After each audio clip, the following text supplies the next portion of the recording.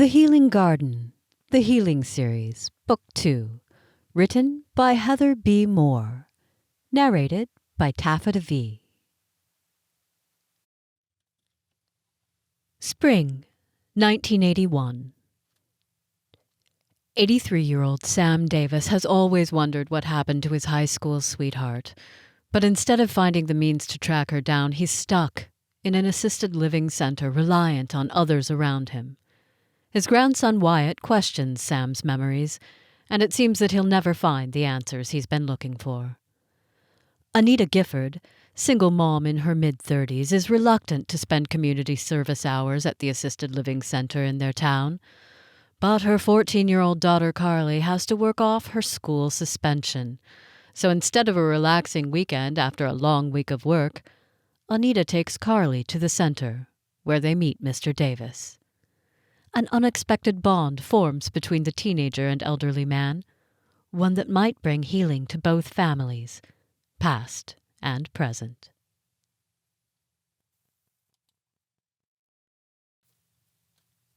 Chapter 1. Spring, 1981. Mrs. Gifford. Yes. Anita winced at the formal title because it could mean only one thing. The phone call was from the middle school. "This is Debbie Nelson, calling from Monroe Middle School," the woman said in a stern tone. The twisting in Anita's stomach told her it wasn't a good news call. She walked with the receiver, its cord stretching, to look out the large front window at the small yard and cracked sidewalk beyond. "I've called with regretful news." Debbie paused.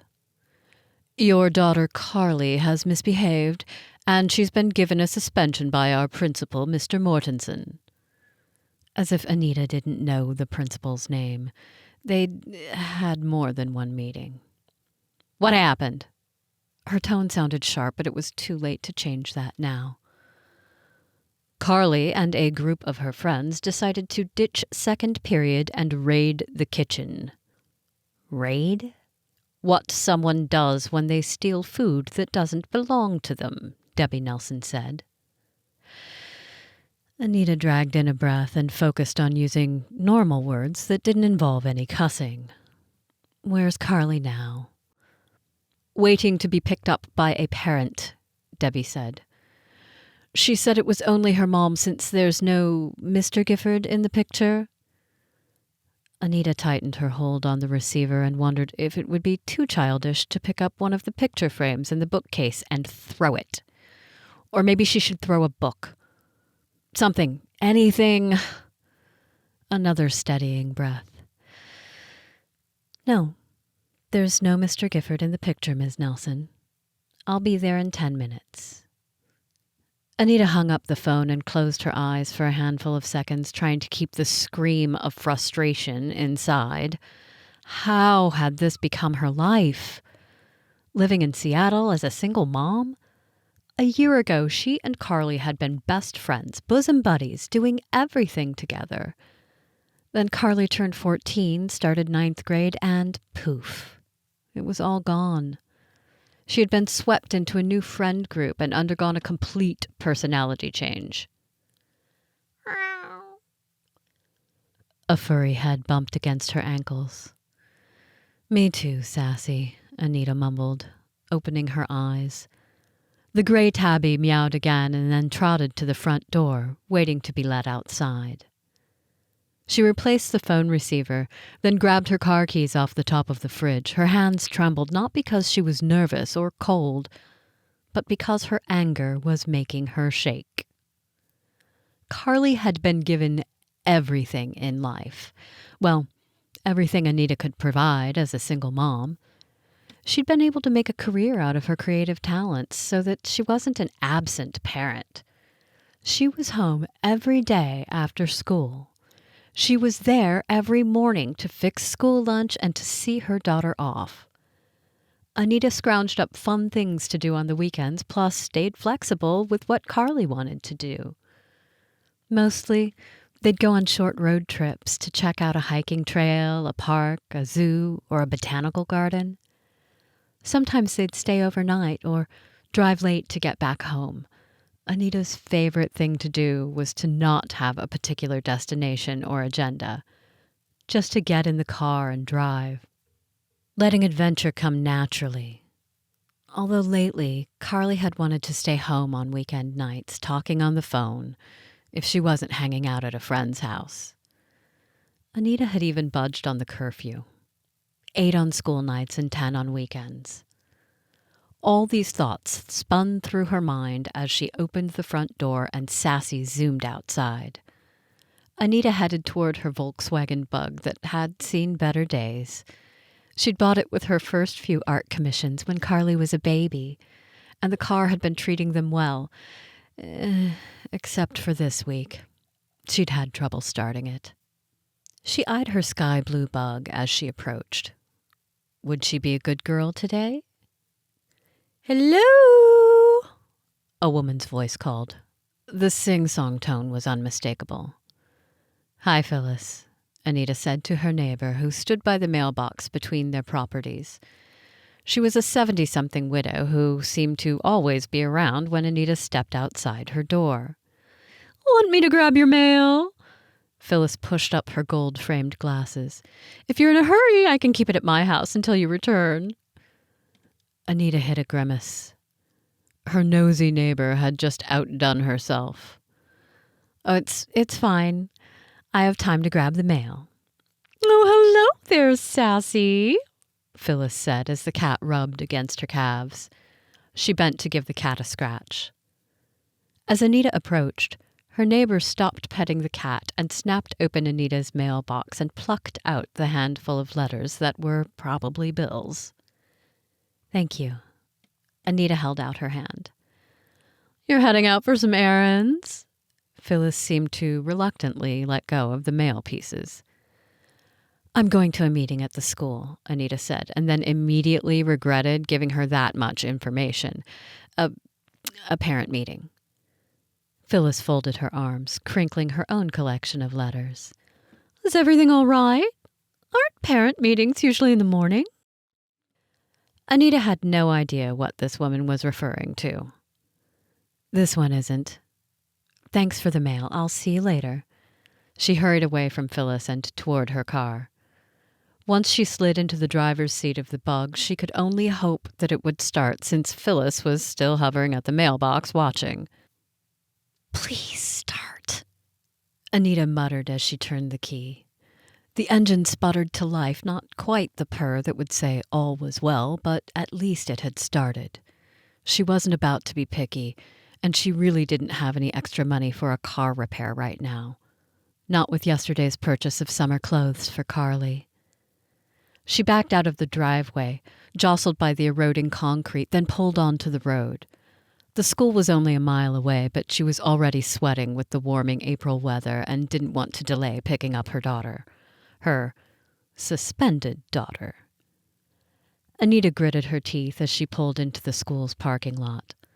Were there other parents arriving now, too? She hadn't even checked her appearance before leaving. It had been the last thing on her mind, but now that she was at the school parking lot, she knew there was a good chance of running into the moms. The women who mothered Carly's friends were all the same type of women. None of them worked outside the home, and they all seemed to have plenty of money, plus extra for hair coloring jobs, manicured nails, and clothing that hadn't been purchased from the Salvation Army. Anita wasn't embarrassed to shop at a thrift store because she wanted to cut as many corners as she could while spending any extra on Carly. Just as she pulled in, a Saab convertible flew past her, then parked in the handicap spot. Oh, and the other moms had much nicer cars. Vera Hessington climbed out of the convertible, tossed her long red hair, then practically waltzed toward the front doors of the school. Her step bounced, probably due to the fact that she wore tennis clothes as if she had just walked off the court, and she probably had. Anita imagined one of the busboys at the country club, where Vera spent her days, rushing over to inform her that she had an important phone call. "It's fine," Anita mumbled to herself. She might be 35, single, and living commission check to commission check, but she was happy. Generally. when her little girl wasn't cutting classes and getting suspended. She released a breath and headed into the school after Vera disappeared inside. Was it terrible just to want her little girl back? To want to rewind time a few years to when they'd check out videos together, then rush home and argue about which one they'd be popping into the VCR first? Anita tugged open the front door and a gust of musty swamp cooler air rushed out. The entrance was empty and quiet, which meant she could hear Vera's rather shrill voice, probably talking to the principal. "I'll make sure she shadows someone in the country club kitchen this week, Mr. Mortensen," she said as Anita approached the front office. "You won't need to worry about Samantha again. She'll be here bright and early on Monday, ready to work hard." Anita stepped inside the office, but no one noticed her. A couple of office ladies sat behind their desks, pretending not to be eavesdropping, and Principal Mortensen was nodding at Vera, a pleased look on his round-cheeked face. He pushed up his glasses and extended his hand to the other mother. "Thanks for your cooperation, ma'am. You have a great girl here, but we need to uphold the school rules. Be sure to send her back with a signed note." He flashed a smile, and Vera flashed one back. Then she turned, her hand clamped on Samantha's elbow. Both mother and daughter wore amused expressions, as if they were in on some private joke. Anita stepped aside to let them pass. Vera gave her a small nod, her pink lipsticked mouth pursed. Otherwise, there was no eye contact between the mothers. "Mrs. Gifford," the principal said, turning to her, "Carly's this way." As Anita followed him down the short hallway to his private office, she noted that no other kids were around, so maybe it had just been Samantha and Carly? Anita slowed when she saw Carly. Her tear-stained face, red-rimmed eyes, and her carefully curled hair hanging limply about her shoulders. Her hair had darkened over the past year. When she was a toddler, Anita used to call her a golden girl because her hair was a shade of gold. Now it was more of a medium brown. "Hi, Mom," she said in a near whisper, and Anita's heart completely melted. Carly might have done something stupid, but she was only a kid. A kid who was trying to figure things out and navigate friendships. "Hi," she said in a soft voice. "Are you okay?" Carly's eyes welled with new tears and she sniffled. Principal Mortensen adjusted his glasses, then clasped his hands together. "Mrs. Gifford, you might have heard some of what we arranged with Mrs. Hessington. The girls are expected to put in 8 community service hours before returning to school. I suggest getting them all done over the weekend, or Carly will be marked truant on Monday." Clearly her daughter had heard all of this because she didn't react. Community service hours, though. It wasn't like Anita could send Carly to the country club with a snap of her fingers. They'd have to make phone calls. She met the principal's gaze. "Does anything need to be done at the school? Carly could start here." He shook his head. "Afraid not. You might check with the library or the senior center. There's also an assisted living home at the edge of town, or the bowling alley." He shrugged. "They could use help cleaning up that place." Anita agreed, but weren't bowling alleys supposed to be grungy? "All right, thank you." As they headed out of the office, the principal regaled Carly with another warning, and although Anita wanted her daughter to learn her lesson, she also felt irked. As soon as they were outside, she asked, "Was it just you and Samantha?" "No," Carly said. "Evie, too. She got picked up first. It's not fair, though." "What's not fair? That Evie got picked up first? Or that you were caught raiding the kitchen?" "No," Carly said as they neared the car. When she hesitated, Anita said, "Out with it. You're going to be grounded anyway, so you might as well tell me everything." Carly ducked her head and reached for the door handle. She had to tug to get the car door open. Anita slid into the driver's side and set her hands on the wheel. "Explain, please." What came out was a disjointed story. with Carly saying that it was a dare and it was stupid and she regretted it. She relied on the sincerity of her daughter's tone, which ended in a few more tears, and she decided that the girl felt guilty enough and she didn't need to be berated more. All right, I understand doing something stupid, but please don't do anything like that again, Anita said. You'll be grounded from those friends for 2 weeks, and you need to make the phone calls when we get home to figure out how to get those service hours in. Carly gave a nod and wiped at her face. Anita dug out a tissue packet from her purse and handed it over. While Carly dried her tears, she released the brake, then put the car into neutral and turned the key in the ignition. The engine turned over once, then died. Great, she muttered. Of all places. She blew out a breath, then tried to start the car again. Nothing. We need to jump it. Carly groaned, but opened the door. She climbed out, then braced her hands, preparing to help push. Anita climbed out as well. Together they pushed clear of the other cars, then jumped back in when they reached the slope that led to the main road. She popped the clutch and the car started. Yes! She yelled, and both of them smacked the roof of the car. It was for good luck. But how long would that luck last? I think we're going to be buying a new battery this weekend, Anita said. I hope that's all it is. Carly's tears were gone, and they weren't stuck in the school parking lot. Anita decided to be grateful for the small things.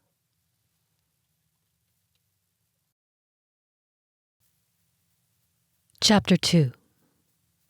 An hour later, Carly came into the backyard where Anita had set up a utility table next to the herbal garden. Her latest creation was a commissioned piece from an older lady who'd wanted her late husband's likeness created out of plant material and leaves. He'd been an avid outdoorsman before his death, and the widow had mailed photos of him, along with his favorite flannel shirt. Is that from the dead guy? Carly asked, recognizing the project. Be respectful, Anita said. Carly puffed out a breath. Well, he's dead, right? What else should I say? Was her daughter really going to start with the attitude an hour after her suspension? His name was Roger Barton, so you can refer to him as Mr. Barton. Anita set down the bit of rosemary she'd been using to create the effect of hair. She folded her arms. Well? Carly shifted from one foot to the other. She'd combed her hair into a ponytail, and it looked like all the curl had fallen out. Like Anita, she had no natural curl, and it could only be achieved by wearing curlers all night or using their old curling iron that didn't get very hot anymore. Her daughter usually opted for the curlers. I called all of the places, Carly said, her tone sounding uncertain. And Anita waited, wanting her to take ownership in this process. And the assisted living place said that I could come and play games or read with the old people. Anita winced. Old people? You mean the residents? Whatever. She tried not to bristle. All right, that's a good idea. When are you going? Carly's eyes widened. Tomorrow, I guess. But I don't want to go alone. Anita sat back in her chair. I can take you to the place, but this is your service, Carly, not mine. I have plenty to do here. Carly looked down at the ground, her sandals scuffing the paving stones. They said I needed your permission. I can send a note. Carly looked up again. I think they want it over the phone. The lady is waiting right now to talk to you. Anita shot up from her chair. You left her on the phone and waited to tell me? She didn't pause for an answer, hurrying to the back door that led to the kitchen. Hello, Anita. Oh, is that you, Carly? Phyllis had come out into her backyard, which shared a fence with theirs. How long had she been standing there, and what had she heard? Hi, Phyllis, Anita said. I need to answer the phone. Oh, you go right ahead. Phyllis held up rose clippers. I'm just trimming a few roses. By the way, Sassy is over here and I fed her some tuna. Oh, all right, thank you. Anita stepped into her house. She found the receiver on the kitchen table. Hello, this is Mrs. Gifford. Sorry to make you wait. The woman's voice that came through the phone was completely nonplussed and cheerful. No worries, Mrs. Gifford. This is Nancy. I've had a nice chat with your delightful daughter, and we're looking forward to seeing the two of you tomorrow. Delightful daughter? I think there's been a mistake, Anita said. This is a service project for Carly. I'll drop her off and then I'll pick her up when she's done. The other end went silent for a moment. Then Nancy said, I think there has been a misunderstanding, perhaps. Since Carly is a minor, she needs to have a parent in the building while she's spending time with the residents. Anita frowned and turned to gaze out the window overlooking the garden. Carly was crouched near the late tulips, inspecting something. Well, I wasn't aware of that. She dragged in a breath. I have a busy schedule just now. I'm happy to sign a permission form. You see, we can't accept that, Nancy said, her voice still kind. I understand busy. I raised 3 kids myself, on my own. I've been in your shoes as a single mom. Anita's mouth parted. What had Carly told this stranger over the phone? But sometimes you have to make the sacrifice of time, Nancy said. Carly told us that she needs 8 hours, so we are accommodating your family, not the other way around. Well, this woman was certainly direct and right. I'm sorry, Anita said. I didn't mean to. I guess what I'm trying to say is her thoughts were so jumbled that she had no idea what she was trying to say. Look, Mrs. Gifford, Nancy continued in her gentle, calming voice. Carly's a good kid. You showing up for her will only strengthen that relationship as she's adjusting into adolescence. We all make mistakes. Did Carly tell you that? When her voice dropped off, Nancy said, She explained everything. And if you can agree to our terms, we'll see you tomorrow afternoon from 2 to 6 p.m., and then again on Sunday, same time. Anita had no idea if her daughter had called the other places or if they had also required a parent to be on the premises. All right, that's fine. We'll be there tomorrow at 2 o'clock. Nancy cheerfully gave her directions, which Anita decided not to interrupt, though she already knew where the assisted living facility was. After hanging up, she found Carly in the garden. She was still crouched next to the tulips, and on her hand crawled a ladybug. The sight brought back a flood of memories of Carly as a little girl, following her around the garden, asking non-stop questions, helping to do the small tasks, and her endless fascination with the bugs. Anita's irritation abated. I talked to Nancy. Carly looked up. Next time you have someone waiting to speak with me, tell me that first. Carly nodded. Okay. I guess I have to go with you, Anita said in the most even tone that she could muster. Go get your homework done, and I'll let you know when dinner is ready. You're on cleanup duty, and tomorrow morning you'll have some other chores before we go to the facility. Carly nodded again, her expression sheepish. Then she headed past Anita, who noticed she still had the ladybug latched onto her wrist. Anita hid a smile, then stood for a quiet moment in the garden. As much as she wanted to return to her project, she should probably preempt her car's maintenance troubles. She guessed that most auto shops closed after 5 or 6 p.m., which meant she had to start calling now to track down a battery. After a handful of phone calls, she had the battery priced out. Everyone would be closed on the weekend, so it needed to be her top priority on Monday. Surely her car could behave until then, even if it required another jump start. Meanwhile, she pulled out a box of hamburger helper. Not her favorite meal, but a childhood favorite of Carly's. There was hamburger meat in the freezer, so she took it out and set it in a pan of warm water to begin thawing. She should have started all of this earlier, but Carly's original plans had been to hang out at Samantha's house tonight and have dinner there. Anita had planned on having a sandwich solo. Just as she was pulling out a few salad fixins from the refrigerator, the phone rang. She answered, and it was Samantha on the other line. "Carly, it's Samantha," Anita called out. In record time, she appeared from her bedroom. "Keep it short," Anita said before Carly picked up the receiver. "Hi," Carly said, and then headed down the hallway, the long cord trailing after her. "I can't. I'm grounded." That was the last Anita heard of the conversation before Carly disappeared into the bedroom. She wondered if Samantha was grounded. And what about Evie? Was grounding the right thing to do with a 14-year-old?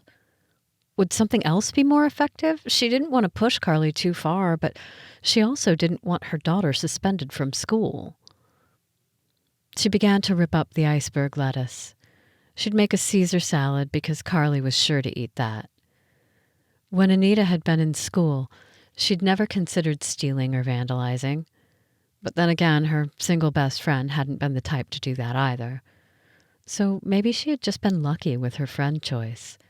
Not that she had a ton of choices. She seemed to say awkward things in social situations, so she hadn't been the type of teenager to have a gaggle of friends or get invited to the cool kid parties. She'd kept to herself most of the time, unless she was with her best friend. The conversation between Carly and Samantha was officially past keep it short, but something tugged in Anita's heart, and she couldn't bring herself to give Carly a warning. She set the bowl of lettuce aside and checked on the thawing meat. It was mostly soft, so she set the frying pan on the stove and turned on the element. The meat began to sizzle right away, and she filled a pot with water to begin boiling the pasta from the hamburger helper box. A few minutes later, Carly came out of her bedroom, her expression sullen. Anita couldn't help but ask, "Are your friends grounded too?" "No," she said. "Their moms are letting them hang out tonight."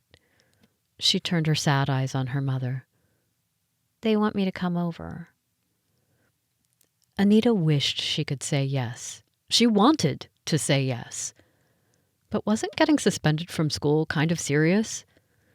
And why were the other parents not being more strict? "No, I can't go back on our agreement." Carly huffed and walked back to her room.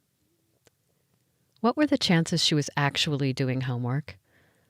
Again, an ache pinched Anita's heart as she wished she had her little girl back.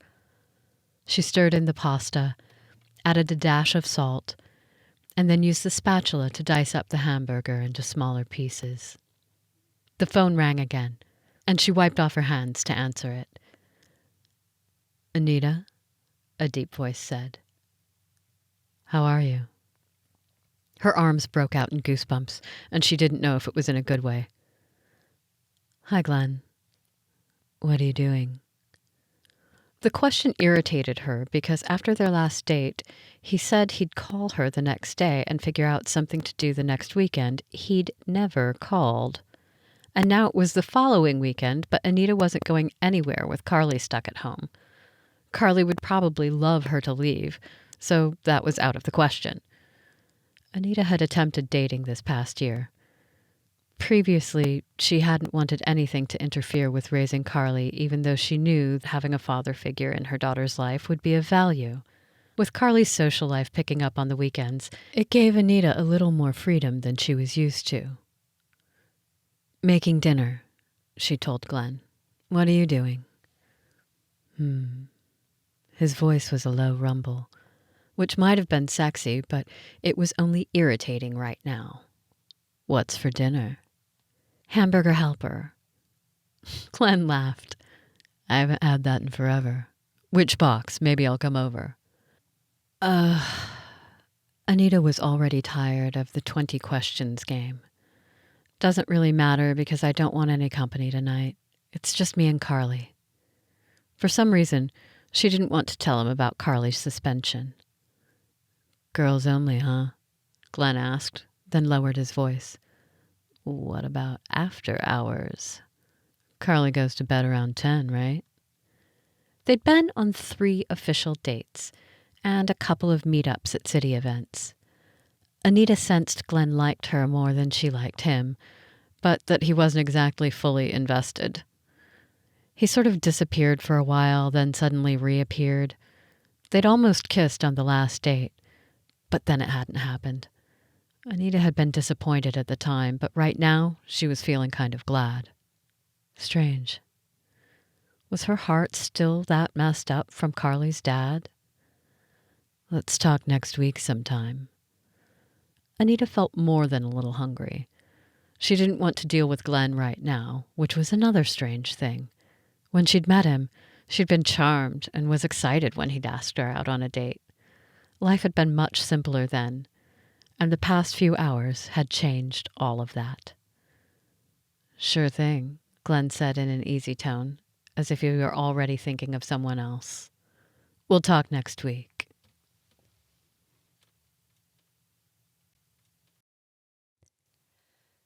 Chapter 3. Hi, Gramps. How you doing? Sam Davis already knew what was coming. His grandson only called on the days he was canceling.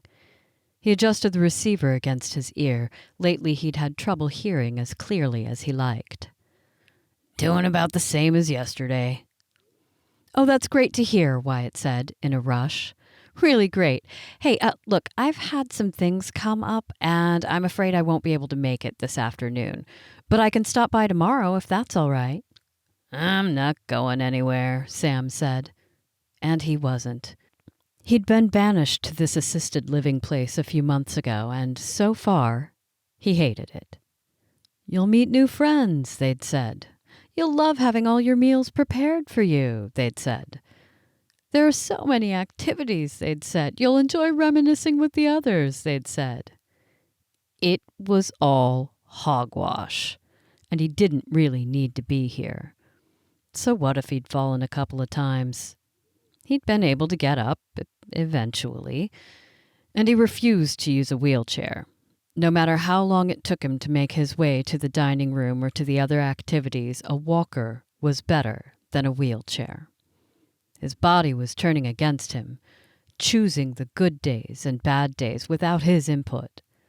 This morning had been good, but with the news of Wyatt's cancellation, Sam might as well just stay in his room for the rest of the day.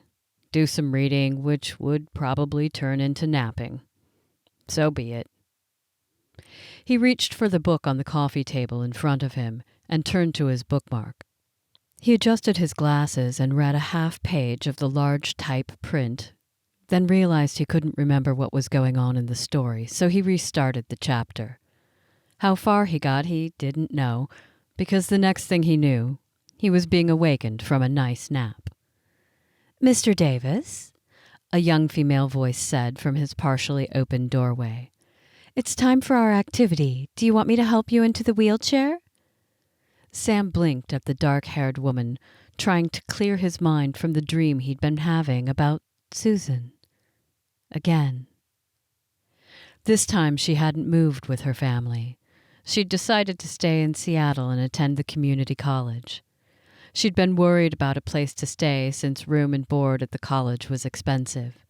Sam had just been about to suggest that they talk to his parents' neighbors when he'd been awakened. I'm skipping the activity, he said in a rasp. He cleared his throat. My grandson's not coming today. The woman named Ginny tilted her head, and her brown eyes went soft. Oh, sorry to hear that. But I'm happy to take you anyway. You'll enjoy yourself, and I'd hate for you to stay cooped up in your room. The whole place was like living in a coop. Before Sam could protest, Ginny pulled the wheelchair out of the corner and grasped his arm. The woman was strong, he'd give her that. Or maybe he'd weakened. Both were likely true.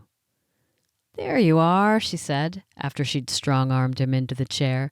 Now, would you like a lap quilt? No, I don't want a lap quilt. What was he, an old man? He tried to keep the bite out of his tone, but he doubted he'd been successful. Ginny, to her credit, didn't flinch or become upset. "We have lemon bars for dessert tonight. Do you like lemon bars?" "I don't like getting powdered sugar all over me." She laughed as she rotated the wheelchair toward the door. "I'll keep that in mind, Mr. Davis." She began to push, then stopped rather abruptly. "Oh, were you in the Air Force?" She must have spotted the row of framed photos that Wyatt and Paula had insisted on setting up. "It was called the Army Air Corps back then," he said. Ginny reached for a photo and picked up the frame. He was standing in front of the B-29 Super Fortress with his co-pilot, Jeffrey. The man hadn't made it through the war.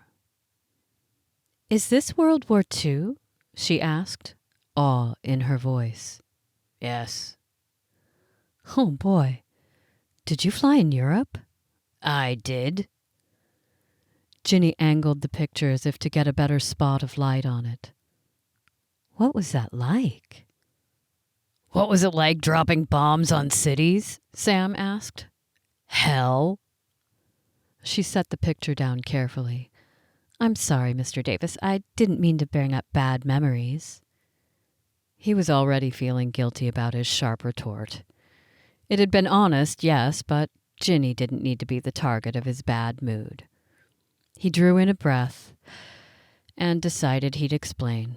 But then she'd wheeled him right out of the room. The hallway was filled with a few other wheelchair-bound residents also on their way to the activity, whatever that would be.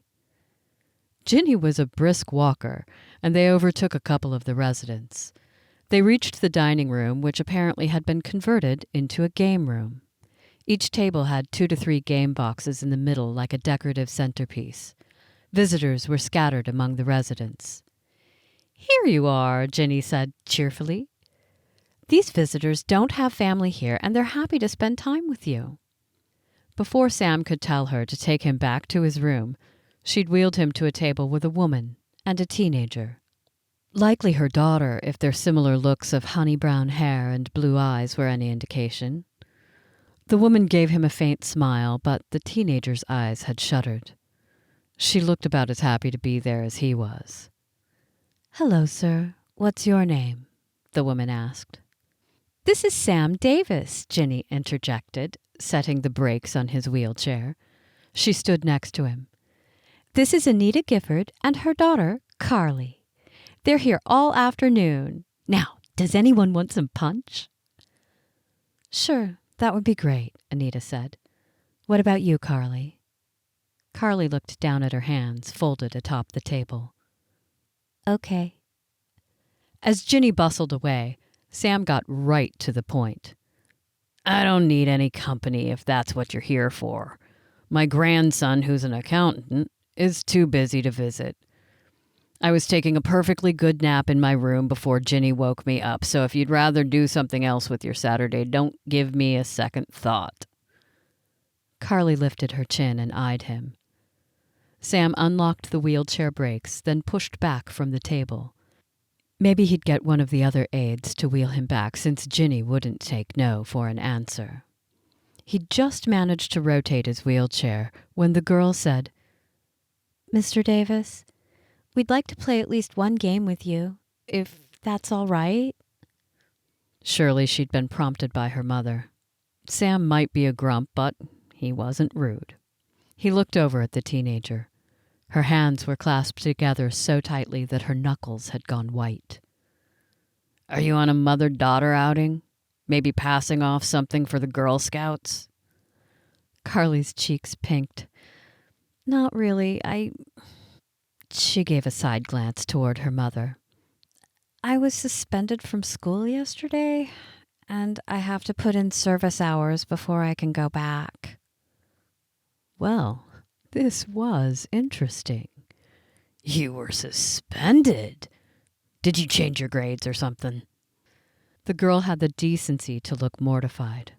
Another glance at her mother, then, "No. My friends and I were dumb and raided the kitchen." Sam didn't even hesitate. "What'd you take? Something good?" Carly's mouth quirked. "Not really. we grabbed a bag of carrot sticks and another one of green apples. Sam didn't mean to laugh. It just came out. And it was a full belly laugh, the one that hadn't made an appearance in quite some time. The other residents looked over, of course, and Ginny arrived at the table just then with a tray of punch. "Mr. Davis, are you all right?" Sam drew in a breath, nodded, wheezed, and then laughed again. Across the table, Carly's mouth opened in surprise, as if she wasn't sure that she was allowed to laugh or not. And her mother, her expression could put a thundercloud to shame. Sam grasped one of the cups and downed the punch as if he'd been crossing the desert until that very moment. "I'm sorry, ma'am," he said to the girl's mother. He used the edge of his sleeve to dab at his eyes. "Getting suspended is no light-hearted matter, but at least when you raid the kitchen, go for the dessert." Ginny looked confused, as she should, but Anita Gifford's expression cleared, and Carla's lips twitched. Sam raised a hand. "Not that I'm encouraging you to go back any time soon, young lady. The best way to get through school and life in general is to follow most rules." "Most rules?" Carly said, her voice less timid. Ah, she'd caught that. Smart girl. "Some rules are absolutely necessary," Sam qualified. "But sometimes a rule has to be broken to save a life." Both mother's and daughter's eyes widened. Laughing had put Sam too much at ease around these ladies. "Now," he said, sliding over one of the game boxes, "what are we playing? Scrabble or life?" "Scrabble," Carly said immediately. This surprised him. "Good choice." He pushed the game box toward her. "Get us set up and your mother can keep score. My eyes aren't what they used to be." Carly eagerly opened the box and set up the game.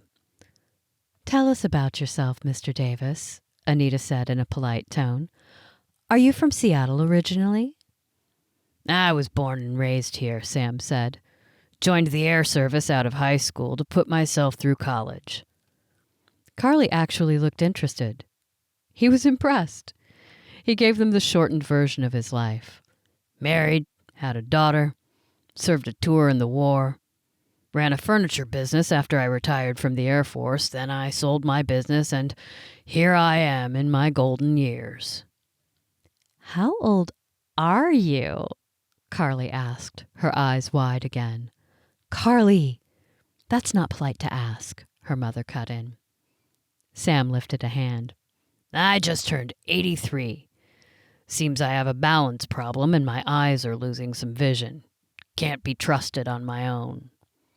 "Oh, that's terrible," Carly said. It was probably the most accurate and sincere thing that had been said to him in a long time. "It is terrible. I have to read books with large print." Carly wrinkled her nose. "And they make me use a wheelchair in here," he complained. "Makes me feel like I'm 84. Carly laughed. Sam chuckled. Anita smiled. Maybe game night with some strangers wasn't so bad.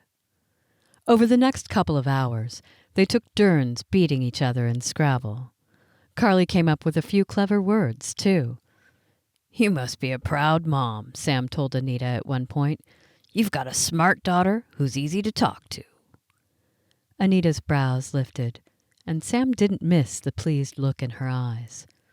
"I assume she takes after you, unless there's a spelling whiz, Mr. Gifford?" he asked. "My dad's a bad speller," Carly said. "I once got a birthday card from him, and he spelled sincerely wrong. Turns out that was the last time I heard from him." Sam blinked. "What?" Then his mind clicked. "Oh, are your parents—" Carly filled it in for him. "They're divorced." She shrugged as if it were the most natural thing to tell a near stranger. "Dad has another family now." Sam was almost afraid to look at Anita. Was this line of conversation upsetting her? He took a peek, and her expression was completely neutral. She caught him looking at her, though. "Carly's dad and I were high school sweethearts," she said. "And I honestly don't remember if he was a good speller. He got okay grades." She looked at her daughter and said in a quieter tone, "I hadn't noticed the misspelling on that birthday card." "You're a smart girl to notice those kind of details," Sam continued. "I think it's safe to say that your talent comes from your mother." Both mother and daughter shared a smile. Then Anita did an extraordinary thing. She looked at Sam and mouthed, "Thank you." Chapter 4. 3 phone calls on Sunday morning had put Anita in an excellent mood. They were all art commissions, and she'd be set financially for the next couple of months. Besides, Carly had done her assigned chores without complaint, and now it was time to head to the assisted living center. Now if only the car would behave. "Do you think we'll be assigned to Mr. Davis again?" Carly asked as they climbed into the bug. She'd also baked some cookies because one of the conversations she and the older man had gotten into was how much he missed home cooking. Since Carly had made a double batch, Anita had told her to take a plate over to Phyllis. That had led to a longer conversation between the two, so now they were running a little late. "It's fine," she told herself. Surely they wouldn't get turned away if they showed up late for the activity night. "I don't know how it all works at the center," she said. "I think he was at our table last time because his family hadn't come. Maybe today they'll be there." "Well, if they don't come, let's request him." Anita smiled. "All right." She was pleased at Carly's interest in befriending the older man. He'd given plenty of life advice without making anything sound like a lesson. She turned the key in the ignition and the bug jumped to life. Both she and Carly kissed their fingers and touched the roof. "How was Phyllis?" Anita asked. She seemed chatty. "She's always chatty, Mom." Anita smiled at that. "I suppose she is." "She's just lonely, you know?" Anita glanced over at Carly as guilt pricked. "That's probably true. I haven't seen her son show up for a few weeks." As they turned the next corner, Carly said, "Hey, Mom, do you think that we could go to the video store tonight after my service hours are done?" Anita didn't hesitate. "Sure. What kind of movie do you want to watch?" "Something funny." Carly leaned forward in her seat. "I wonder if we could get Mr. Davis to tell us more about the Air Force. I think it's cool that he was a pilot during the war." "Some people don't like to talk about their war experiences," Anita warned. "So you can't push him." "I know." Carly let the subject drop. Once they reached the center, she parked, and they headed inside. The day before, they had been told that today was craft day. The residents were already filling the tables by the time they walked into the dining room.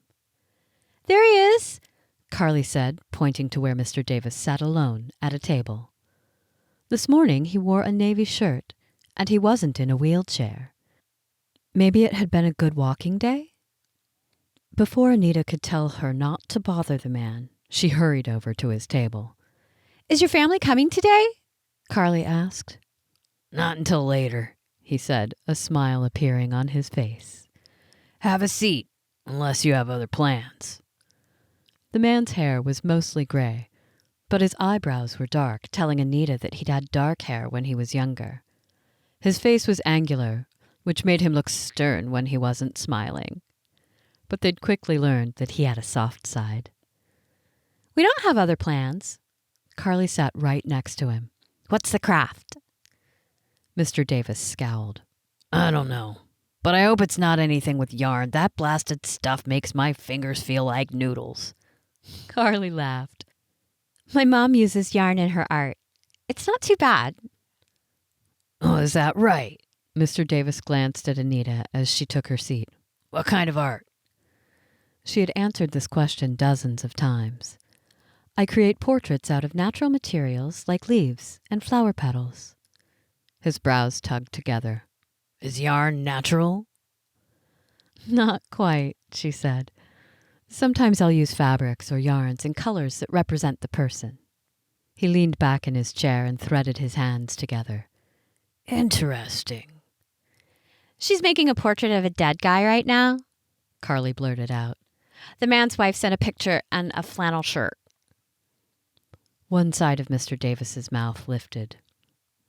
I'd like to see one of your creations. Anita smiled, wondering if that was possible since today was their last day.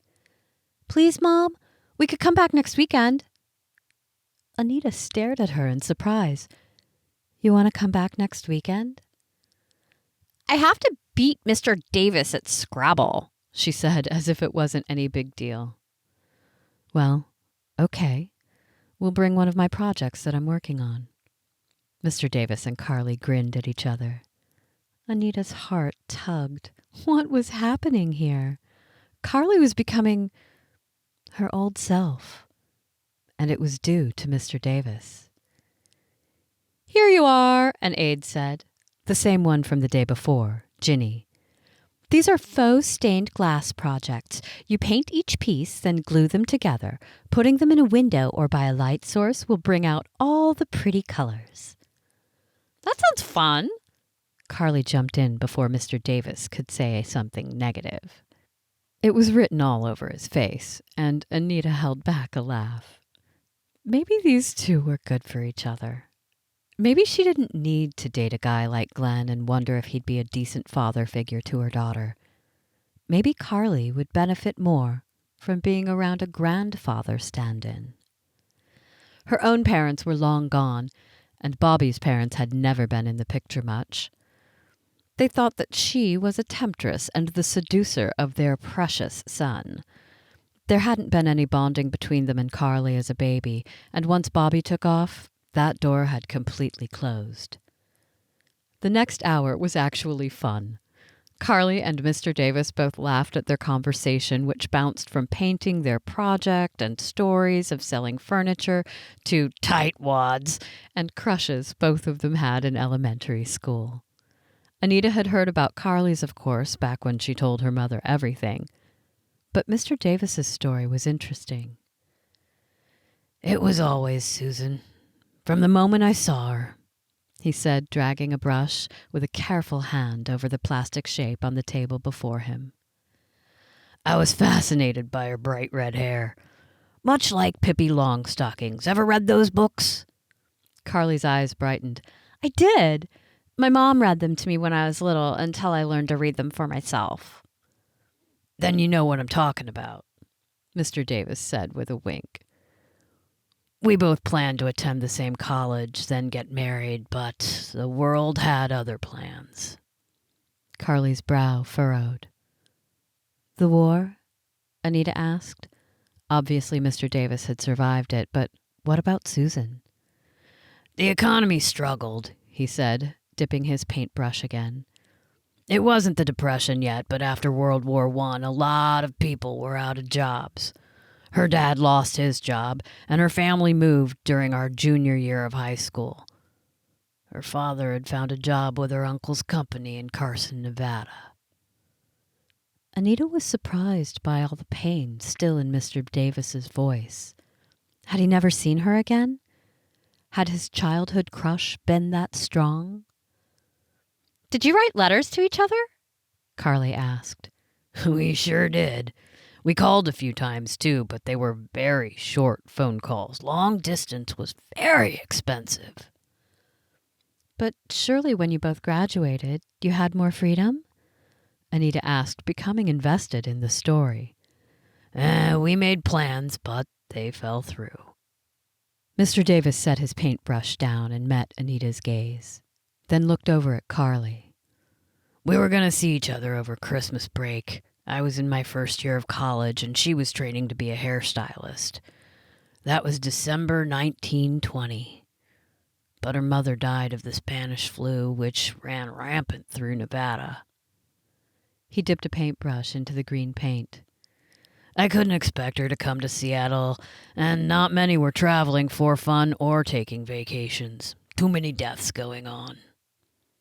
He painted a few strokes, then paused. Both Anita and Carly were staring at him, waiting for him to continue. And by the time the scare was over, Susan had found another fellow. His hand trembled slightly as he continued to paint. I met Norma a few months later. We raised a daughter together. Norma was a wonderful woman, and we had a good life. She died a few years ago. I miss her every day. Anita didn't know why her eyes were burning with tears. Maybe it was the way that Mr. Davis obviously missed his wife, or maybe it was the forlorn way he looked when he spoke about his first love. Did you ever see Susan again? Carly asked. Anita winced, wondering if the question was too personal. I didn't, Mr. Davis said, his tone brighter now. She stopped writing letters, of course, and we both moved on. I don't even know how many children or grandchildren she has now, although...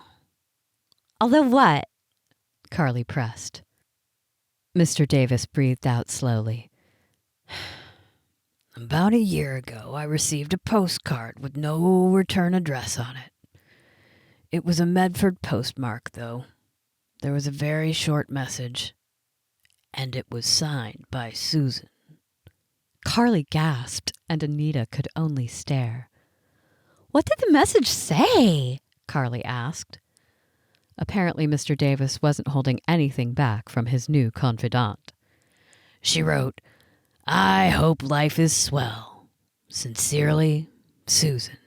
No last name, but it could only be her. Did she spell sincerely right? Mr. Davis chuckled. She did. Are you talking about that postcard again, Gramps? A man said, approaching their table. Anita could only assume that it was Mr. Davis's grandson, a man in his mid-30s with dark blonde hair and green eyes. Wyatt didn't look like an accountant, unless a Clark Kent type was an accountant. His looks and height made her wonder if her grandmother or her mother had been blonde with green eyes. Had their daughter been too? Wyatt was tall, over 6 feet, and Anita guessed Mr. Davis to be around 5'10". Not that a grandson couldn't be several inches taller than a grandfather, but it just made her all the more curious. She assured herself that her curiosity had nothing to do with the fact that Wyatt was a good-looking man who wasn't wearing a wedding ring. She pushed that thought away because it was a thought that should never have entered her mind, and she was just here with her daughter to get service hours in. Wyatt, you made it. Mr. Davis extended his hand.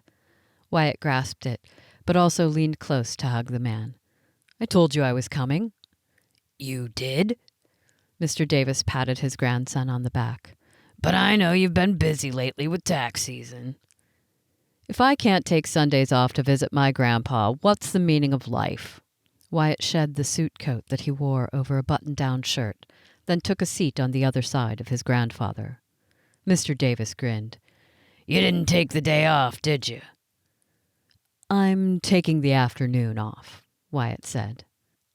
My grandson's an accountant, you know, Mr. Davis said. Which means April is his busiest month with corporate taxes, and that's like a demanding wife. Wyatt raised his hands. Whoa, Gramps, talk nice about my wife.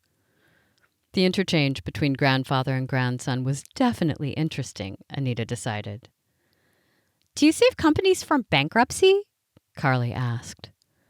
Wyatt's green eyes cut to her. Not exactly. That's for their lawyers to handle. I just run the numbers and file their taxes, for better or for worse. Who are you? New friends? This is Carly and her mom, Anita, Mr. Davis said. Carly is an expert Scrabble player and an artist like her mother. Wyatt's brows lifted, and his gaze focused solely on Anita. She didn't know why she felt scrutinized. Maybe it was the accountant in him? You're an artist? I am. It was a simple question, but it also felt like a loaded one. Wyatt surveyed the table, then looked up at her again. Are you running today's craft event? He picked up one of the paintbrushes. No, I create portraits for individual clients. Wyatt nodded, but a line had appeared between his brows. She uses stuff from our garden, Carly said. stuff I help plant. Wyatt met her gaze. So it's a collaborative effort. Carly's cheeks pinked. More like chores. Mr. Davis chuckled, and Wyatt smiled. Anita hadn't expected his smile. Well, it wasn't out of line, but she hadn't expected his smile to make his eyes lighter and to make her pulse jump. She decided to attribute it to the fact that Glenn was currently annoying her, and she hadn't let her gaze stray for a long time. Wyatt looked at Carly again. Someday you'll be grateful for your chores because there is nothing worse than having a college roommate who doesn't know how to do the dishes and never throws away rotten food. Carly's brows popped up. Did that happen to you? Sure did, he said. But if you can already garden and grow things that turn into beautiful art made by your mother, then I'll bet you're more independent than most grown-ups. You could probably go to college right now. Carly smirked, but Anita could see that she was pleased with the compliment. Wyatt's gaze shifted to Anita again. He didn't say anything, but didn't seem to have any qualms about just looking at her. She scrambled for something to say. Where did you, go to college? San Diego, Wyatt said. Far enough away to get out from under my grandpa's thumb, yet close enough to come home for the holidays.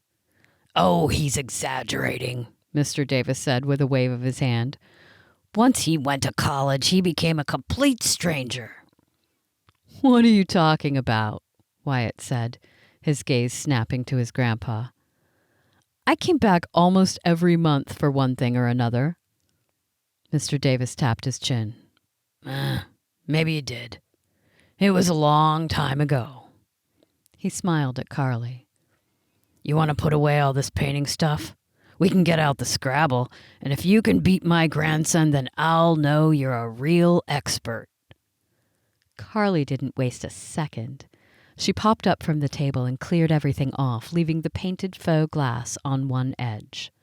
When she took the paintbrushes to wash in the sink, Mr. Davis said, I'll help you. Anita watched with surprise as he used his walker to go with Carly to the utility sink outside the dining room. You know, my grandpa told me about you and your daughter on the phone this morning, Wyatt said. Oh, so you know why we came here in the first place? He nodded. Yeah, and I think it's great that you're spending time with people at this center, but you must know that my grandpa has been living inside of his own memories for the past while. It's why he's here, for the physical as well as the memory care. Does he have dementia? She asked. Not diagnosed, Wyatt said. At least not yet. Ever since he received that postcard, he's been telling some rather strange stories of his past.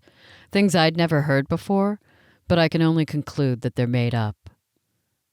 Anita was surprised at this. Did he mean everything about Susan was made up? Was the postcard real? He showed it to me, but his name wasn't on it. Not even on the address. Susan could have been writing to anyone. Oh, Anita said. That's interesting. Yeah, to say the least, Wyatt said. I'm just glad that the postcard didn't arrive when my grandma was still alive.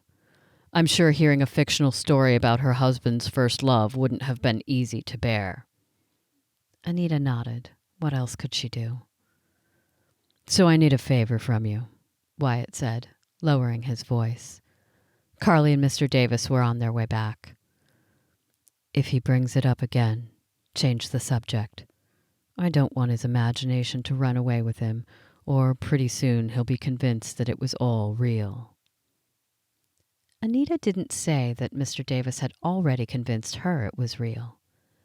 Okay, she said, But something felt off because the look in Wyatt's eyes told her he wasn't entirely convinced that Susan was fictional.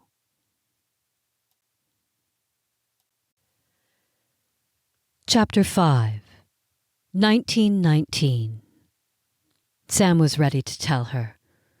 But how do you tell your best friend that you've been in love with her for years? Would Susan think that he was a fraud? They'd shared their deepest thoughts. They'd spent weekends together going to the library to study, going to the cinema, or bowling with their group of friends. When they were kids, they rode bikes, built a treehouse, and collected bugs for an insect collection. He couldn't think of a time when Susan wasn't the first person he wanted to talk to. Anything that happened in his life, he wanted to tell her. And now, he needed to tell her this. In the school halls that afternoon, he'd overheard a group of guys talking about who they were going to invite to the spring dance. Susan's name had come up. Jerry wanted to ask her. Sam knew for a fact that Susan didn't have a crush on Jerry, but she thought he was a swell enough guy. That might change if they went on a fancy date, and she might start to like him. Sam had been privy to all of Susan's crushes over the years. They started out strong, but fizzled quickly. They always laughed about that. Ironically, Sam never had crushes on other girls. Sure, he'd date, mostly double dating with Susan and her current crush. But he had never wanted anyone more than he wanted her. He found her in the backyard after knocking on her front door. "Hey," he said, spying on her lounging on the hammock with a book in her hand. She was always reading something, and invariably he'd end up reading it too, just so they could have a conversation about the book. "Hey." Susan turned her head and gave him a lazy smile. He loved her smile. He loved the way her lips quirked, and he loved the light blue of her eyes and the freckles that seemed to dance along her skin. "Your mom said you were back here. Are you busy?" She held up the book. "Not really. Have you read my Antonia?" "Not yet. You getting ahead in English class?" "I've read it before," Susan said, moving to sit up on the hammock. She patted the space next to her. Sam didn't hesitate to join her. Sitting next to her on the hammock would mean that their shoulders would be pressed together. He didn't mind. But also he wondered if it was the best situation to confess to her. "Of course you've read it before. Is it good?" Susan laughed. He loved her laugh, too. "Do you think our English teacher would assign a bad book?" She nudged his shoulder. He nudged her back. "I guess not." She smelled of strawberries. He already knew it was her shampoo because she'd told him once. She used her foot to propel them into a swaying motion. "Did you get the job?" "No," Sam said. "They gave it to a man with a family. He's a war veteran." Susan's brows lifted. "The gas station doesn't pay enough to support a family." "It doesn't, but my folks say things are getting more desperate around here." He shook his head. With all the soldiers having returned from the war, the jobs were snatched up in minutes. "Yeah, my mom said that we have to start scrimping more, no extras." They swayed for a couple more minutes, then Sam said, "You thinking about going to the spring fling?" Susan scrunched her nose. "That's weeks away. No one's asking yet." "I overheard some guys talking about it." She turned to look at him. "Already?" "Yeah." She lifted a shoulder. "I won't have a dress, so I'll probably stay home. Are you asking someone?" "I want to ask someone, but I don't know if she'll say yes." Susan gave a small laugh. "She'll say yes. You're a catch, Sam Davis." "I am?" "I mean, you shower, you're on the baseball team, you have goals in life, and you're not terrible looking." He knew she was teasing, but what if she was serious, too? "Does that mean I'm good looking?" She smirked. those rosy lips of hers curving. You know, in a nice boy way. I'm not a dreamboat. She drew back so their arms were no longer touching and acted as if she were evaluating him. Maybe you'd be a dreamboat for the right girl. Not you? She laughed, then shoved his arm. But she was blushing, too. You're nuts, Sam. You're like my brother. He knew it. Of course he knew it, but hearing her say the words felt like she'd socked him in the stomach. He thought he'd kept his expression neutral, but apparently he hadn't. Sam? Her mouth dropped open. Then she scrambled off the hammock and faced him. Do you? Her voice cut off, as if she wasn't physically able to finish the question. He was at a crossroads. He could laugh this off, say he was teasing, meant nothing by it, or he could confess.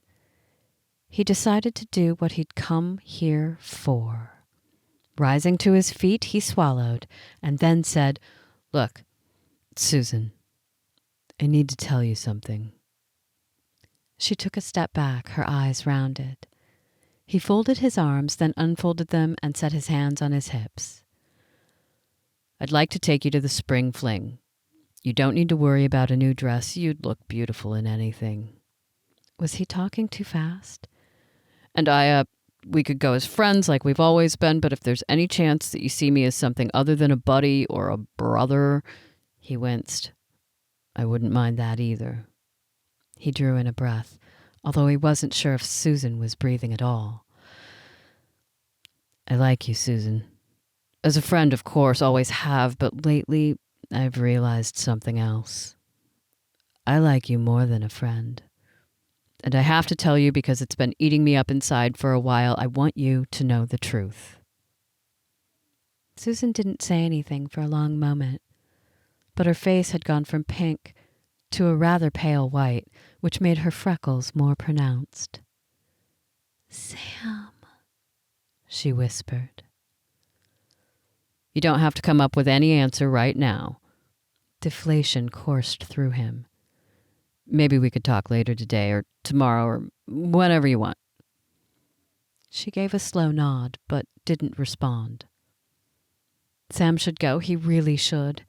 He'd shocked her enough. He bent to pick up the book that had fallen and set it on the hammock. Then he shoved his hands in his pockets and headed out of the yard. His house was only 3 down, and by the time he got home, his throat felt like a boulder was stuck in it. He didn't know if it being a Saturday was good or bad. He wouldn't see her until Monday unless he went to church, and that would be really obvious. Surely she wouldn't make him wait too long, right? Even if her answer wasn't what he wanted to hear, it would at least put him out of his misery. Because miserable was how he felt. He headed into the house.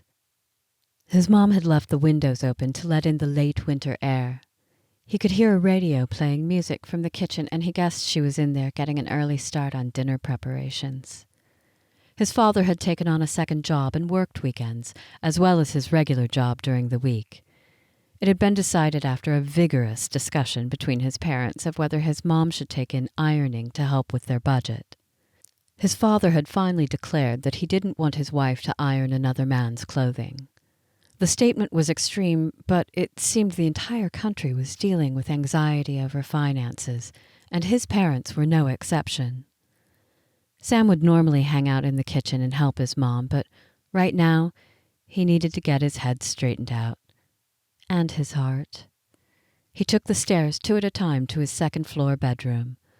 A poster stared at him from the wall that said, "Join the air service. Learn, earn." Sam aimed to join the air service. He flopped onto his bed and sprawled out, propping his hands behind his head, thinking about Susan. Doubts began to plague him, and he wondered if he should have told her that he liked her. She was his best friend, and he didn't want anything to change that. Why couldn't he have been more patient? He'd let the boys talking about the spring fling push him into confessing too fast.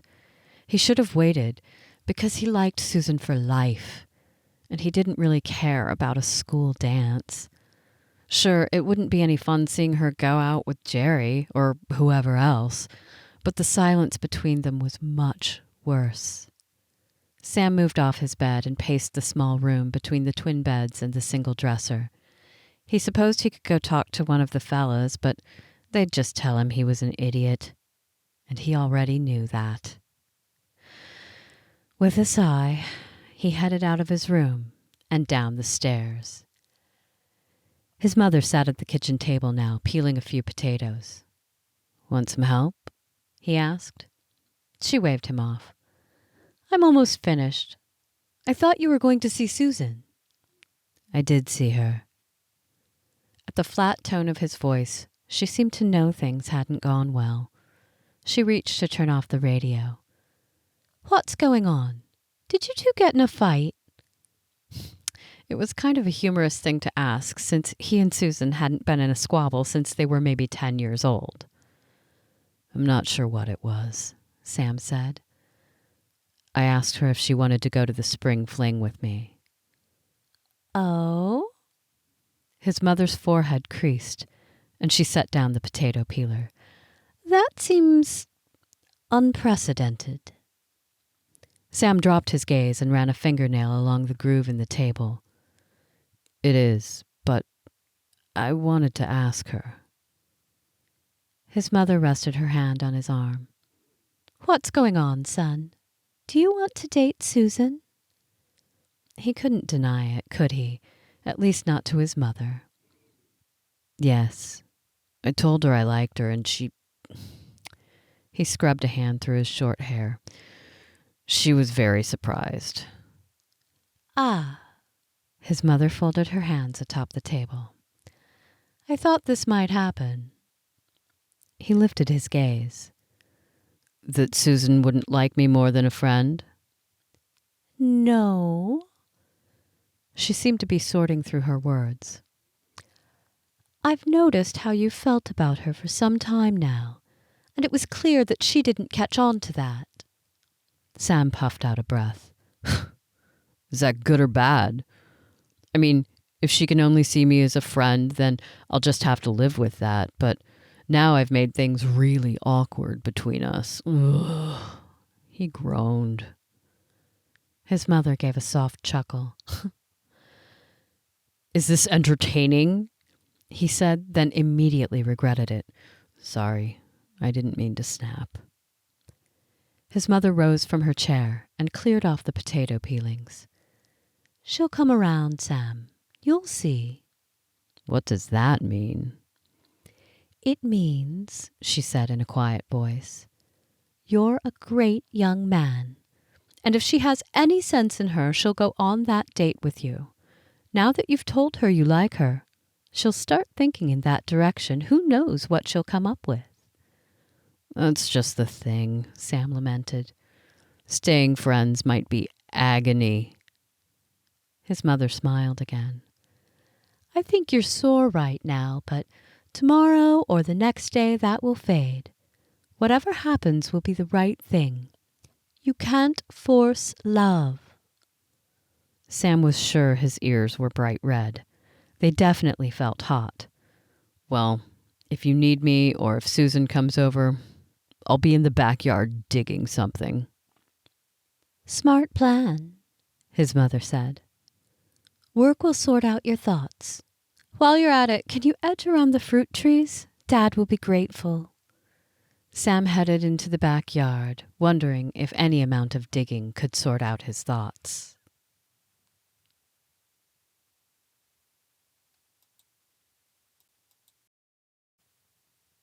Chapter 6, 1919. Susan made Sam wait an entire week. Sure, he'd seen her at school, she'd even said hi, but her tone and actions made it clear that she wasn't open to further conversation. Every class, every bell, every passing in the hallway was agony on Sam. How had he been such an idiot? If she wasn't even speaking to him, was there hope of keeping a friendship at all? Had he acted too early, too impulsively? Maybe he was confused. Maybe he wasn't really in love with Susan, but they'd spent so much time together that he'd mixed things up. "Sam," his mother said outside of his room just before she knocked softly on his door. "You have a visitor." Sam immediately stiffened. He'd been slogging through his homework with the single lamp in his room as the shadows of twilight deepened around him. He hadn't realized it was nearly 10 o'clock on a Friday night, which he'd spent all alone. Who would be coming by this late? There was no censure in his mother's tone. "Who is it?" he asked, his heart climbing in his throat. It was likely a couple of his buddies stopping by to see if he wanted to join them for sodas. They would have considered it too late to call his house in case his parents were sleeping. "Susan," his mother said.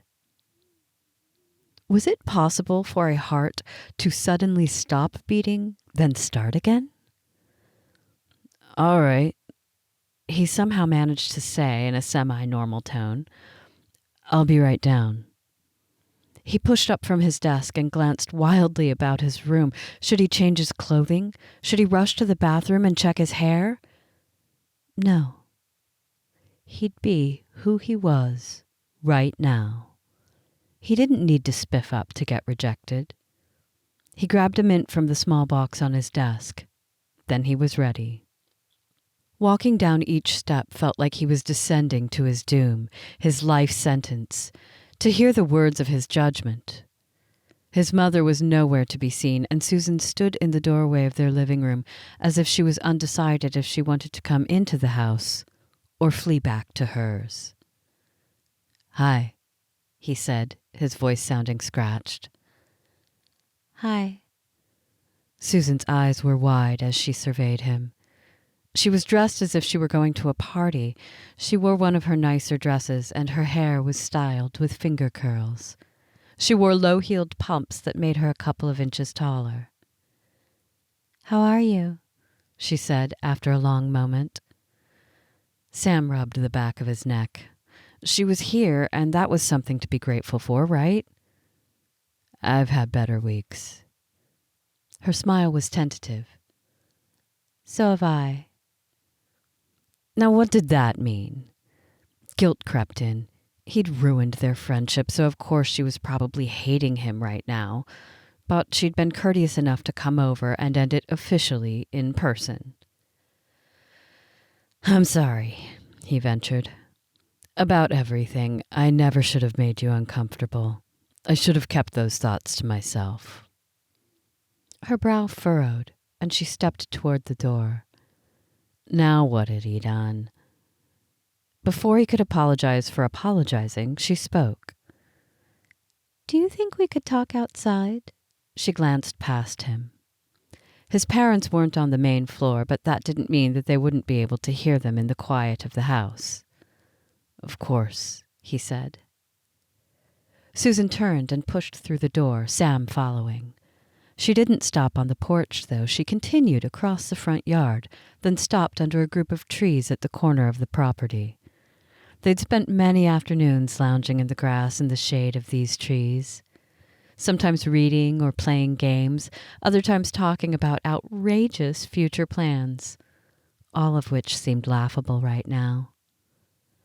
When Susan stopped, Sam stopped, leaving plenty of distance between them. They were back far enough from the street that if a car drove through the neighborhood, they'd stay concealed. "Sam, I've been thinking about what you said." He folded his arms, creating some sort of protective barrier against her words and his emotions. "And I like you too." She released a breath, as if it had been a difficult thing to say. He knew she liked him. They were best friends, or had been. "And if you're still asking, I want to go to the spring fling with you." Now this was a surprise to him. "As friends?" he blurted out before he could think reasonably. She'd just raised the flag of peace, and he had to question it. She smiled then, and he knew he'd give his right arm to know what was going on inside her head right now. "Yes, as friends," she said with a laugh. But the laugh only pierced his chest like a hot fire poker. "We've always been friends, Sam. Do you think that would change just because we're going steady?" Wait, steady? As in, on more than one date? Her smile grew. "If you'll ask me. I suppose I could ask you too. I mean, it's 1919. Sam blinked. Were Susan and her red hair and smile a mirage? Had he fallen asleep at his desk doing homework? Would he wake up in a couple of hours with a kinked neck and a dry mouth? He dragged a hand over his face, then refocused on her. "You want to go steady with me?" His voice was barely audible, but surely she heard it. "I do." She took a small step closer to him. "If you haven't changed your mind." Sam laughed, mostly in surprise and relief. "I haven't changed my mind. I'd never change my mind." "Good." Susan was grinning now. "Because I want to try something." Race through the dark streets, jump out of a tree. She could name it, and he'd do it. "What do you want to—" His voice was cut off when she closed the distance between him.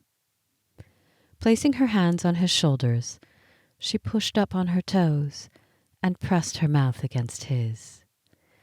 It all happened so fast, so unexpectedly, that Sam didn't react at first. She drew away, releasing him, her eyes filled with vulnerability. He was still an idiot. She'd kissed him, and he'd done nothing. Well, she was still standing there, and so was he. Sam moved his hands to her waist and pulled her close. Then he kissed her. She was much quicker to react, and her hands returned to his shoulders. This was definitely not an expert kiss, but there were plenty of fireworks. Mostly his skin burned at the press of her body against his, and the softness of her lips, and the all-encompassing scent of Susan. This time, when she drew away, she didn't step out of his arms. He rested his forehead against hers. "Is that what you wanted to try?" Her laughter was soft. "Yes." "And what did you think?" "Well, you're definitely not my brother." Sam smiled. "Definitely not." Then he kissed her again. After he walked Susan home that night, Sam wasn't sure his feet actually touched the ground as he headed back to his house. He couldn't have dreamed up a better scenario, and he'd be surprised if he slept at all that night, or the next night, or the next. By the time Monday afternoon rolled around, everyone at school knew that they were an item. Susan had held his hand in the hallways, and Sam wasn't about to protest. His head was in the clouds, his heart was soaring, and his feet barely touched the ground. His friends teased him, but he didn't care. Susan was going steady with him, and nothing could change his elation. Until the night before the spring fling. When she showed up at his doorstep right after the dinner hour, her cheeks were stained with tears. Sam ushered her onto the porch. "What's wrong?" "My dad lost his job this morning," Susan said. "He's been making phone calls all over the city, but there's nothing." Sam felt like he had been kicked in the gut. His father had undergone more than one pay cut at work, a fact that Susan only knew because she'd overheard it in conversation between her parents. They'd been economizing, like everyone had. "But it's worse than I thought," she said in a quiet voice, her eyes focused on the porch. "I overheard my parents talking. They haven't been able to pay their mortgage for the last 3 months. Sam frowned. "Oh, no." Susan gave a short nod. "We're going to be kicked out," she whispered. "The bank isn't going to keep floating us." He swallowed hard, his mind racing. Susan had an aunt in the city, but she lived in a small apartment. You could come live here, Sam said. We'll make room. My parents would be happy to accommodate. Susan lifted her chin, but her eyes were sad. The 6 of us wouldn't fit. Besides, my dad's pride wouldn't allow it. My mom is making phone calls too. She might work at the bakery. They both knew that there weren't jobs at the bakery. Susan's mom might get a few hours, but that wouldn't pay a mortgage. New tears started down her cheeks, and Sam pulled her into his arms for a tight hug. She cried against his chest for a few moments until she was able to steady her breath. I have savings, he whispered, against her ear. And I can sell my baseball card collection. Susan drew away and shook her head. I'm not going to use your savings. Besides, we need a long-term solution. We'll figure something out. We just have to have faith. Sam had to hold on to her words because the alternative was too painful to think about. I'll talk to my parents, he said. Maybe my dad will have some things in mind. Susan shrugged. Maybe. But there was no hope in her eyes. I don't know if I should go to the spring fling. It seems inconsiderate to go to a dance when my parents might be losing the house. Sam dragged in a breath and grasped her hand. We'll do whatever you want. Just let me know. Her eyes glimmered with new tears as she lifted up on her toes and kissed him, right there in front of the whole neighborhood. Sam's heart skipped a couple of beats. He'd never get tired of Susan's kisses or her touch. Thanks for understanding, Sam. He nodded, ignoring the tight twist of regret in his stomach. The spring fling didn't matter. Susan and her family did. And if she felt like she needed to focus on their predicament, then dances could wait. There'd be more.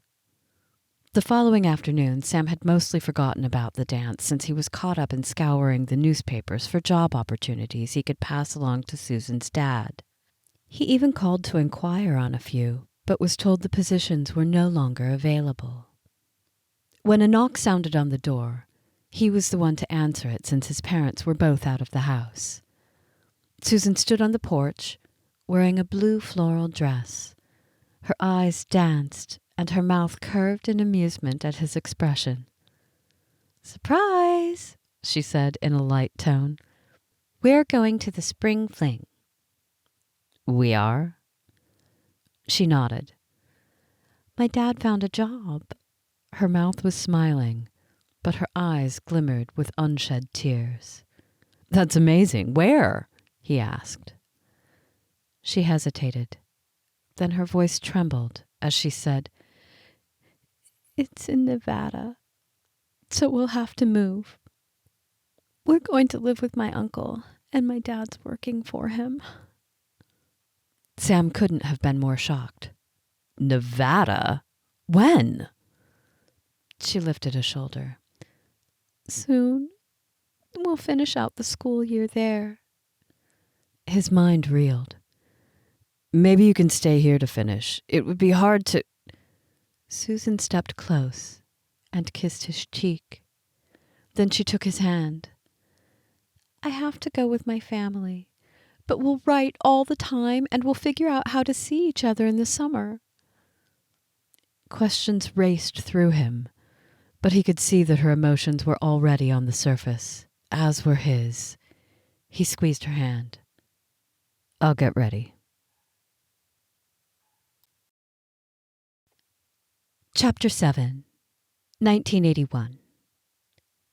The moment Carly came through the door, Anita brushed off her hands and hurried inside the house. It was her first day back, and Anita had worried about it all day. Mostly about rumors affecting Carly and how the friend circle was doing. "Well?" Anita asked as she set down her backpack. "How did it go?" "Fine," Carly said as she picked out an apple from the bowl on the kitchen counter. She took a bite out of it and picked up her backpack.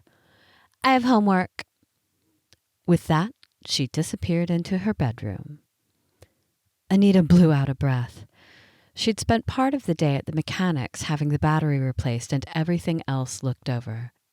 Then she'd come home to an empty mailbox when she was hoping one of her commission checks would show up. Next, she'd endured another phone call from Glenn, who seemed to have the day off. She really needed to tell him that she wasn't interested. Hearing Mr. Davis talk about his wife Norma and then the mysterious Susan, it made her realize that he'd been a man who'd loved two women, one he'd lost and the other he'd married. The softness of his tone and the tenderness in his eyes when he spoke of them told Anita that Glenn didn't hold that type of place in her heart. The doorbell rang, and she frowned. She wasn't expecting anyone. When she opened the door to Phyllis, she pushed back the irritation. They'd already talked earlier that day over the fence in the backyard. "Look what's come up early," Phyllis said, holding out a basket. Sassy ran into the house, weaving between their legs, and disappeared somewhere, likely to Carly's bed. Anita peered into the basket. "Oh, they're carrots." They were carrots, but they were a deep orange, almost brown color. "I don't think those are early carrots, though." Phyllis's brow pinched. "You think they're from last year?" "I do." Anita picked up one of the carrots. It was soft in her hands. "Yes, definitely from last year." "Oh." Phyllis looked so deflated that she said, "That's great that you found them because I might be able to dry them in slices and use them in my art." "That's so clever of you." Phyllis's entire face brightened. "I knew they'd have some use, even if they aren't edible." Anita thought again about the lonely comment that Carly had made about their neighbor. "Phyllis, if you don't have dinner plans, would you like to eat with us?" Her brows popped up. "You two go ahead. I'm on a special diet." Anita couldn't have been more surprised. Phyllis was very trim and went on a brisk walk every day. What sort of diet? "The grapefruit diet," Phyllis proudly stated. "It's a 7-day plan and it promises I'll lose 10 pounds. I started it yesterday." Anita scanned the woman's face, from her gold-framed glasses to her carefully lined lips and lipstick.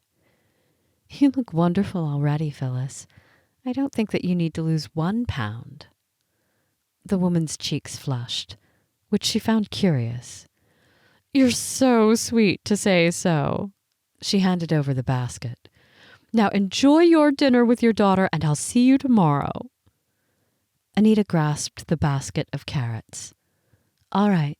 See you tomorrow." Closing the door, she shook her head. What did Phyllis see when she looked in the mirror? When could a woman stop worrying about her appearance? Apparently not in her 70s. Anita headed into the kitchen and set the basket of carrots on the counter. She didn't know if she'd be able to really use them, but she'd experiment. She turned to the refrigerator and opened it, scouring the contents for a dinner idea that would decidedly not include grapefruit. She finally settled on tacos to use up the leftover chicken from the night before, but instead of calling Carly to come help with the preparations, Anita turned on the television. The Phil Donahue show was playing, but she didn't pay much attention. She just wanted background noise to distract her from her thoughts as she prepared dinner.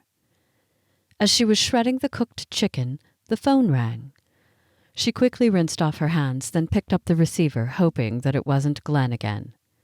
It was. "Hello, Anita. I'm glad I caught you."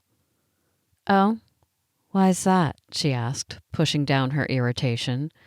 She told herself she'd break things off with him the next time he called, but at this moment, she didn't want to deal with it.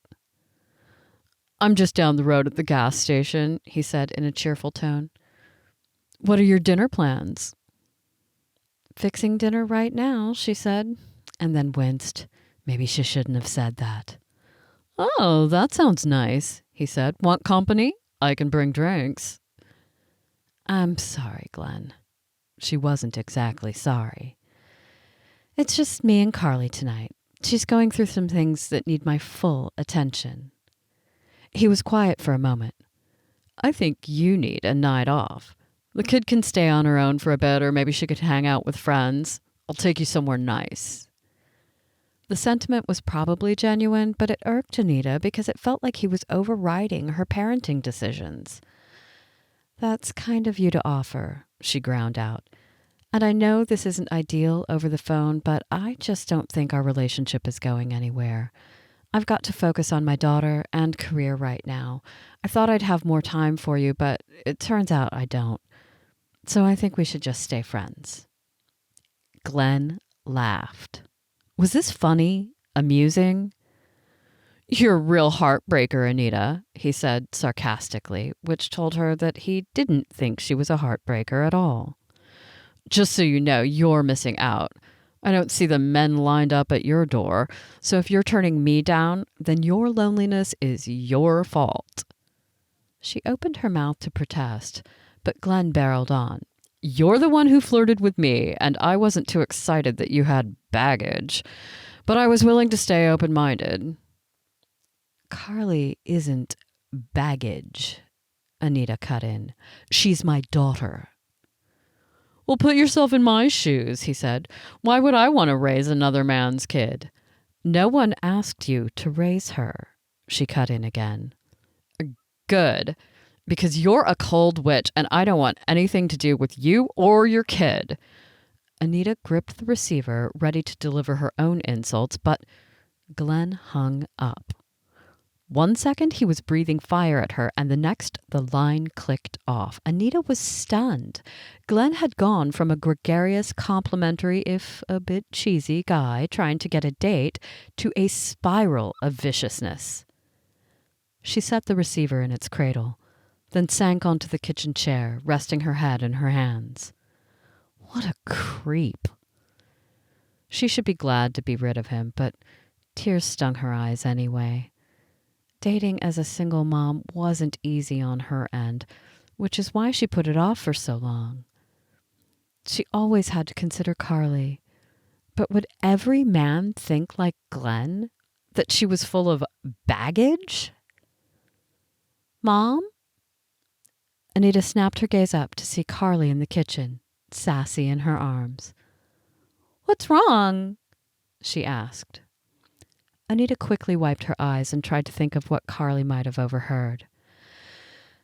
That was Glenn. We broke things off. Not that we were doing a lot of dating anyway. Carly smiled, petting Sassy. Good. He smelled. This wasn't what Anita expected at all. What do you mean he smelled? Her daughter's nose wrinkled. Like he used a whole bottle of cologne before he came over? She smiled. Yeah, he does like cologne. Carly exaggerated, rolling her eyes. Like it? He must have a mail subscription that comes every week. Anita laughed, and it felt good. Well, I'm glad you're not heartbroken over it. Carly scoffed. She set down the cat, then moved to the stove. What's for dinner? Oh, Anita pushed to her feet. They were changing the subject, and that was good. Chicken tacos. The rest of the week was fine. Pleasant, in fact. Carly came home straight after school and didn't complain about being grounded. Anita made excellent progress on her projects, and she got Mr. Barton's portrait delivered. Friday after school, Carly burst into the house. She rushed past Anita, who had just come in from the garden, and shut herself in her bedroom. Carly, she called, heading down the hallway. Sassy trotted after her and stopped in front of Carly's door. Anita paused by the door, hearing sniffling. What's wrong? She heard a mumbled, Go away. Anita closed her eyes and leaned her head against the closed door. The school hadn't called, so it wasn't an administration problem. She hadn't gotten into trouble again, right? Then she remembered Carly had had a gnarly math test today. How did math go? She asked through the door. Fine. Carly's tone was tight, but at least she was still speaking. Anita released a slow breath. Can I come in? And Sassy too? There was a pause. Then Carly said, If you want. Gratitude flooded her as she turned the doorknob. At least her daughter was willing to talk. They could fix whatever this was, together. Carly was curled on her bed, tears staining her cheeks, and this brought Anita up short. Oh, honey, what's wrong? Then she started to cry in earnest. Anita sat on the edge of her bed and wrapped her arms around her. Sassy jumped up on the bed and nudged Carly, purring.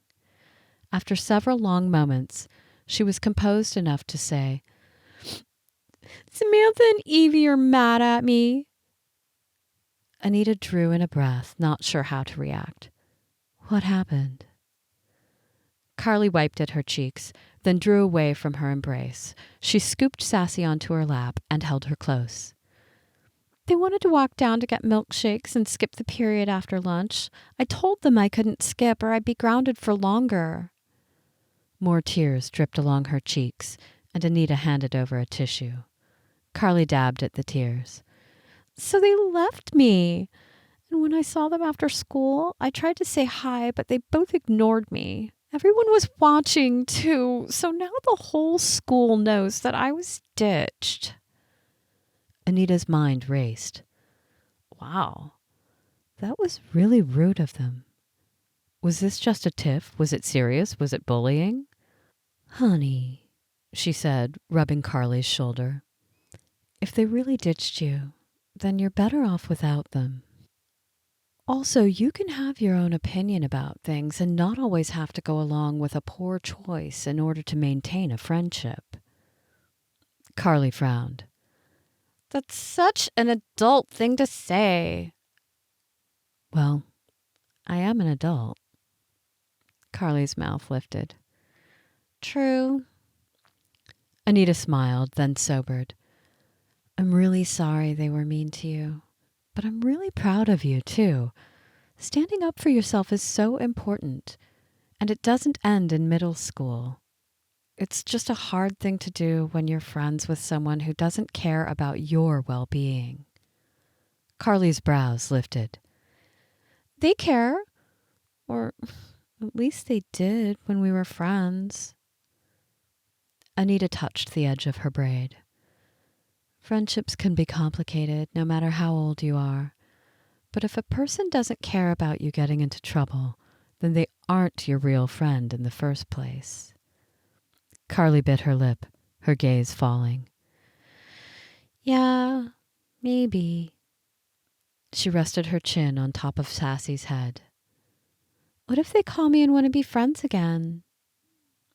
Anita was more than happy to tell the two girls good riddance, but she knew Carly had to navigate this herself.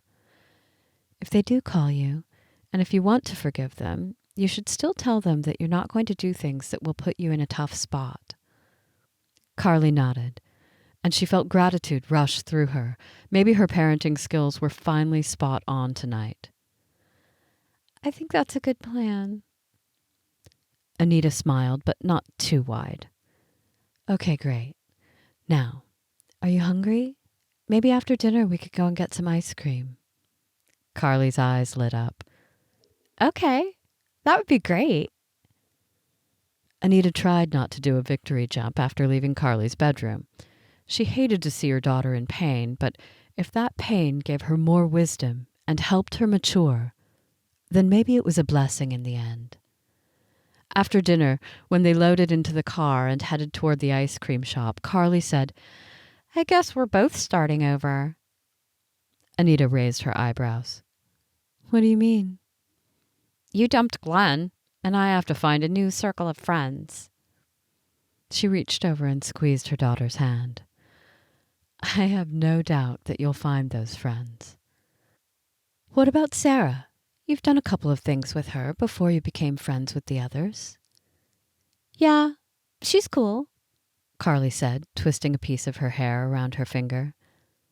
She asked me to do something a couple of weeks ago, but I already had plans.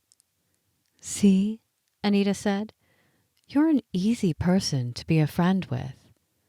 Maybe call her tonight. You can make plans for tomorrow night if you want. Am I done being grounded? I've been thinking about that, she said. You showed a lot of maturity sticking up for yourself today, so I think you've learned your lesson. Yes! Carly pumped her fist in the air, and Anita laughed. It felt good to be on the same page with her daughter once again. What about you, Mom? What about me? You know, are you going to find another man to date? I've never really looked, Anita said in a light tone, although her stomach felt pinched. I'm perfectly happy with the way things are right now. You're my priority, then my art comes second. A man just muddles things up. Carly scooted down in her seat and propped her knees against the dash. Whatever, Mom. You don't want to be a spinster forever. Well, maybe not forever, she said in an exaggerated voice. But I'm not in any hurry.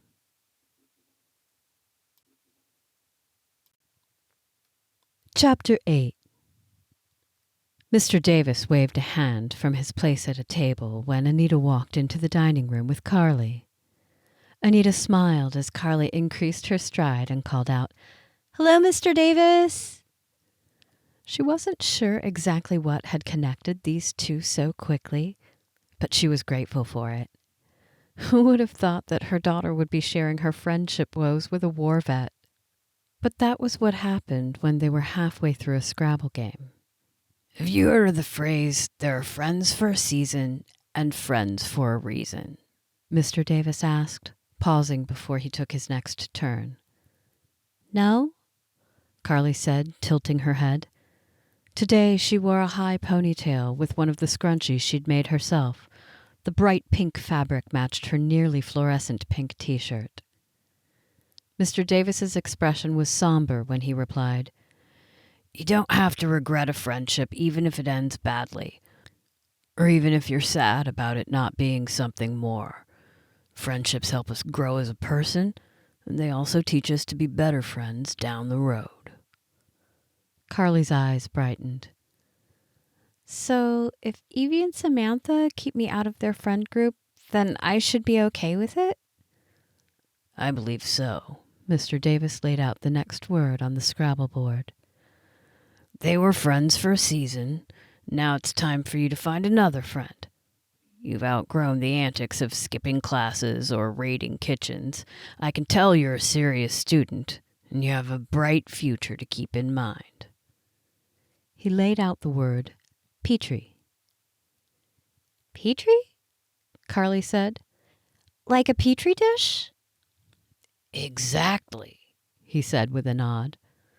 See, you're already smarter than most kids your age. He glanced over at Anita. I'll bet your mother had good advice about your former friends. Carly didn't hesitate. Yeah, she said those girls aren't my real friends if they don't care about me getting in trouble. Your mother's a wise woman, Mr. Davis said, then threw her a wink. Anita couldn't help but smile. Then he started in with a story about his high school days, talking about his friends, including Susan. It was at that moment Wyatt arrived. Anita immediately noticed his frown at the mention of Susan. It was none of her business, not really, but it still made her wonder. Had Wyatt ever done any investigating into Susan? Maybe he looked for her name in phone books, checked old high school records? Hey, Gramps, he said in a friendly tone, although his eyes darted from Carly to Anita. Had there been a quick furrow of his brows? He hugged his grandpa, then settled in next to him. Looks like your favorite visitors are here. Ah, Mr. Davis waved a hand. You're my favorite. Carly is a close runner-up, though. Wyatt's smile remained in place, but there it was again, a pull of his brows. Anita hadn't imagined it after all. Was their visit bothering him, or was it something else? I was just telling Carly how to navigate friendships, Mr. Davis said. It's been a while since I was in school myself, but there are some things that I'll never forget. I guess it might be unusual, especially in my day, to have a girl as a best friend, but Susan was just that. Yeah, that's nice, Gramps, Wyatt said, dismissing the conversation thread altogether. He slipped off his suit jacket and set it on the back of the chair before sitting down. Both times Anita had seen him, he'd been wearing a suit. Did the man never dress down before coming to visit his grandpa? Paula said she's coming to visit today, Wyatt said. Mr. Davis clapped his hands together. Wonderful! I thought she couldn't get away. She was able to get the day off from the hospital. Mr. Davis looked over at Anita and Carly. Paula's Wyatt's little sister. She's a nurse. Did I tell you that? I don't think so, Anita said at the same time that Carly shook her head. What kind of nurse? Carly asked. The interest in her voice was something Anita hadn't heard before. She takes care of the new mothers and their babies. Labor and delivery, Wyatt added. She works most weekends, so I never see her, Mr. Davis said, not complaining, but sounding like he missed his granddaughter. Anita wondered where the parents were, the son or daughter of Mr. Davis. Paula saw you last month, Wyatt said. Mr. Davis frowned as if he were trying to remember. Then his brow relaxed, and he turned back to the Scrabble game. Want to join us for the next round? Sure, Wyatt said, with a barely concealed sigh. I'll get some drinks. He rose and paused. Does everyone want a drink, punch or water? Punch, both Mr. Davis and Carly said at once. I'll have some water, Anita said. Wyatt tilted his head toward her. She took the hint and said, I'll help. As they walked toward the refreshment table together, he looked at her. Did you ask my grandpa about Susan, or did he start talking about her on his own? Anita wasn't sure how to respond at first. Was Wyatt accusing her of something? He barely brought her up when you arrived. My daughter and I aren't asking him those types of questions. He must have caught the defensive tone in her voice because he paused in his step. I appreciate you spending time with Gramps. He seems to enjoy the company and playing games with someone other than me. But I don't want his false memories encouraged. Anita didn't answer for a moment. The intensity of his green eyes told her that Wyatt wasn't just concerned his grandfather was dealing with memory loss or false memory creation, but he was worried about something deeper. They reached the table, and she poured a cup of punch for Carly, then looked over at him. You know, you can find out pretty easily. Wouldn't the city library have copies of old yearbooks? Why don't you look up your grandfather's class? Wyatt folded his arms, a frown marring his face. That's actually a good idea, but I don't think it's necessary. Because you don't think Susan is real?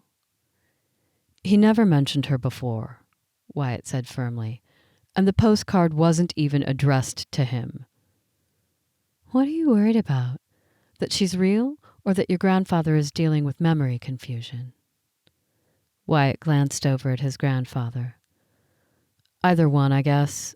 He's been through a lot in life, and I don't want him hurt any more. Anita supposed there was a lot of depth to that statement. She wondered why Wyatt thought that his grandfather's memories of an old friend would hurt him. I think you should find out once and for all, Anita said.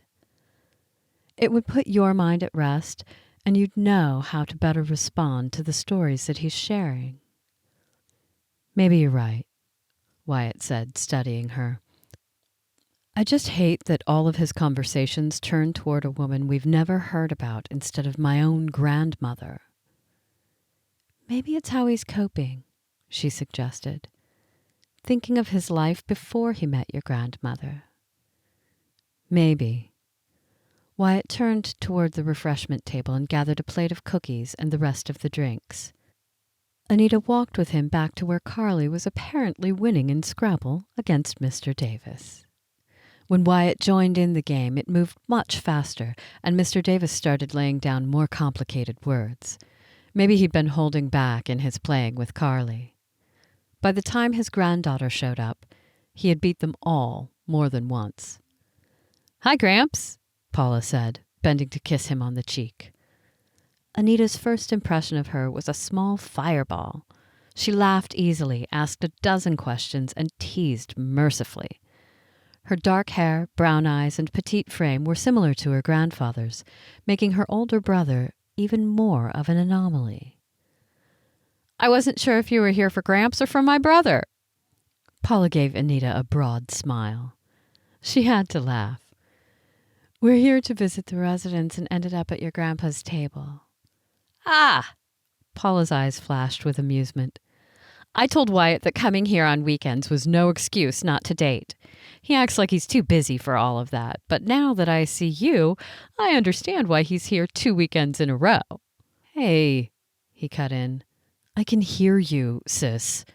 You know I try and come every weekend." Paula grinned.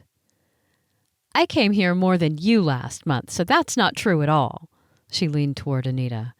"He's one of those numbers guys, stiff and boring, doesn't even know how to flirt." Wyatt's ears pinked, and Anita wanted to laugh, but she held back. She guessed Wyatt to be close to her age, yet he could still get riled by his sister. And what did Paula mean that he didn't know how to flirt? Had he never had a girlfriend before? She found that hard to believe. He was articulate, handsome, hygienic, and although he seemed a bit opinionated, he was well-mannered as far as she could tell. She'd also caught him watching her more than once. Not that she could read his expression or decipher his thoughts, but she didn't think he was someone to back down from a challenge, which meant if he was interested in a woman, surely he'd pursue her. "I'd rather not be known as a ladies' man," Wyatt told his sister. "We can't all be flirty like you, or no one would ever be in a serious relationship, which means that neither of us would exist." "You're such a sweet talker," Paula said, "when you're not being literal about everything." "Don't make me sit between the two of you," Mr. Davis said. "You're setting a bad example for the kid at our table." Anita didn't mind the banter between the siblings, and she noticed that her daughter was soaking it all in. After another round of Scrabble, with Carly beating everyone, it was finally time to go. "I'll walk you two out," Paula said, pushing up from the table. After saying goodbye to both Mr. Davis and Wyatt, they headed out of the dining room. Paula looped her arm in with Anita's. "Thanks so much for spending time with Gramps," she gushed. "He's tickled that you play games with him. He doesn't get any other visitors." "It's been fun," Anita said. "And as long as Carly wants to keep coming, I'll keep bringing her." She paused. "If that's all right with you and your brother." "It's wonderful!" Paula squeezed her arm. "Now, just ignore Wyatt's fussiness. He always overthinks things, and I think it's fine that Gramps' mind wanders a bit." "Do you think Susan is real?" Carly asked suddenly. Paula bit her lip. "I'm not sure, but I'm surprised my brother hasn't launched an all-out investigation yet." "What would be the downside if Susan was real?" Anita asked. Paula released her arm as they reached the outer doors. "Wyatt was really close to Grandma, so I think he sees it as a nuisance or maybe even a betrayal." "Well, either Susan was real or she wasn't," Anita said. "It might give you and your brother peace of mind to know once and for all." Paula nodded. "I agree. Thanks again for visiting Gramps." She hugged the both of them, then waved them off. Anita and Carly headed outside into the cooling evening air. The sun had nearly set, the sky darkening with deepening twilight. As they climbed inside the bug, Carly said, "I like Mr. Davis." Happiness swelled inside of Anita, who was pleased her daughter had found so much value in visiting the assisted living home. "Me too." She started the car, but the ignition only clicked, then nothing. She released the clutch, then pushed it in again.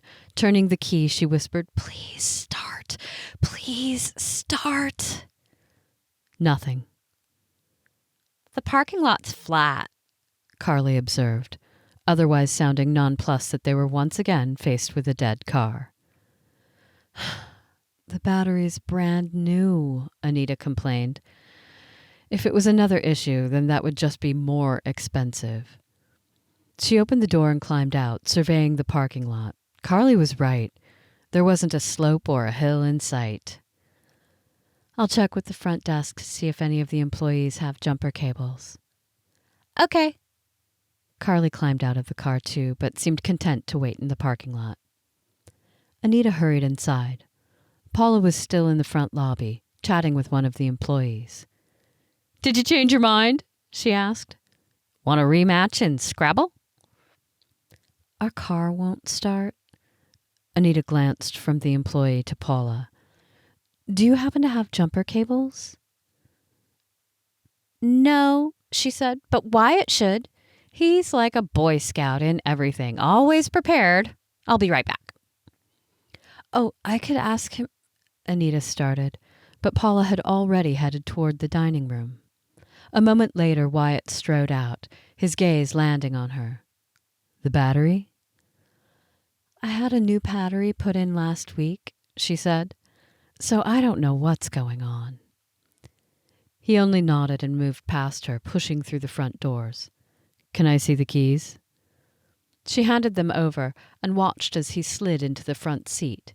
He tried to start the car, but no such luck. "There's nothing, not even any lights coming on," he observed. Then he popped the hood and climbed out. "Do you have a flashlight?" He rolled up the sleeves of his dress shirt. She sorted through the jockey box. "No." Wyatt continued with his inspection. "The battery's hooked up fine," he said. "Might be something else like the starter. It will have to be towed to a repair shop." Dollar signs seemed to float in front of Anita's eyes. "All right, I'll go inside and call a towing service." Wyatt straightened out from the car. "I can get you both home after the towing service gets here." "Oh, I don't want you to have to wait," she said. He closed the hood of the car. "You'll need a ride home anyway." "No luck?" Paula asked, crossing to them. "We need to call a tow truck," Wyatt said. "I could call Jimmy," Paula said. "He owes me a favor." "Jimmy?" Anita asked. "Her boyfriend," Wyatt said. "Unless you're just friends right now." Paula flashed a saucy smile.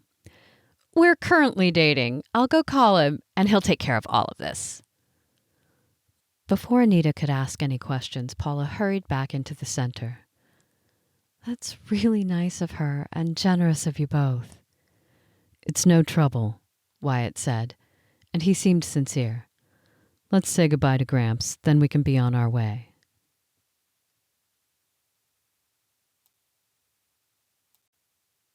Chapter 9. Anita did not expect Wyatt and Paula to be so helpful. Not only contacting the towing company, but offering a ride home as well. It was nice, though, and she wasn't going to complain. As they walked into the lobby together, she asked him, "Are we putting you out too much?" "It's no problem," he said in a no-nonsense tone. "Paula will wait for the tow truck and I'll take you and Carly home." The next moments were a blur as Wyatt told his grandfather goodbye and Paula got their phone number, then said that she'd have Jim call them with an update as soon as he had one. Next thing Anita knew, she and Carly were climbing into Wyatt's car, which happened to be a shiny red Cadillac. "This is fancy," Carly said from the back seat. "It was Gramps' car before he couldn't drive it anymore. He and my grandma bought it right off the showroom floor in 1961. Wyatt adjusted the vents. "Too cold? Too hot?" "It's fine." Anita glanced about the pristine upholstery.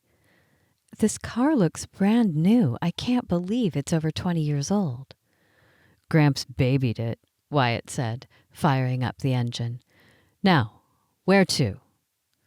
We're on Locust Street, Anita said. Your grandfather did an amazing job with this car. I wish the bug looked this good. He cast her a smile. Maybe when you retire and have more time on your hands, you can spend every day polishing and buffing. That'll be the day, she said with a laugh. I'll probably never retire since I have no pension or 401k. Wyatt nodded. I guess being self-employed has its pros and cons. What's your job, Mr. Davis? Carly asked. Wyatt, please, call me Wyatt, he said. As much as I love my grandpa, I don't want to be called Mr. Davis. He paused, glancing in the rearview mirror at Carly. I'm an accountant for a couple of corporations. Anita could hear the frown in Carly's voice when she asked, What do you do there? I keep the books, attend meetings, print out reports, that sort of thing. It all sounded interesting and gave Anita a little insight into Wyatt's personality. She wondered if he felt cooped up, spending every day dealing with numbers. His shirt sleeves were rolled up, making him look the most casual she'd ever seen him. Do you have a 401k? Carly asked. Carly, Anita started to say. It's all right, Wyatt said with a chuckle. I do, in fact. Corporate America and all that, insurance benefits with dental and vision. Oh, that must be nice, Carly said wistfully. Anita turned to look at her daughter, mostly to give her a stern look to stop this line of conversation. We have to pay out of pocket for the dentist, Carly continued, completely oblivious to Anita's stare down. Which is why my mom is so hyper about us brushing our teeth and flossing. Those are good things to do no matter what, Wyatt said, clearly amused. You know, Carly, we don't need to tell Wyatt all of our secrets. I won't tell a soul. He winked at Anita. That's what I like about teenagers. They keep things real. She couldn't remember the last time that anyone had winked at her. And was Wyatt complimenting her daughter? What was it with the Davis family? They didn't seem to have any reservations around her or Carly. Oh, you should turn here. It's a shortcut, Carly said. Anita blinked. She hadn't even been paying attention to their route. In a few moments, they'd be at the house. Should she invite him in for refreshment or maybe offer him some money for gas? How did she repay this favor? They passed the middle school. Is this your school? Wyatt asked. Yeah, Carly said. It's a nightmare. Anita's mouth dropped open, and he said, What? Why's that? Apparently he wasn't as shocked as she was. Oh, I just got into the worst friend group, and now those girls have ostracized me. It seemed her daughter wasn't shy about holding back information from a near stranger. Granted, that stranger was driving them home and would now know where they lived, but still, Carly was surprising her more and more. Friendships as a kid can be tricky, Wyatt said. I take that back. Friendships as an adult aren't all that much easier. You never know who you'll connect with or who will actually have your back. Your grandpa told me that there are friends for a reason and friends for a season, Carly said. Wyatt glanced in the rearview mirror again. Sounds like something he'd say. I'd have to agree. Choosing your friends wisely is perhaps the most, wise thing that you can do in life. Yeah, I guess I'm learning the hard way. Not that I know you or your mom all that well, Carly, Wyatt said, turning at the next corner. But you seem like a great kid. Anyone would be lucky to have you as a friend. Those other girls just lost something good, but maybe it will be better for you in the long run. This was totally a lecture, but by the look on Carly's face, she was soaking it all in. Yeah, that's basically what my mom said too. Wyatt glanced over at Anita with a smile, and she ignored the growing warmth in her chest. Then your mom's a smart lady. I guess so. Anita laughed. I can only speak from experience, and I loved what your grandfather said. He's full of great wisdom and has been a good friend to us both already. Wyatt nodded. He talks about both of you during every phone call we have. It's the blue one with the shutters, Anita said as he pulled onto their street. Wyatt slowed the car, then turned into their driveway. He shifted into park. Thanks for spending time with Gramps. He really appreciates it, and both my sister and I do too. As you've probably surmised, I've been really swamped with work, and Paula only visits a couple of times a month. It's been fun, Carly piped up. We've enjoyed every moment, Anita added. He's a great man and full of interesting stories. Yeah, like Susan, Carly said. His lost girlfriend. Anita drew in a breath. How would Wyatt react? He hadn't been happy with all of the talk about Susan, who he didn't even think was real. About that, Susan may or may not be a real person, he said. Really? Why not? Carly sounded surprised. Gramps has some memory problems, and I don't really want to encourage any false memories. Can't we just ask someone who knew him when he was younger? Carly suggested. I mean, he's not that old, and he probably still has some friends around who knew him in high school. Anita felt Wyatt's gaze on her, but she wasn't going to get in the middle of this. Your mom suggested digging through old high school yearbooks, he said. I don't know what became of the ones belonging to Gramps, but the library probably has an archive. Can we go with you? Carly asked, practically bouncing in her seat. Oh, we can't do that, Anita said immediately. I don't see why not, Wyatt said. If I go alone, I might chicken out. Anita didn't know what to say. Well, she should say no. This was becoming too involved, and why would Wyatt want them along on a sleuthing trip? What about tomorrow? He asked. Libraries are closed on Sundays, Carly said. Oh, right. His gaze shifted to Anita. Monday or Tuesday? When she didn't answer right away, Carly grasped her shoulder. Mom, please. It will be fun, and then we can make photocopies and show them to Mr. Davis. Maybe there wasn't any harm to this plan. Mr. Davis would certainly love to see parts of his old yearbook again. And she was curious about whether Susan was a real person. All right. I think Monday is fine, unless you have too much homework. I'll get as much done as I can tomorrow, Carly gushed. Thanks, Mom. Now, you guys need to exchange numbers. Anita wasn't going to read any further into this situation with Wyatt because this was basically a research trip. She sifted through her purse to locate her small address book. She pulled it out, noticing the worn edges. All right. What's your phone number, Wyatt? He rattled it off. Then she gave him hers, which he scrawled across the back of a receipt that he pulled out from his wallet. How about I call you Monday afternoon when I know what time I can leave work for the day, he said. And whatever your car situation, I'll plan on picking you up. It's only fitting that we take Gramps' car on this excursion. Anita had nearly forgotten about her car problems and how on Monday she'd probably be facing a large repair bill. Sounds good, she said, before she could let her thoughts send her into stress mode.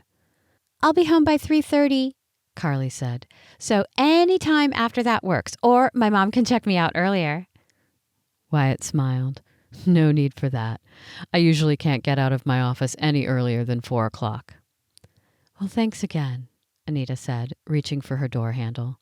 He popped out of the car and hurried around it to fully open her door. Thank you, Anita said, pleased by his chivalry. He was just dropping them off. This wasn't a date or anything. Next, he opened the door for Carly, who'd happened to wait. Thanks again, Anita said, wondering how many times she could thank someone in one night. Don't forget to call my mom, Carly said as she headed to the front porch. The light was off, and beyond the window was darkness. Next door, the living room light glowed in Phyllis's house, and Anita thought she saw the front window curtains move. She hid a sigh. Her neighbor was probably watching. She gave Wyatt a half smile and turned to go. When his hand touched her arm, she turned, surprised. "Wait," he said in a low tone. "Are you sure you're okay with this? I mean, I know Carly is gung-ho, but I don't want to intrude on your schedule." "I think it would be great to find out once and for all. But you're the one who has to be okay with it, not me." She paused. "You weren't too thrilled earlier tonight." "I know. But I've changed my mind and I'm okay with it." "Mom, I need the keys," Carly called from the front porch. "Hang on," she said. Wyatt's gaze was still on her. "Monday, then?" He gave a single nod. "Monday." She turned toward the house again, and this time he didn't stop her. He didn't move either, but was apparently waiting for them to get their front door unlocked. After opening the door and turning on the porch light, Carly bounded inside. Anita turned one more time toward the driveway. Wyatt lifted a hand and then headed back to the car. The light in Phyllis's living room window turned off. So she had been watching and might be now. Anita waved toward her house just in case. If she waved back, Anita didn't know. She headed into the house and shut the front door. She wasn't going to peer out the curtained window to watch him drive away, no, because she wasn't going to be nosy like Phyllis. She walked into the kitchen where Carly stood in front of the open refrigerator. "Hungry?" Anita asked. They could make something simple, like hoagies with deli meat and cheese. "Yeah." "Want a hoagie sandwich?" "Sure." Carly moved to the cupboard and pulled out the bag of hoagie bread. "I think he likes you." "What are you talking about?" "Wyatt Davis." Carly opened the bread bag and pulled out 2 buns. "He kept looking at you and smiling." He hadn't been, had he? Anita was grateful that the cool air of the refrigerator was keeping her from blushing. "I don't even know him. I mean, his grandfather is a nice man, but Wyatt could be married or have a girlfriend." "He's not, and you know that." Carly opened the rolls, laying them flat. Next, she fished a knife out of the utensil drawer, then picked up the mayo jar Anita had set on the counter. "He's your age, and he's single, and he kept smiling at you. He likes that we're friends with his grandpa, or he wouldn't have invited us to the library. And he's picking us up in his car instead of meeting us there, so it's like a date, except with your kid coming along." Anita shook her head and carried the lettuce to the sink to rinse it off. "None of that means he likes me. He's just a nice guy and wants to help out his grandpa, so he's grateful that we've been spending time with him." Carly scoffed. "I thought adults were smarter." Anita turned from the sink and grabbed a paper towel to pat the lettuce dry.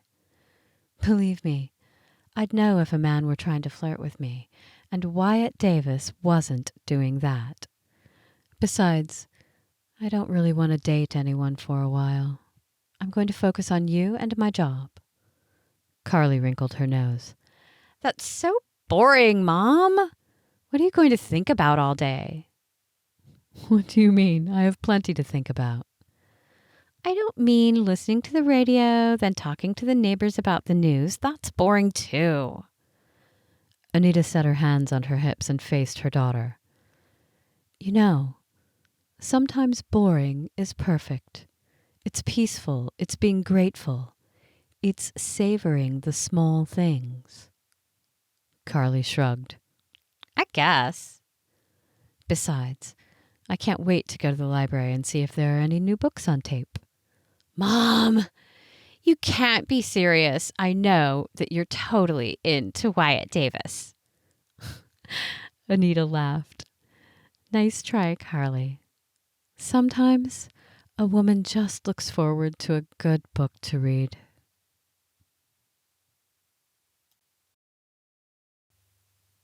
Chapter 10.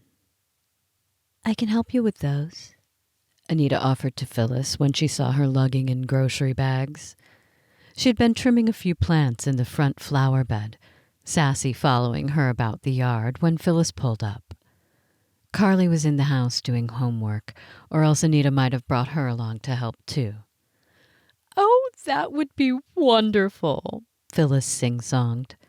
She looked as immaculate as ever, lipstick in place, hair colored and coiffed, matching outfit of baby blue. Anita turned off the garden hose and walked across the lawn to Phyllis's driveway. The air smelled fresh from the light morning rain and the dewy rose bushes that lined up in front of her neighbor's house. Anita grabbed a couple of the bags from her trunk. Apparently the grapefruit diet was now over, because the bags were heavy and they looked like regular groceries. Walking into Phyllis's house, she was struck anew with the tidiness of the place. Though she'd been inside before, of course, she supposed that with only one person at home and not having art projects always in the works, housekeeping was simpler. Just set the bags on the counter, Phyllis instructed. I'll unpack everything, thanks. Her tone was bright, as usual, but something nagged Anita in the back of her mind. Phyllis's smile was too wide, her voice too peppy. Her insistence that Anita leave right away, unusual. Any other time she had helped with a similar task, Phyllis had invited her to sit and chat, have a drink or a treat. Is everything all right? Anita hovered next to the counter. Of course, Phyllis said immediately. I don't want to keep you waiting any longer since I know how busy you are. Normally, she would take the out, but still, she lingered. I haven't seen your son around much lately. Are he and his wife doing well? This question brought a flush to Phyllis's cheeks, and Anita swore she saw a sheen of unshed tears. Phyllis waved a hand. Oh, they're all extremely busy right now. I haven't seen them in a few weeks, but I'm hoping when summer starts, they'll want to visit Grandma's house. Of course they will, Anita soothed. If you aren't busy tomorrow, maybe we could share a quick lunch together? I need to force myself to take breaks, and that will be a good excuse. That would be wonderful, Phyllis said. How about I fix something so that you don't have to worry about it? I have a house full of groceries now. I didn't mean to invite myself, Anita started. Don't be silly. Phyllis waved a manicured hand. If I were a better neighbor, I'd have invited you in the first place. You're a great neighbor, Anita said, and realized that she absolutely meant it. A short time later, as she headed back to her house, she decided that the weekend had been better than she could have ever expected, besides her car issues, that was. But then again, that had been a catalyst for what was happening in a short time. Wyatt should be arriving soon to pick them up. When she entered the house, Carly was standing at the front window. I was just helping Phyllis with her groceries, Anita said. Carly nodded. I'm watching for Wyatt and the red Cadillac. Wow, excited? As excited as you. Anita laughed. She didn't mind Carly's teasing about Wyatt. It was good to be teasing each other and not have the tension of suspension and grounding hanging over them. Maybe they'd get back to doing their weekend road trips, something they'd used to enjoy together. Today, she had been worried most of the time, wondering how Carly's school experience would go. But she came home with a smile on her face, saying that she'd talked to some other girls in her classes. Maybe Samantha and Evie would be history, and that would be a good thing. All right, you keep watch. Anita headed out of the living room. He's here! Carly yelled suddenly. She stopped. Okay, I need to grab my purse. I'll see you outside. Anita grabbed her purse, then followed Carly, locking the door behind them. When she turned, Wyatt was out of the car wearing what he must have worn at work. Button-down shirt, tie, and slacks. Ready? he asked, a smile playing at the corner of his mouth. Ready, Carly announced brightly. She hurried to the car, splashing through a small puddle, then stopped as Wyatt opened the rear door for her. Anita kept her stride at a normal pace, not wanting to seem too eager, even though she was probably just as keyed up. Wyatt remained by the car, watching her approach. Something was different about him, Anita decided. His green eyes seemed lighter in the afternoon sun, and he seemed to be more relaxed. Had it been a good work day for him? "How are you?" he asked as she neared. Something about his mellow voice warmed her chest. It was as if he were truly interested in her answer. "It was a good day," she said. "Once I found out Carly had a good day at school." He paused with a hand on the door handle. "Is she making new friends?" "She is." He smiled. "Good to hear."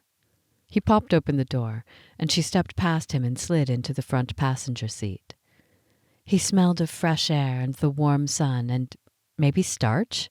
Did he starch his shirts, or was that from the dry cleaners? She decided not to dwell on the fact that she'd spritzed a little perfume when she was getting ready. After he climbed in and started the engine, Carly said, "This car looks shinier than it did on Saturday. Did you wash it again?" "No, but the sunlight brings out the true color," Wyatt said, glancing back at her. "Did you have a good day at school?" "Pretty good," Carly said. For the next several moments, she rattled off a few conversations she'd had. "Mr. Davis will be happy that I took his advice." "What advice was that?" Anita asked. Why didn't she know about this? "He told me to talk to 3 people I hadn't before," Carly said. "He gave me some questions to ask and, well, it worked. I have new friends."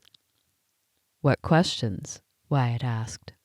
That was what Anita wanted to know, too. "If they grew up here," Carly said. "Ask about the teachers they like, and then ask if they're into music and what kind." She paused. "Mr. Davis said to always have topics for conversation, even if you have to write them down and memorize them. He said that people like to talk about themselves, and all you have to do is ask the questions." Anita smiled. "That's pretty smart of him." "I didn't realize Gramps had a method that he used," Wyatt said. "It makes sense, though. Whenever I've gone anywhere with him, he strikes up conversations with people. He doesn't care who the person is, he just talks to them, and pretty soon they find they have things in common." "It's a gift," Anita said. "I don't think I could do it." Carly cut in. "Mr. Davis said it takes practice and preparing your questions. You should try it, Mom." "Okay, do I need that sort of help?" "Yes," Carly said immediately. "I mean, you're not friends with the moms of my friends, and they all do stuff together." She bit her lip. Was Carly talking about her old friends or her new friends, whom she didn't even know yet? And she couldn't do lunch dates or tennis matches with the other women because she had to work and support. "I think Gramps had great advice," Wyatt said. "We should all try it." "On each other?"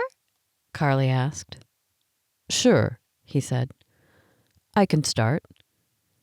Everyone went silent, waiting for his question. "So, Carly, how was school today?" "No," she said. "It has to be something that doesn't have a one-word answer." Wyatt chuckled. Okay, Carly. What do you hope we find at the library?" "Oh, that's a good one." She leaned forward in her seat. "I hope we find out who Susan really was and more about what high school was like when Mr. Davis went. I think it will be fun to tell him what we learned." She tapped Anita's shoulder. "Your turn, Mom." Anita cleared her throat. "All right. I'll ask Wyatt a question." He glanced over at her, a half smile on his face. "What was your favorite part about work today, and what was your least favorite?" He tugged at his collar. "Are you sure this isn't a job interview?" She smiled, and Carly giggled. Today, the best part was finishing a report that's taken 3 days to compile, he said. The least favorite part was getting a flat tire on the way to work. Oh no, this car? Yeah, this is my second shirt of the day and second pair of pants. What I originally wore is at the cleaners, and I can only hope that they'll get the road oil out of it. Road oil? What's that? Carly asked. Wyatt's expression went grim. It's when you pull over to change a tire, not realizing you've stopped a few feet from a large puddle of rainwater, and the oncoming car doesn't slow down at all. Oh, wow, she squealed. You got drenched? I got drenched, he confirmed. Anita couldn't help it. She had to laugh. Carly was already laughing, and within seconds, Wyatt's expression relaxed, and he laughed too. All right, he said, pulling onto the main road leading to the library. It wasn't funny at the time, but I can see how it's funny later. When they all sobered, Carly said, It's my turn, and I'm asking you a question, Mr. Davis. Wyatt. Okay, Wyatt. She paused. Have you lived here all your life? And how old are you? Carly, Anita said. It's not polite to... It's all right, Anita, he said, amusement in his tone as he patted her hand. She froze at his touch, not knowing if she should react or ignore it. He removed his hand just as quickly as he touched her, so she released a slow breath. It wasn't like she had tingles running up her arm from his touch, or there was some sort of electricity sparking between them like she'd read in a few books. This was different, though. She was aware of him, of how one hand gripped the steering wheel, how the other worked the gear shift when needed, how he smelled of fresh air and starch, how he'd had a 5 o'clock shadow on his jaw, how... I'm 41, which I know makes me an old man, and I've lived in Seattle my whole life. In fact, I've only been to a couple of other states, Oregon and Nevada, so you could say that I'm a die-hard Seattleite. So he was 6 years older than her, Anita calculated. My mom's 35, Carly declared. Barely 35. She wanted off this topic as soon as possible. Don't you like to travel? Before he could answer, Carly cut in. Road trips are the best. My mom and I do them all the time. Except for the last few months, that had been the case.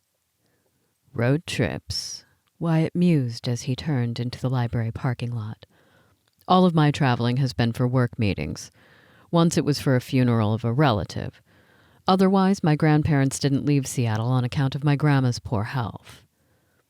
Anita was fully curious now, with more questions.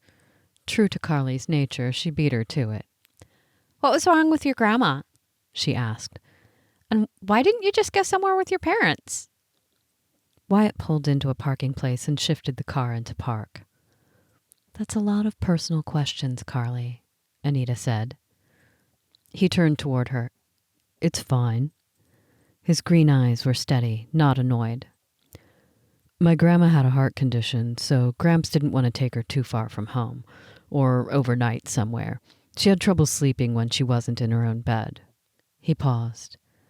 And my parents, well, my dad took off before I could even remember him, and my mom, she had an addiction that eventually took her life. Anita's heart felt like it was being twisted out of her chest. I'm so sorry, Wyatt, she whispered. Not even Carly had words. It was all a long time ago, he said gently. Gramps and Grammy raised me, so if I seem overbearing around Gramps, you'll know why. He's everything to me.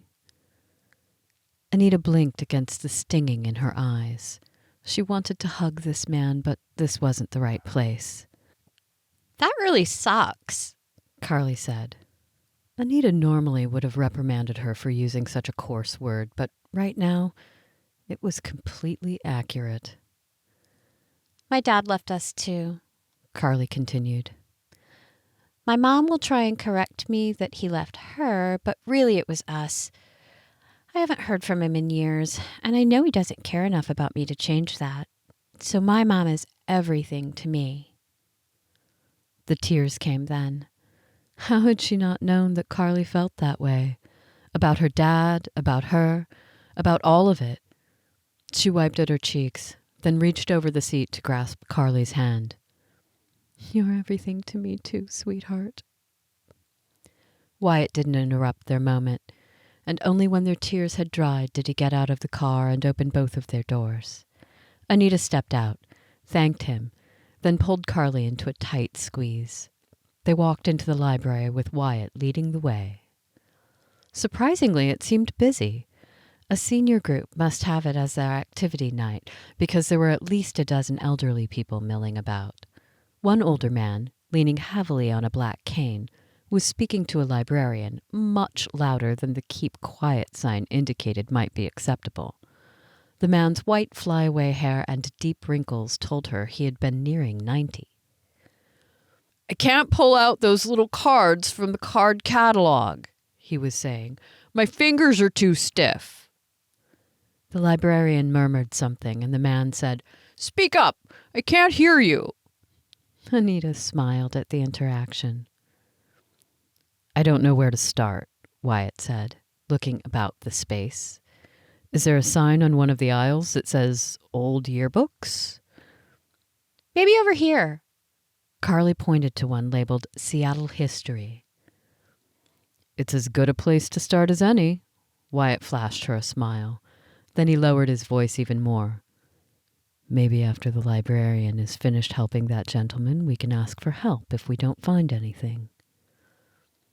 "You'll be waiting a while," a woman said, passing close to them.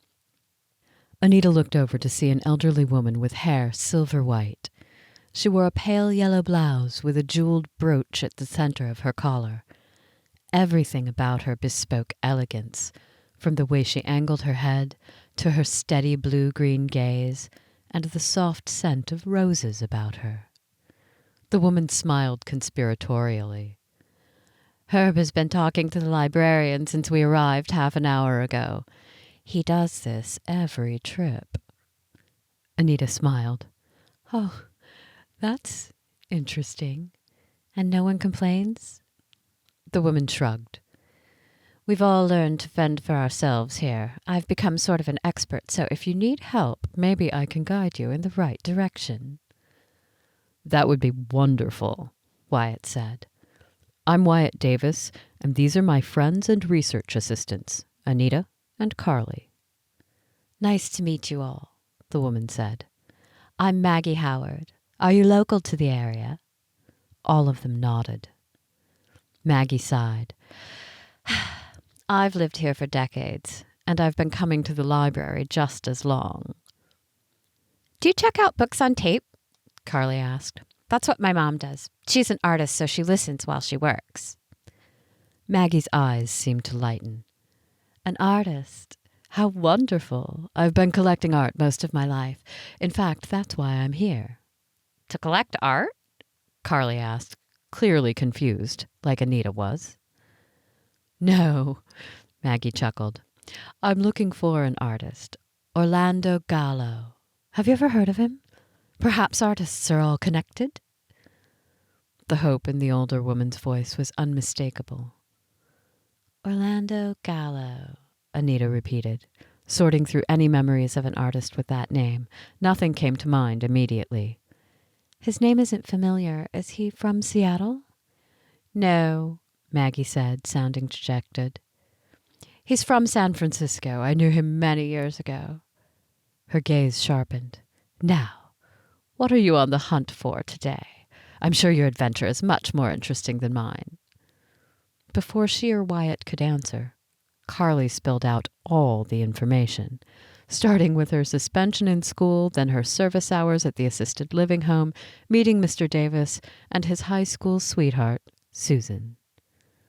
"We don't know if she's real, though," she said, her voice nearly breathless from talking so fast. Maggie Howard didn't seem to have any trouble following, though. Her eyes had widened as if she was hanging on every word. So we're trying to find old yearbooks. Carly glanced at Wyatt. From 1918 or 1919? From 1919. He smiled at Maggie. Maybe you can point us in the right direction. She set a hand on her hip, a couple of stunning rings on her hand catching the light. I think you were heading in the right direction. There's also a section on education a couple of aisles down from Seattle history. I can help you look, too. Oh, we don't expect that, Anita hurried to say. Maggie gave an exaggerated look where Herb was still talking to the librarian. I don't mind. I could use the distraction anyway. I've become discouraged in my search, and I think that the only recourse is to take a trip to San Francisco myself. You'd go that far just to track down an artist? Maggie's smile was soft. He used to be a friend. Although we didn't know each other for too long, we lost touch, and, well, I'd just like to find him. Just like Mr. Davis wanting to find Susan, Carly said. Gramps hasn't said anything like that, Wyatt cut in, his tone firm. We're just finding out information on our end. Anita set a hand on Carly's shoulder. Right. We don't want to encourage anything extra with Wyatt's grandfather. All right, she said dejectedly. Then she seemed to shrug it off. I can't wait to see what the old yearbooks look like. The hairstyles are going to be amazing. Right you are, young lady, Maggie said with a chuckle. As they walked over to the Seattle history section, Wyatt and Carly strode ahead. Maggie fell into step with Anita. You have a great girl there. Now, I notice that neither you nor the gentleman you arrived with are wearing wedding rings. Is Wyatt your special someone? Oh, no, she said. We've only recently met, and since Carly and I became friends with his grandfather, it's sort of extended to Wyatt, too. There's nothing up between us. Maggie smiled. Friendships are very important in life. I should know. I've had over 90 years of experience. And Wyatt seems like a good man. I have a sense for these things. Warmth pricked along Anita's arms. You're in your 90s? 94, she said with pride. When you're my age, you wear it like a badge of honor. Mom, Carly Whisper yelled. We found the yearbooks. Anita and Maggie shared an eager expression and then joined the others in the aisle. Carly was right. An entire section was taken up with yearbooks. Wyatt had crouched down, exploring the titles on the bottom row. The oldest one here is from 1952, he said, then straightened. Maybe they have older ones on microfilm? Let's ask the librarian, Maggie said. I'll drag her away from Herb if I have to. Wyatt's face twisted with amusement. Do you need help? Her eyes twinkled. I've got this. She moved out of the aisle, and Anita and the others followed.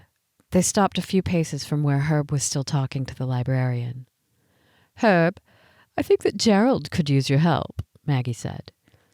He's been standing in front of the mystery novels for 20 minutes.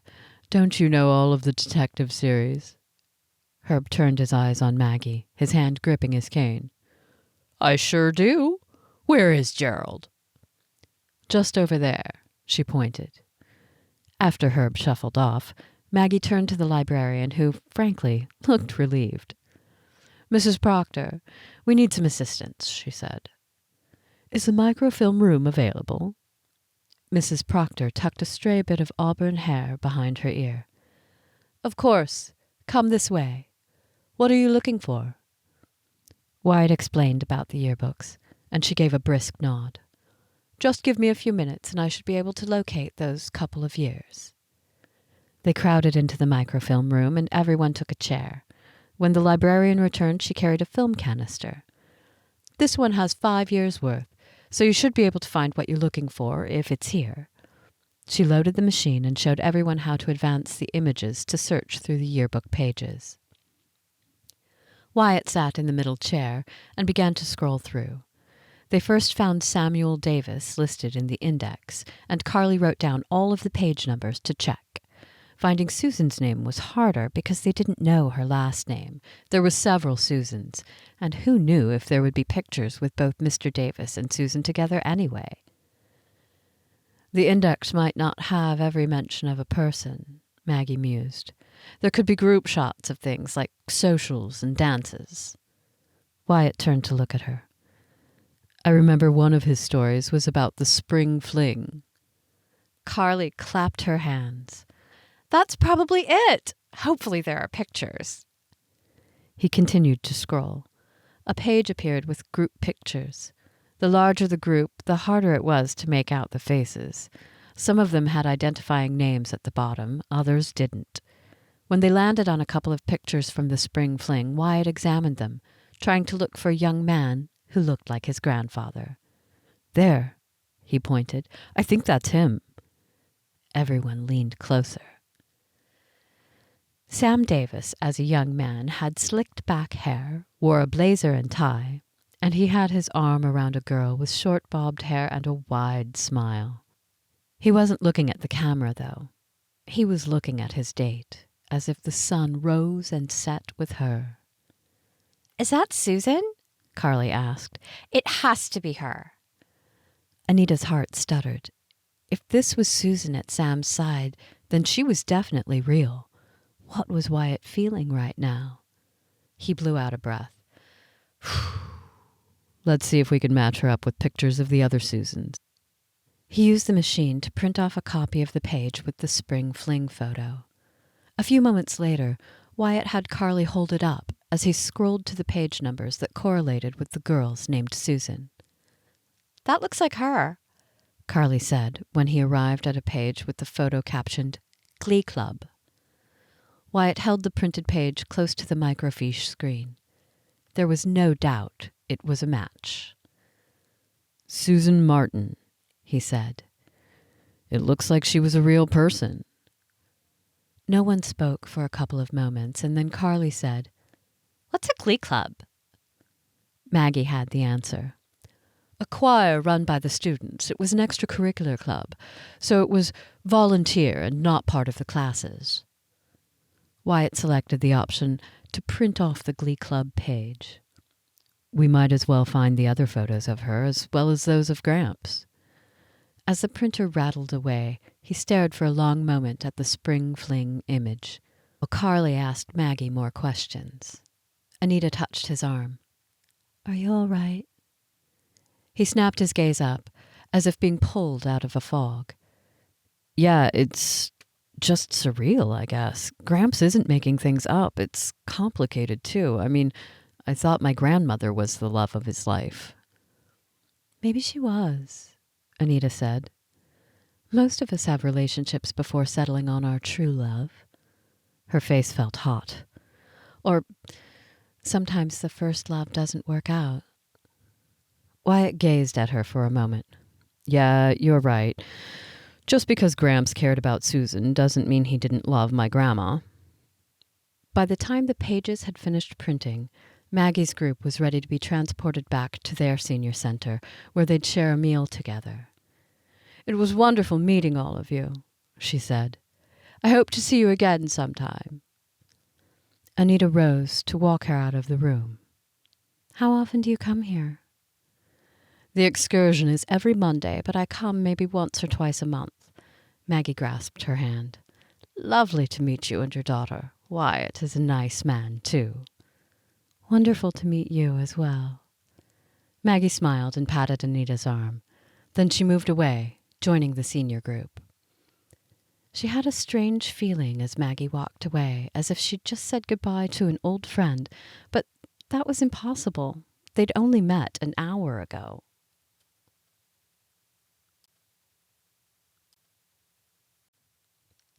Chapter 11. Sam wasn't expecting a phone call on a Monday evening so late. When Wyatt called him, it was usually right after the dinner hour, but now it was 8 p.m. Who could be ringing him now? He knew it wasn't Paula. She either called in the morning or on one of her shift breaks, or not at all. And really, there was no one else in his life who'd call.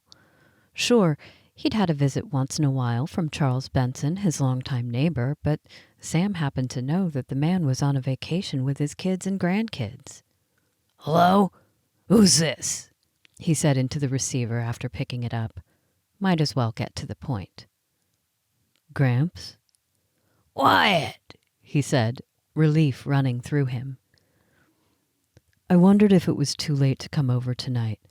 I found some yearbook pages you might be interested in seeing. Yearbook, did you say? Sam set a bookmark in the book he'd been reading. I haven't seen any yearbooks around for years. I found this at the library, Wyatt said. Well, we did. I'm with Anita and Carly. Sam wasn't sure that he was catching on to what Wyatt was trying to tell him. Why are you with them at the library? I can explain everything when we get there. Sam glanced at the clock on the wall just above the bookcase. He was usually in bed with his book by 9 o'clock, as opposed to in his chair with his book right before that. His eyes were already tired, and Wyatt sounded like he had more hours in him. How about tomorrow after dinner? He said. I'm not going anywhere. There was a pause, and then some hushed conversation on the other end of the line. Wyatt? Oh, yes. Sorry, that will be fine. We'll see you tomorrow at 6:30.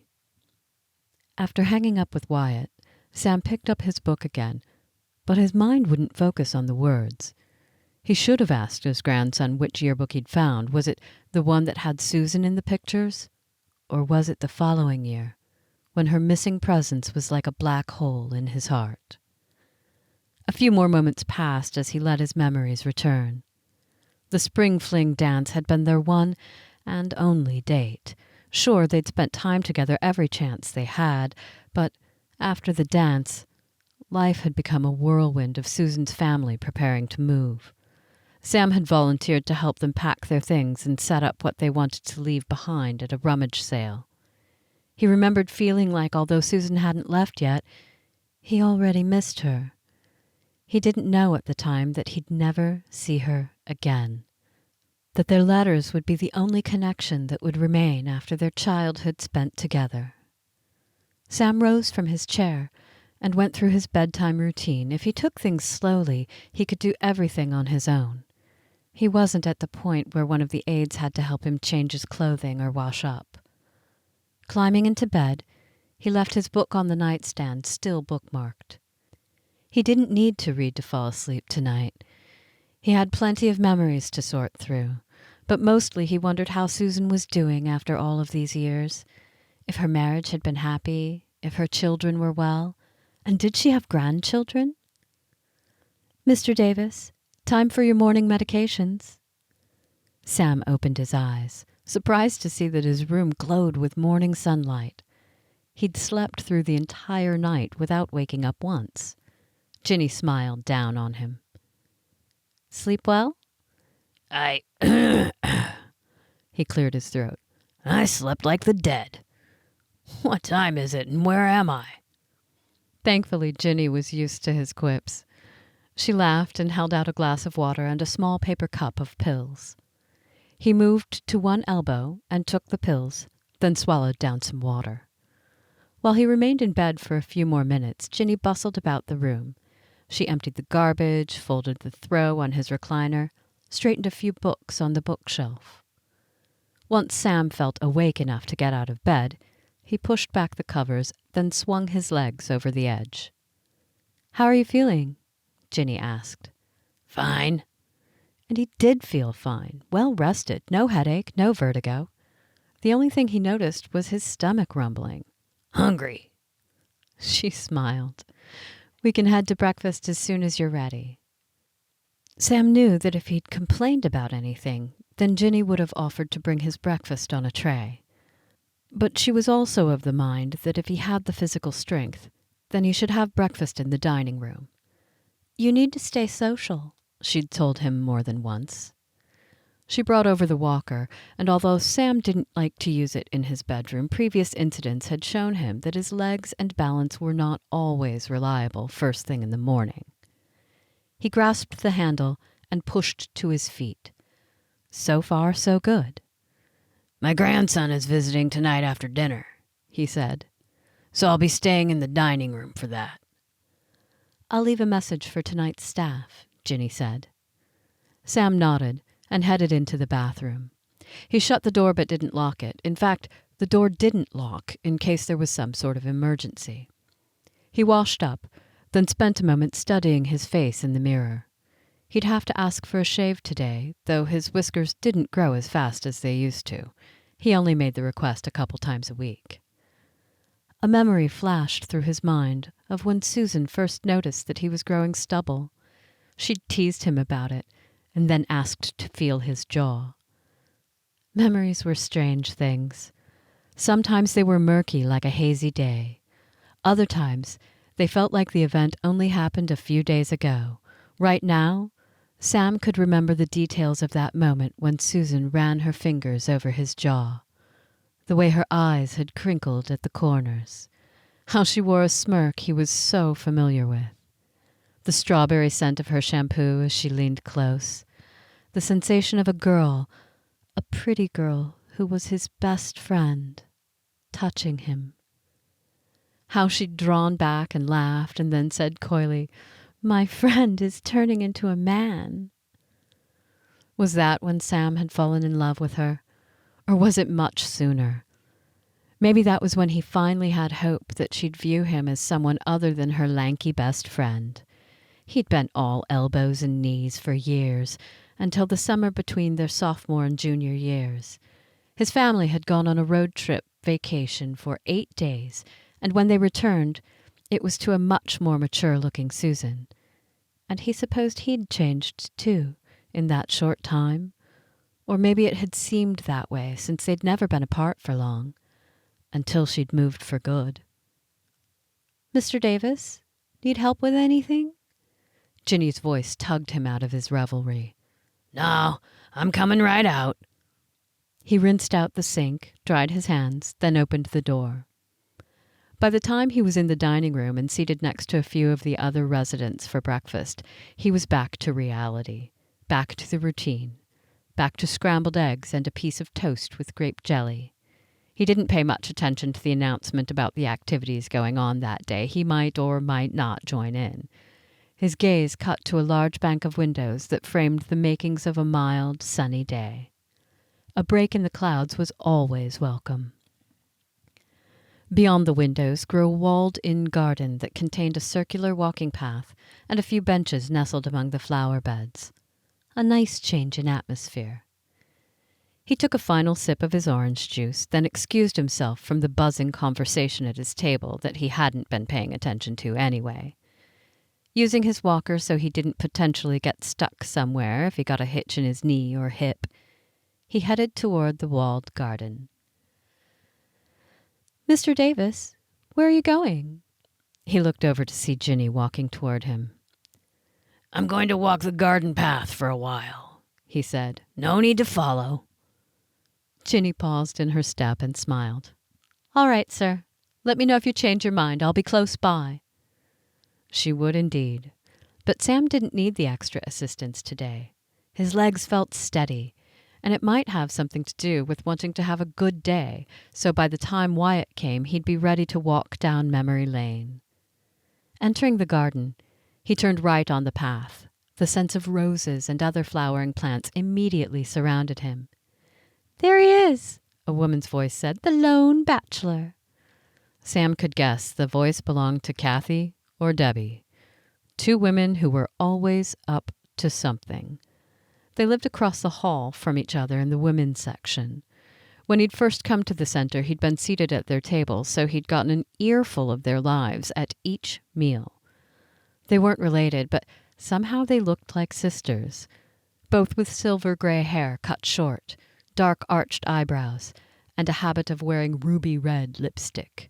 He only knew the exact color because they had told him, then proceeded to put it on right after their meals were eaten. "I think he's ignoring us," the other woman said. A couple of steps later, and they came into view. Today they were wearing matching cardigans and sitting on a bench.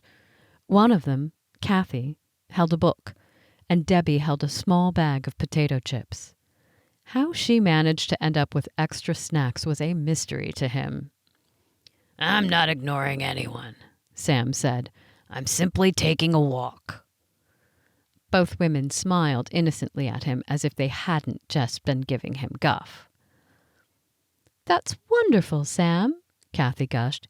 You're looking healthy today, Debbie added. It was assisted living lingo, he guessed, to look healthy even though they were all in here in this place all together as their final destination in life. Do you want to sit with us? Kathy asked, her lipsticked smile bright. We're having a book club meeting. Sam slowed in his step and came to a stop. Book club with 2 people? Debbie lifted her chin. You can have a book club with only 1 person, you know. And if you join us, we'll have 3. Sam had to chuckle, even if he wasn't sure Debbie was trying to be funny. I haven't read the book. This prompted Kathy to hold up hers. No need to read in advance. We won't give away the ending. We never give away the ending, Debbie said. Besides, we usually can't remember it. Does that happen to you? We know you're a big reader. It depends on how long ago I read the book. He pushed the walker forward again to continue his walk. Enjoy your book club. We will, Kathy said. And if you want to join us next week, we're reading Little Women. And, Debbie rattled her chip bag, there will be snacks. Sam chuckled and continued walking. He was past them now, but that didn't stop Kathy from calling out, We always have snacks, you can be assured of that. Sharing a small bag of chips wasn't all that tempting to him. Besides, he didn't have a copy of Little Women, although he knew he'd read it at some point. One of his years in high school? About the only thing he remembered was that one of the characters was a writer, and her sister died. Sad stuff. Maybe if he could drum up a copy, he'd read it since he didn't have much else on the agenda for the week.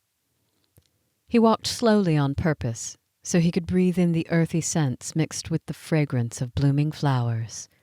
It reminded him of Norma, when she had to quit her full-time job because of her heart condition. She'd wanted to stay busy, just on a more restful scale. Although some days that she spent in the garden, he'd worried she'd overtax herself. Boy, he missed her. They hadn't been in love when they'd married. No, the circumstances were a bit unusual, but looking back, he didn't regret anything. Susan had been out of his life for years, and he was available to help Norma. His heart would follow later. Once Sam made it back to his room, a copy of Little Women in hand that he'd found at the center's library, he settled into his recliner, intent on reading until lunchtime.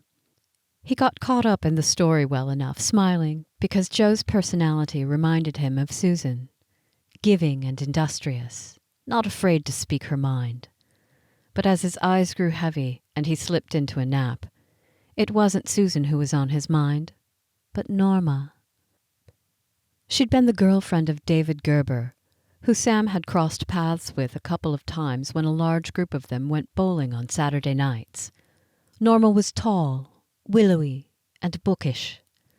They got into more than one conversation about books, and Sam had never considered it flirting, but apparently David did. They'd had a confrontation one night after the bowling alley that almost came to fisticuffs. David had shoved Sam, and he shoved the guy back. They were evenly matched, but a crowd had gathered, and Norma had tearfully pleaded for David to back down. It seemed he'd been in trouble with the cops for something else, and she didn't want new charges brought against him. It was the last time he saw Norma or David for a few months. They hadn't disappeared exactly, but they stopped coming to bowling night. Then one evening, after Sam had finished working the late shift, he'd stop by the diner on the corner just on the edge of his neighborhood. He knew the kitchen of his college apartment probably only had a box of crackers, and he was starving. He ordered enough for 3 people, and sat down to wait while Hal prepared his order. That's when he noticed the far table in the corner, where a young woman was sipping a drink, tears streaking her cheeks. His heart went out to her, but he aimed to mind his own business and leave her to her own troubles when he realized it was Norma. She looked up and recognized him too. They ended up spending the next 2 hours talking and eating. Sam had plenty of food to share. She was still dating that doofus, David, but Sam remembered coming away from talking to her thinking how her boyfriend didn't know how lucky he was. Norma was a great gal with a bright future. She was acing her classes in clerical school and planned to work for either a hospital or law firm when she graduated. David had no such aspirations and was working as a part-time mechanic. It was honest labor, though, and nothing that Sam could criticize. Only his personality needed some work. Apparently he hated reading and thought it was a waste of time for Norma, which was why she brought a book with her to the diner while David hung out with his buddies on card night. Over the next few weeks, Sam would randomly run into Norma at the diner. They'd share a table and food, which he insisted on paying for. He ordered extra if he saw her sitting in the corner booth when he arrived. She always had a book with her, but she bookmarked it as soon as he came over to her table. Sam supposed he should have felt a twinge of guilt spending so much time with another man's girl, but there was nothing romantic between them. She was pretty and sweet, sure, but he knew from the get-go that she was taken. Until she wasn't. A tap on the door pulled him from his circling dreams about Norma. He drew in a sharp breath. It was the second time that day that someone had awakened him from sleep. "Come in," he called in a rasp. "I'm presentable." The door opened, and Ginny walked in. It took her only seconds to assess the situation. "Having a nap?" "Something like that." He stifled a yawn. "What's this? Blood pressure time?" "Yes, I'm afraid so." She didn't look apologetic, though. All smiles. She bent to strap on the blood pressure cuff. In moments, she was finished. "Everything looks good. You ready for lunch?" "I suppose," he said. Ginny smiled and adjusted the walker so it would be easier for him to grip and stand. Her gaze didn't miss much because she said, "You switched books, huh? Little Women is a classic." "I'm in a book club." Ginny didn't even look surprised. "I see Kathy and Debbie snagged you." "That's right. I hope I know what I'm getting into." Sam nodded toward the book on the side table. "How much trouble can there be with discussing Little Women?" "With Kathy and Debbie as part of the discussion?" Ginny chuckled. "Just make sure you're a huge fan of Louisa May Alcott, or there'll be trouble." He shuffled toward the door. "I'll be ready for it." The afternoon passed quickly, which pleased him, because he was looking forward to Wyatt's visit. Sam wasn't expecting him to bring Anita and Carly, though, so it was a nice surprise when the three of them showed up. "Well, I wasn't expecting a whole crew," he said, smiling as they approached the table where he waited. Then he remembered. "Your car was having trouble, right?" "Right," Anita said. "It's in the shop. Needs a new starter." Sam didn't miss the crease of her brow. Car trouble was never a pleasant thing, but he was happy to see them nonetheless.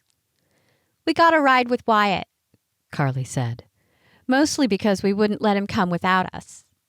"Oh?" Sam wondered at the excitement in her eyes.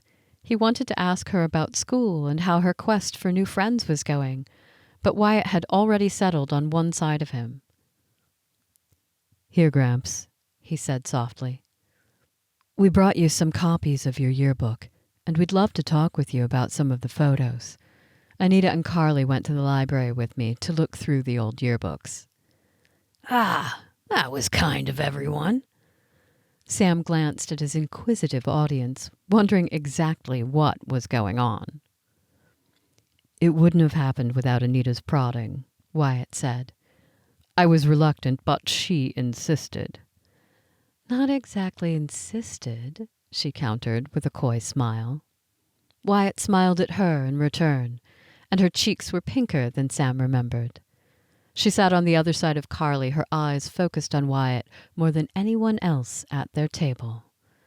Sam didn't miss the studied glance that Wyatt gave Anita, the curve of a quick smile, before he opened the folder that he'd brought. Sam dropped his gaze before he let his mind draw conclusions where there might not be any. Maybe Wyatt and Anita were just friends, but he couldn't remember a time when he'd seen Wyatt's attention so captured by another woman. He hadn't brought anyone home to meet him for years. Wyatt tapped the first page. "These aren't the best copies since they came from a microfiche machine."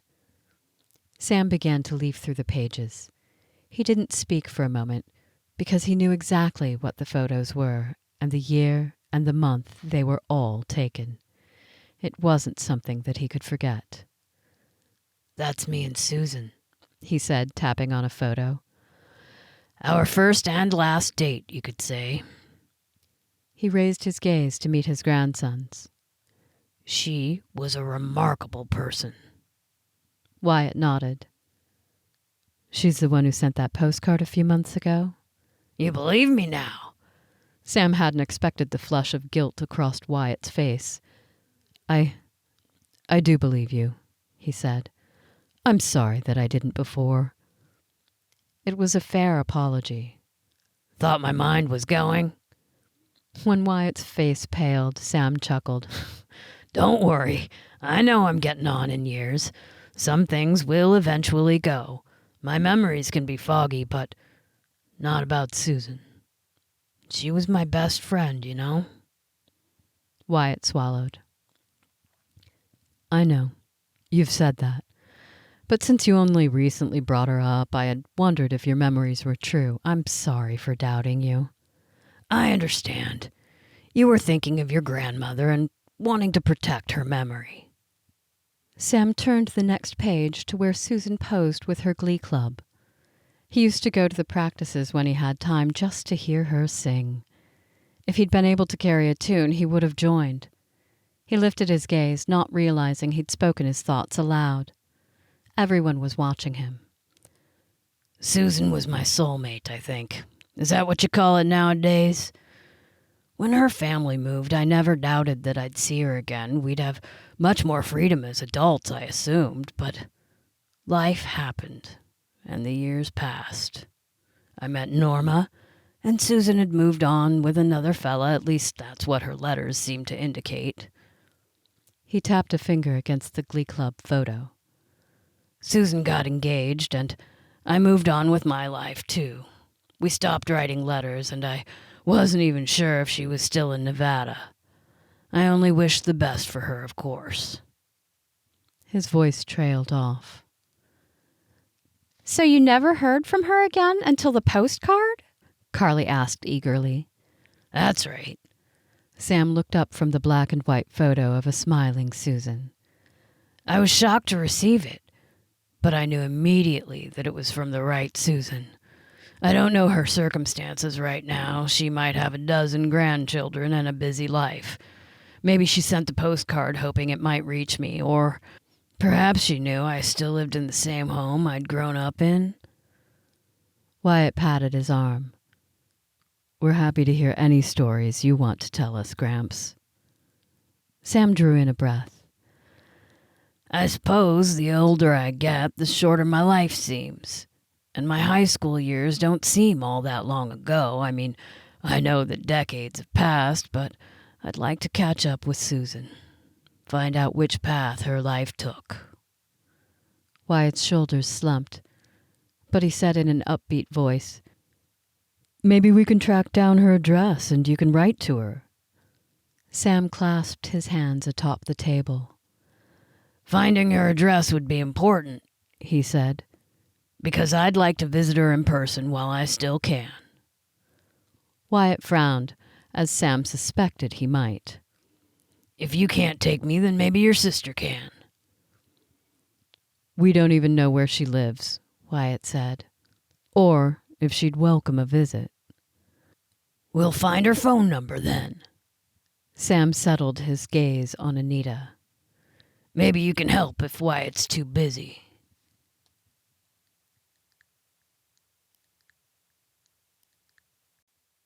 Chapter 12. Anita blinked, not sure if she understood Mr. Davis's request to track down a phone number for Susan. Surely Wyatt could do that. Then she realized Mr. Davis was trying to get her to support his goal to contact Susan. Wyatt had been the one to agree to find the yearbook in the first place, and Anita didn't want to get in the middle of any family debate. Wyatt's gaze was on her, and he wasn't jumping in to answer, so she said, "I'm happy to help with whatever is agreed upon." There. That was neutral, right? I can help too, Carly said. Our school librarian had us learn about censuses before. Everyone looked over at Carly, and Mr. Davis said, "That's an excellent idea." "Gramps," Wyatt said in a soft, questioning tone. "Carly, why don't you go ask one of the aides if we could get some drinks at our table?" Anita suggested. She popped to her feet. Okay. With her daughter gone for a few minutes, Anita turned to the men. "Carly and I can give you some privacy. I'm truly happy to help with anything, but I don't want to be in the middle." "You're not in the middle," Wyatt said at the same time that Mr. Davis said, "You can be in the middle if it means finding Susan." Wyatt's expression went still, and Anita wished she could backtrack, maybe by not coming to the center tonight with him. Mr. Davis wasn't her grandfather, and she knew Wyatt was trying to be supportive despite his complicated feelings. But tracking down the truth about Susan was a lot different than tracking her down in person. "Gramps, I need to talk to Anita for a second," Wyatt said just as Carly came back, balancing 4 cups of water. "Thanks, Carly," she said, smiling. "Wait here with Mr. Davis. Wyatt and I will be right back." Mr. Davis didn't seem to mind, and he and Carly fell into conversation about her school. Anita followed Wyatt out into the lobby. He moved to one of the large windows that framed the orange sky from the setting sun. A line had appeared between his brows. Shoving his hands into his pockets, he said, "I didn't expect Gramps to want to track her down. I don't know if that's the best idea." Anita had been surprised as well, but maybe not as surprised as him. Maybe a phone call with her will answer any of his questions, and maybe it will bring them both some peace. Wyatt looked down at the ground. Maybe. He sighed, then met her gaze. Was he in love with Susan? I mean, he hasn't denied it, and they were dating, but was he in love with her the whole time he was married to my grandmother? Or is he just distracting himself from truly grieving over my grandmother? "I think that he was devoted to your grandma," Anita said quietly. She wasn't sure where the assurance was coming from, but she didn't see Mr. Davis as someone who didn't care about his wife. He served in the war. He had to be a realist, a man who could care deeply, too. Maybe now that he's a widower, he's curious about the people in his past. "You're right," Wyatt conceded. "But curiosity is one thing. Following through and reaching out is another thing." Anita nodded and fell silent. The orange of the sunset began to fade to a burnished red. Maybe this can be taken one step at a time. You don't even know she can be tracked down. Phone books, censuses, calling city records office. All of it might be a dead end. Wyatt rubbed the back of his neck. "I worry that he hasn't dealt with his grief over Grandma, that he'll spend his energy on this Susan woman only to be crushed again for whatever reason." "We can't predict any of that." Anita took a couple of steps closer to the window, and Wyatt joined her. Together, they watched as the brilliant colors of the sunset faded. "We should get back," he said after a moment, "before my grandpa talks your daughter into some sort of escapade." Anita smiled and looked over at him. "They're often in cahoots about something." "She's been good for him," Wyatt said, sincerity in his tone as his gaze held hers. "The past couple of weeks, he's been more cheerful, more alive, as if he's looking forward to each day." Anita swallowed back the emotion. He's been good for her, too. It was a stressful weekend when we came for that first visit. I was sure I'd be taking home a grumpy teenager to deal with on my own, but only a short time with your grandfather, and Carly gained a new perspective on some things. Wyatt's gaze hadn't left her face, and she loved that he was really listening to her.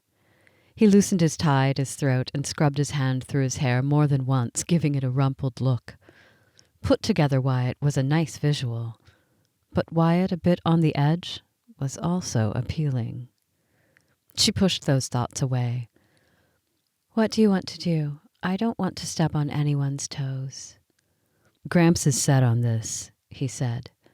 That look in his eye has never changed. Even as a kid, I knew it meant that he wouldn't be changing his mind. He set his hands on his hips. I just wish I knew if this was going to be a fruitless search. None of us can know what's going on the other end of this search, she said. Maybe whatever this is will bring him some peace about his past. Wyatt frowned at that. What do you mean? He seems to be sharing some nostalgic memories, but I think some of them have a double meaning. I think he's looking for closure on something that happened between him and Susan. His brows lifted. You're either very observant or very wrong. Anita didn't mind being called out. She could be wrong, but they'd never know until Wyatt followed this trail his grandpa wanted to take. All right, he said suddenly. I'll find Susan for my grandpa. Do you think you can help? I mean, at least be my sounding board if you don't have time to do any sleuthing. He sounded so frazzled that Anita didn't know whether to comfort him or laugh. She set a hand on his arm. I can help. His shoulders visibly relaxed and his gaze moved to where she touched him. Okay, thank you, he said quietly. That means a lot. Anita dropped her hand. No problem. I think Carly and I are pretty invested now. The edge of his mouth lifted, and she loved seeing all of his worry lines ease. From her outsider's point of view, this all sounded like an interesting quest, but from Wyatt's point of view, she could see how it would tangle up his emotions. He's probably talking Carly's ear off right now, Wyatt said. Let's go back in and give him the news. Sounds good. She turned toward the hallway leading to the dining room, and his hand touched the small of her back. Only for an instant, then the touch was gone. She shouldn't be feeling the warmth spread through her, but she was. Back inside the dining room, Carly and Mr. Davis were playing a game of Uno, a change of pace from their usual Scrabble, but no less competitive. He set down his cards the moment he spotted them. Well, conference over. What did you decide? Wyatt sat on the other side of his grandpa, and Anita took her usual place by Carly. We're going to track down Susan, Wyatt said. All of us. Me too? Carly asked, her eyes bright. You too, Anita said with a smile. Mr. Davis sat back in his chair, a triumphant grin on his face. Excellent. When do we start? Wyatt chuckled. I can start making calls tomorrow. But first, we need to know as many names and dates as you can remember. There might be more than one Susan Martin out there. Should we start in Medford? Carly asked. Mr. Davis smiled. You remembered the postmark. She nodded. Maybe we should just fly to Medford and start knocking on doors that belong to all the Susan Martins. He chuckled. There's a few problems with that. First, I don't fly. And second, I don't know what her married name is. Everyone at the table went silent. I didn't think of that, Wyatt finally said, rubbing his forehead. That should have been our first consideration. It's only a minor bump, Mr. Davis said.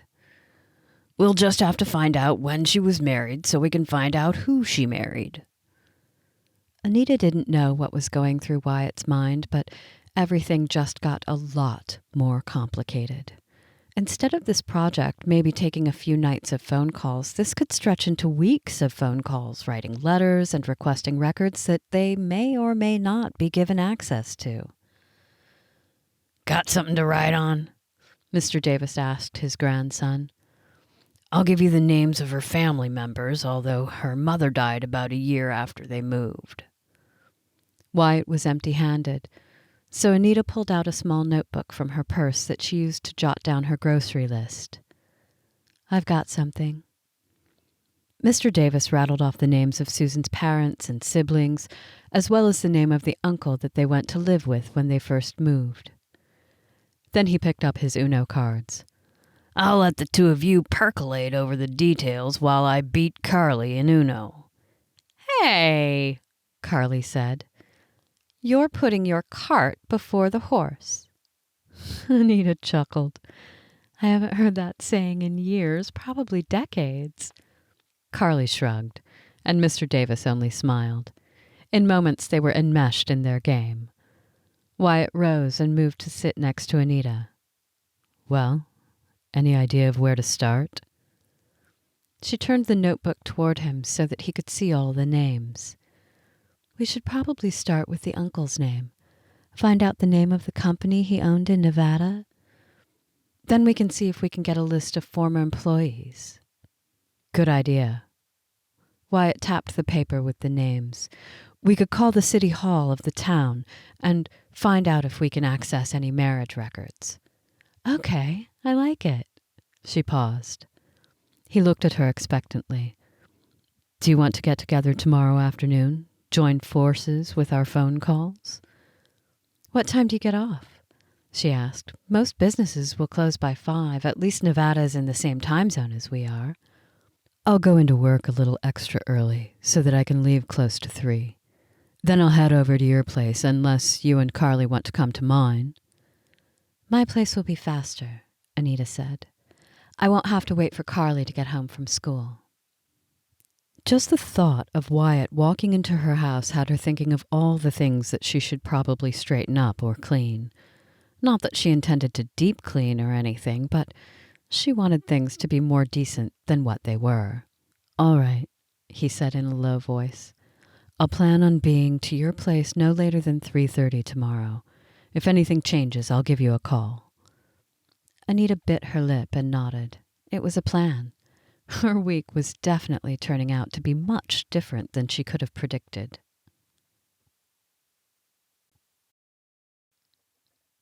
Chapter 13, 1922. Sam got off work a few minutes earlier than usual, and it only put an extra spring in his step as he headed to the cafe for something to eat. He wasn't fooling himself that he'd hoped Norma would be there. They'd become good friends, he surmised. He'd told her about Susan, and she'd told him a little about David. A couple of weeks earlier, he'd received a letter from Susan saying that she was engaged to her fellow. Sam knew that she'd been going steady with a guy for a few months, but he was taken aback when her letter came. It seemed things had moved very fast between them, and now they were going to get married? He'd shown up at the cafe carrying a whirlwind of emotions. Norma had let him blow off steam, and when he'd calmed, she helped him see that the Susan of today was probably not the Susan of high school. Years had passed, and although they'd kept up their letter writing, neither of them had made a huge effort to travel across several states to see each other. That's because every time I make a plan, something happens to derail it, Sam had defended. Then he'd gone quiet. He'd let the cancelled plans put him into a funk until he came up with another way to visit Susan. A few times she'd had hopes that she might be able to return to Seattle too, but money always stood in her way. Even when Sam had offered to send her a ticket, she'd told him to keep it for tuition, which he really did need to pay, but had continuing his crush on Susan been unrealistic? Talking to Norma had helped him see things in a different way, so when news of Susan's engagement came, she was the one he confided in, because it meant that any hope he'd had as a teenager of spending the rest of his life with Susan had died once and for all. Tonight, though, He had good news to share with her. He'd passed his check ride for a monoplane, which meant that he'd be starting the next phase of the aviation program. He entered the cafe to find Norma at her usual table. She had a drink in front of her, absently stirring it with a straw. But her expression told him that she was upset about something. So instead of ordering right away, he headed toward the table in the corner. She glanced up at him as he slid into the booth across from her, then lowered her eyes again. "Hey," he said gently. "Hey," she whispered. He waited a moment, but when she didn't say anything more, he continued, "What's wrong, Norma?" She blinked and tears fell on her cheeks, then her face crumpled. Sam rose from his spot and sat on her bench. "What's going on?" he asked, setting his arm about her shoulders. She leaned against him, her shoulders shaking with her mostly silent crying. It's David, he guessed. She nodded against his chest. "Did he break up with you?" Another nod. "He's a piece of work," Sam said on an angry exhale. "Don't give him a second thought. You can do way better than the likes of him." Norma wrapped her arms around his torso, and he tightened his hold on her. He'd never touched her before, never hugged her, but this felt nice, comforting. She smelled faintly of roses. Maybe it was her shampoo or the perfume she'd put on that morning. "Seriously, Norma," he said, rubbing her arm. "You get one night to cry over him, but after tonight, no more. Do I need to cut him off at the knees?" "No," she said with a soft laugh. Laughing was much better than crying, Sam decided. "He's gone." Her voice was muffled by his shirt. "What do you mean, gone?" "He took off to California, going to work at his cousin's auto shop." "He works at the auto shop here," Sam said with a frown. "Didn't he invite you, or didn't you want to go?" Norma finally lifted her head and drew away from him. He handed over a napkin and she mopped her face. Even though her eyes were reddened, they were still a pretty brown. Her cheeks had flushed a deep pink, matching the color of her lovely lips. Sam blinked, pushing those thoughts away. This was a woman in mourning, and he didn't need to be thinking about how pretty and kissable she looked. "I don't know anything anymore," Norma said in a pained voice. "Last night, I found out some news, and when I told him, he put together a plan to get away from me." None of this made any sense. David had been so possessive of her, and she seemed content enough with him, so why the change of heart? "What was the news?" She looked down at her twisting hands. "I'm pregnant." Sam felt as if all the air had been sucked from his lungs. It took him a moment to understand the enormity of what she was saying. "And David doesn't want the baby?" "No," she whispered. "He told me it wasn't his, and that I'd better not come after him for any money or support." The tears were back, and her voice trembled at the next words. "He called me awful things. All lies. I've never been with anyone except him." She used the napkin again. Sam didn't know what to say. This was a tangle, that was for sure. Maybe David was in shock. Maybe he'd come around. Not that he wanted Norma to forgive the jerk, but wasn't it better for a kid to have a dad around? "I'm sorry." He grasped her hand and held on. What else could he say? "What do your parents think?" She gave a half laugh that had no joy in it. "They want me to move to Portland, to stay with my aunt until the baby is born, then place it up for adoption." It sounded gut-wrenching to Sam. "What do you want?" Norma threw up her hands. "It's all so new. It's all so much. I don't know what I want.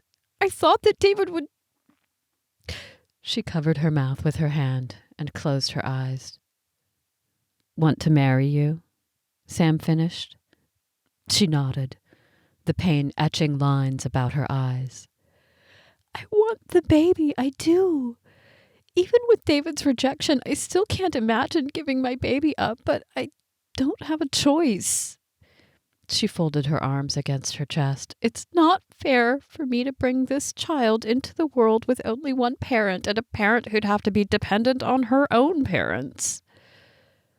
These things happen sometimes. It could all work out, although right now it felt heavy. "You have 9 months to decide, right?" Sam said, hoping to ease the situation. "You don't have to decide everything just now. Everyone is reeling and making rush judgments." "More like 7 months, Norma said. "Besides, my parents already bought me a train ticket for Friday." Friday was 2 days away. "My aunt is preparing a room for me," she continued. "I'm not going to be called her niece when I'm there. I'll be a friend's daughter." Her eyes watered again. "I'm a shame to everyone, yet David gets to start a new carefree life." It wasn't fair. None of it was fair. Norma was paying all of the consequences of a two-partner relationship. "Maybe your parents will change their minds." She didn't look hopeful, though. "My mother's been shut in her room all day, and my father stayed home from work to make all the arrangements. They're not going to change their minds." Sam gazed at the tabletop, his eyes following the path of a couple of scratches in the scrubbed wood. "I'll track down David and talk to him. He needs to take responsibility." She set her hand on his arm. "No, the last month things have been off between us. He was calling me moody, and maybe I was. At least I know I had an excuse. But I caught him lying to me more than once about his whereabouts." He furrowed his brows, looking at the hand on his arm, then meeting her gaze. She drew in a breath. "I think he was stepping out on me. In fact, I know it. Not that he confessed, but my gut is telling me not to ignore the warning signs." Hot anger raced through him, and his jaw tensed. "I'm tracking him down anyway. He needs to be taught a lesson." "Sam," she said, her voice pleading, "he's already left for California. I guess he didn't want my father banging down his door. Besides, I'm finished with him. You were right all along." For once, he didn't want to be right. Not about this. Or at least not with Norma ending up pregnant and alone. He wanted to be right 2 months ago and have her dump the idiot. "He shouldn't be able to get away with this," Sam ground out. "I'll track him down in California and—" "No," Norma said, her voice stronger now.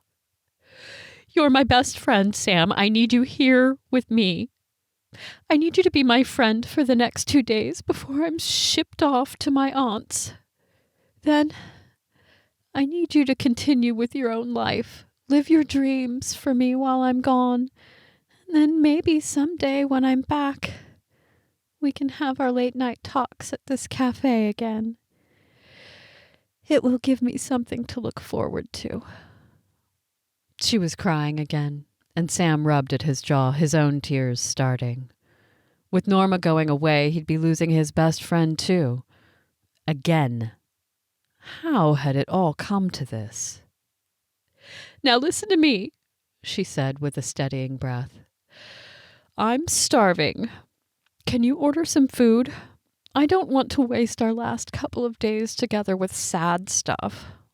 Let's eat and talk about you for a change." Sam decided that Norma was the strongest woman he knew. He moved out of the booth, put in a giant order of food. then did just as she asked. They talked for the next couple of hours about his schooling, his flight training, what she'd pack for Oregon, how she hoped to take a leave of absence from clerical school and return in 8 months. By the end of the night, a plan had formed in his mind. He left Norma's side with a hug and a kiss on the cheek. Walking home in the opposite direction of her place, he slipped his hands into his pockets, hunching his shoulders forward. They were meeting again tomorrow night at the cafe, and before that happened, he had several things to do. The following morning, Sam made his inquiries. Then he visited Norma's father. The man was surprised to hear about his plan, but he didn't protest. Sam considered that a sign that he was doing the right thing. Now, all he had to do was convince Norma. The day passed quickly, and when night fell, he headed to the cafe. But Norma wasn't there. Sam told himself not to panic. He was earlier than usual, since he'd taken most of the day off to get his errands done. His stomach was too knotted to eat any of the food that he'd ordered in good faith, hoping Norma would indeed be showing up. As the minutes ticked by, he began to imagine all sorts of scenarios.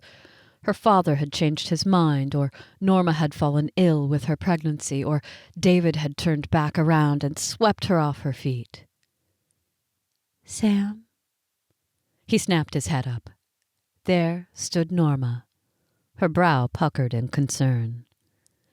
"I wondered if you'd fallen asleep sitting up," she said with a smile that struck him in the chest. How had he not noticed how pretty and sweet she was? Well, he'd noticed, but he'd never internalized it before. "No," Sam pushed to his feet. "I was, thinking." Her brows lifted, and she slid into the booth seat across from him. "You were waiting for me?" A spread of untouched food sat on the table. He'd barely sipped his drink, and the drink he'd bought for her had its ice mostly melted. "Yeah. Are you hungry?" Suddenly he didn't know what to say or how to begin. "Definitely hungry." She took a long sip of the Coca-Cola, then stabbed a fork into the garden salad. Sam reached for his drink as well and gulped half of it down. Her forehead creased. "Something's off about you. What's going on? Are you sick?" "No." He pushed his drink aside. "I'm not sick. I need to talk to you, Norma. And I want you to know that I'm in earnest. And you need to know that this has nothing to do with Susan being engaged." Or at least he didn't think it did. He'd decided not to let that thought go deeper.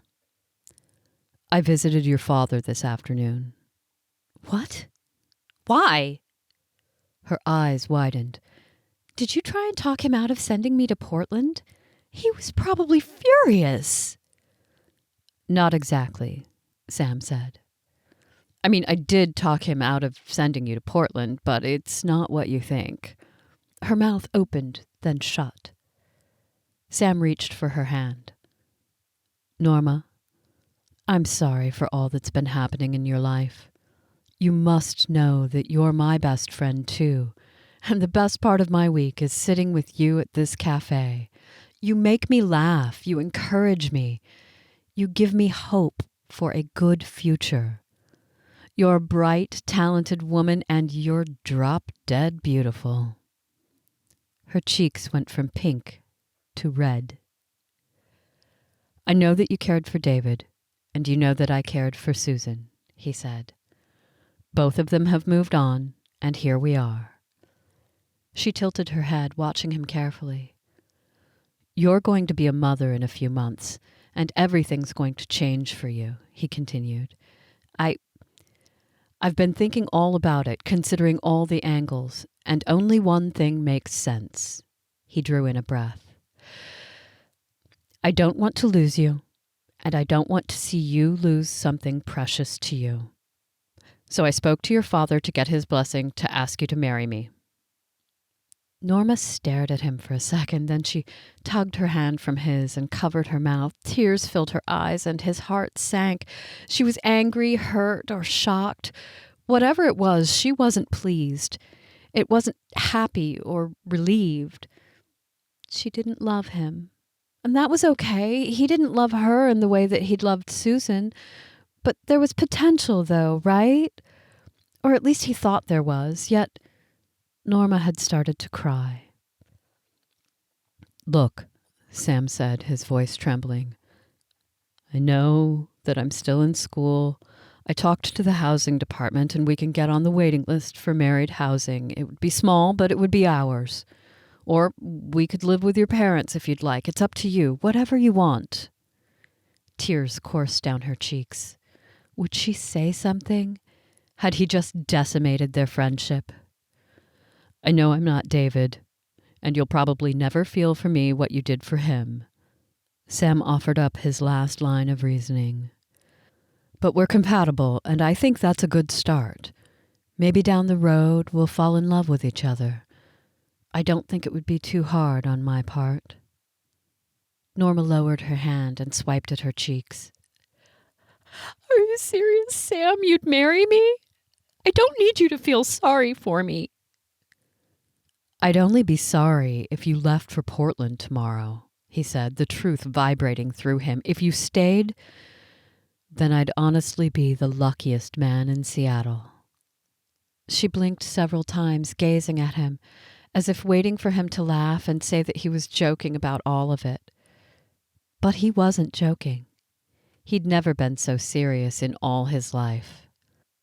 "I don't want you to throw away your future on a mistake I made with another man," she said in a stilted voice. Sam felt those words right in his gut.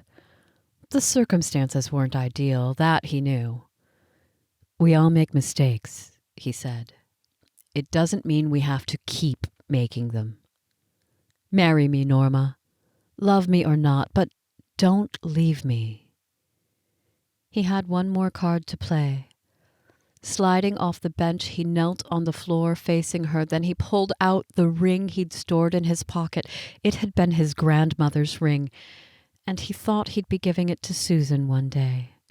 It symbolized family, love, devotion, and he wanted Norma to be the woman who wore it.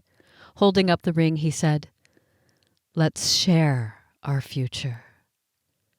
Her gaze focused on the ring, then moved to his face.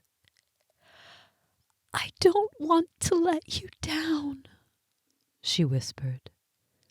"You could never let me down," he whispered back. She leaned forward and took his face in her hands. "I already care about you, Sam Davis. I just didn't want you to regret anything." He kissed her then. It was a tentative kiss, but it sent his heart galloping. Somewhere in the middle of their kissing, she agreed to marry him, and Sam felt the rightness of her words all the way to his soul.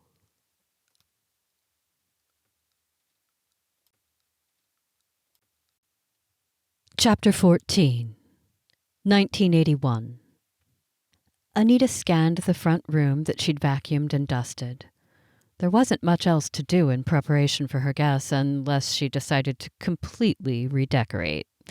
That wasn't going to happen anytime soon, especially with her car repair bills. The bug sat beneath the carport now, a new starter installed, which had put a sizable dent in her checkbook. She'd been distracted most of the day and hadn't made much progress on her newest commissioned art project. She'd had lunch with Phyllis, which was becoming a regular occurrence. Soon after lunch, she gave up on trying to concentrate and instead baked cookies. Carly would be happy at least. Anita couldn't remember the last time that she'd had freshly baked cookies waiting for Carly after school. It was interesting how some traditions faded over time. One day they were a part of regular life, the next they were a memory. Anita crossed to the front window and stood where she could see the corner of the street. Wyatt should be arriving in the next few minutes. He hadn't called, so she assumed there hadn't been any work delays. Or Carly would arrive first. She'd been walking home with her new friend Sarah the past 2 days, and Anita couldn't be happier for her. Moving on from Samantha and Evie had been a good choice. Not only for Carly's school life, but their home life had been more peaceful. A cherry-red Cadillac turned onto the street. It had to be Wyatt. She smoothed her hair. She'd brushed it into a low ponytail, not wanting to put too much effort into her appearance. Nerves thrummed through her as it was. The car slowed and pulled alongside the curb. Anita stepped back, staying out of plain sight as Wyatt climbed out. He wore a button-down shirt, a dark tie, slacks, pretty much what she always saw him in. She wondered if he ever dressed down. Well, of course he did, but she was curious all the same. Her heart rate began to skip as he walked along the sidewalk and then headed up the driveway. She moved into the kitchen, just standing there waiting for him. She didn't want to open the door mere seconds after he knocked. Anita exhaled, telling herself to calm down. She wasn't a teenager. This wasn't a date. They were two adults working together to help his grandpa. Besides, Carly would be walking in the door soon, and that would keep everyone grounded. The knock on the door jolted through her. Anita scoffed at herself. There was no reason to be jumpy. She headed into the front room, and after a couple of deep breaths, she opened the door. "Hi," she said. Wyatt's eyes crinkled at the corners with his smile. "How are you?" "Fine, fine. Come in. How was work today?" "I got in extra early and things wrapped up quickly, so I was happy about that." He glanced about her front room as she led the way to the kitchen. "That sounds good." The small talk was agonizing. "Well, have a seat. Carly should be here in a moment. I have pens and a notepad and the typewriter. There's the phone and the phone book. What else do we need?" Wyatt moved toward the kitchen table, but he didn't sit down. "Your garden looks amazing." She followed his gaze to where the back windows overlooked the garden she'd spent years cultivating. "It's a work in progress.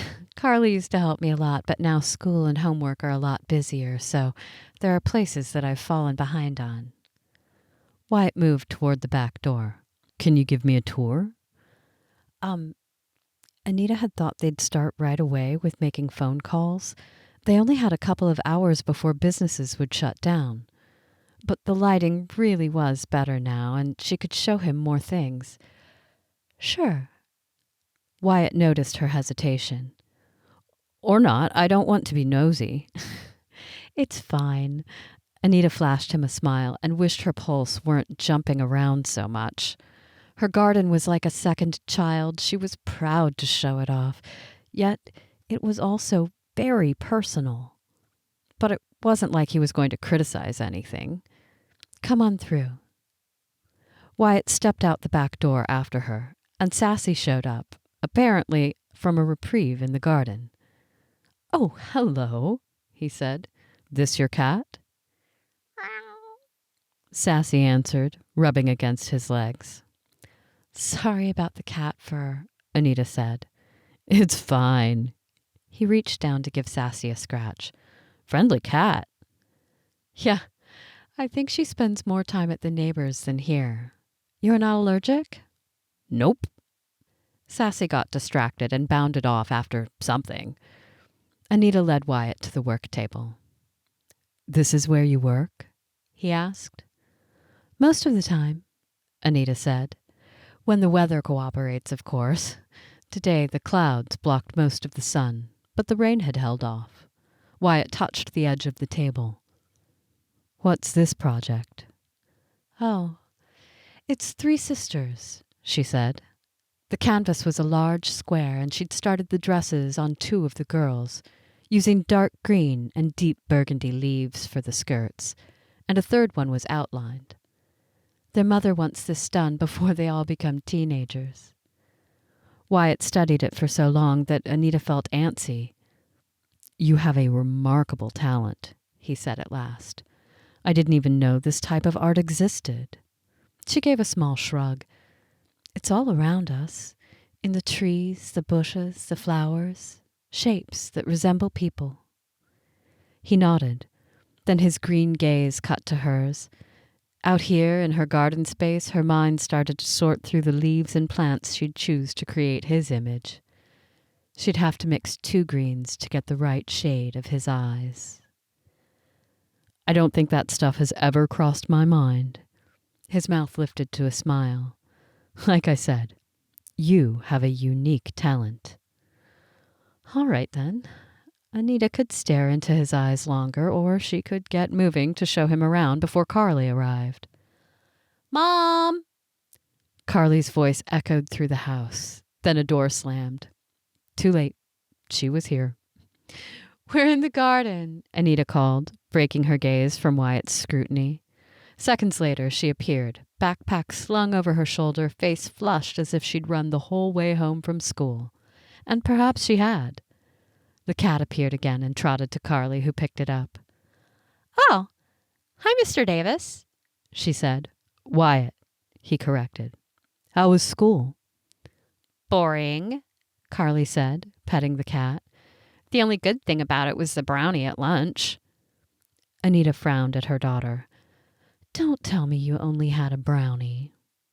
She raised her brows in innocence, ignoring the statement. What are you guys doing? I thought you'd be making a bunch of phone calls. Your mom's showing me the garden, Wyatt said. Wanna come? Carly scoffed. No. Mom will just tell me to weed something. He chuckled. It only adds to your life skills. I won't have any life skills if I don't eat soon. She looked at Anita. Can I have the leftover pasta salad from last night? It took her a moment to catch up with the conversation. Yeah, sure. Carly grinned and headed back inside, carrying the cat. I can't believe she only ate a brownie all day, Anita said after she left. Kids can't focus in class living on sweets. Agreed. Does she not pack a lunch? Anita had to sigh at that. She used to. But then it wasn't cool anymore this year, so we've been paying for school lunches, or brownies, I guess. Wyatt patted her shoulder. I'm sure it will all balance out in a 24-hour period. He was right, Anita knew, but she was thinking about his hand on her shoulder. He moved it and walked past the table to the first row of rose bushes. She'd cultivated various colors, and he bent to touch one of the lavender petals. I don't think I've ever seen roses this color before. They're hybrid, Anita said, rotating her shoulder. It still felt the same. For the next 15 minutes, she showed him the various garden quadrants and answered his many questions. He seemed very interested in her answers. She hadn't really talked so in-depth about things like seasonal growing and fertilizer. Oh, hello! Phyllis said from her backyard, hovering quite near the fence. When had she come outside? The woman moved like a cat. Anita waved at her. Hi, Phyllis.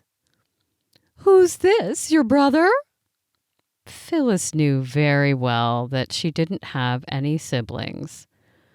This is a friend of mine, Wyatt Davis. Wyatt, this is my neighbor, Phyllis. Nice to meet you, Phyllis. Her eyes narrowed a touch. Nice to meet you too, Wyatt. Where are you from? Here, he said.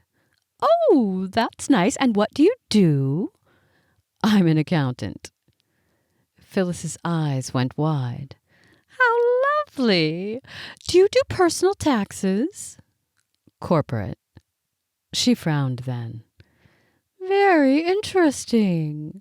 She paused as if she were about to ask something else, then changed her mind. Well, nice to meet you, and have a lovely evening, you two.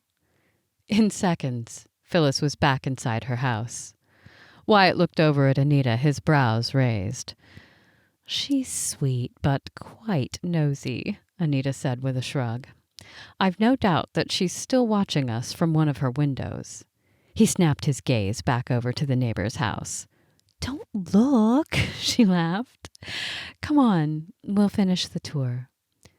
Lead the way, he said with a smile. When they reached the far side of the garden where she grew climbing ivy that sprawled along the cinder block wall, Wyatt asked, Did you go to art school, or is this something you figured out on your own? I went to a semester of art school, Anita said. Then Bobby and I got married. We'd been together since high school. I guess I had my blinders on and I agreed. A year later, Carly was born, so I became pretty busy. I'll bet. She could see the questions in his eyes. The question of what happened to her marriage and why, after so many years, she was still single. But he didn't ask those questions. Instead, he said, Did you grow up with a garden? Not at my house. My grandfather gardened, and I helped him a lot. Hated to stay around the house when both my parents were home. They had one of those marriages that should have been a divorce. Instead, they stayed together and just fought all the time. Wyatt grimaced. Ooh, sorry. Mom! Carly's voice sounded from the house. How long are you going to be? I'm making popcorn to go with your cookies. We're being summoned, Anita said with an apologetic smile. Sounds like it. Wyatt glanced around them. Maybe we can finish the tour another time. There's not much else. She stepped back onto the path she'd created with white gravel. Oh, I have lots of questions, he said, following her. She laughed. I don't think a kindergartner has as many questions as you. You might be right, he said, his tone warm. But this is all out of my depth, so it's kind of fascinating. Anita had to focus on not walking awkwardly after that. His compliments were subtle, but seemed sincere. As they neared the house, she smelled cooking popcorn. I guess she's still hungry. Brownies just don't cut it. Wyatt chuckled. Inside the house, Carly stood next to the stove, pouring kernels of corn into a pan with sizzling oil. She stirred the mixture with a wooden spoon, then set the lid on it and turned down the element. The first kernel popped. Anita found a bowl for the popcorn, then opened the refrigerator. What would you like to drink, Wyatt? She asked. We have cream soda, water, milk. It's powdered milk, Carly shot out. You should pass on it. He paused by the counter. Water's fine. You can't have water with popcorn, Carly said. You have to have cream soda. Carly, he can have water, Anita started. I'll have the cream soda then, Wyatt said with a smile. You're a persuasive young lady. Carly only grinned, and Anita pulled out 3 cream sodas. Soon they'd all settled at the table, popcorn between them. Wyatt turned to Carly. Since you have the best handwriting here, can you be the scribe? Anita raised her brows. How he knew anything about her handwriting was a mystery, but she pulled the notepad toward her, looking very pleased. Now, he said, we should start with the phone book and call all the Martins in the area. What are we going to say to them? Anita asked.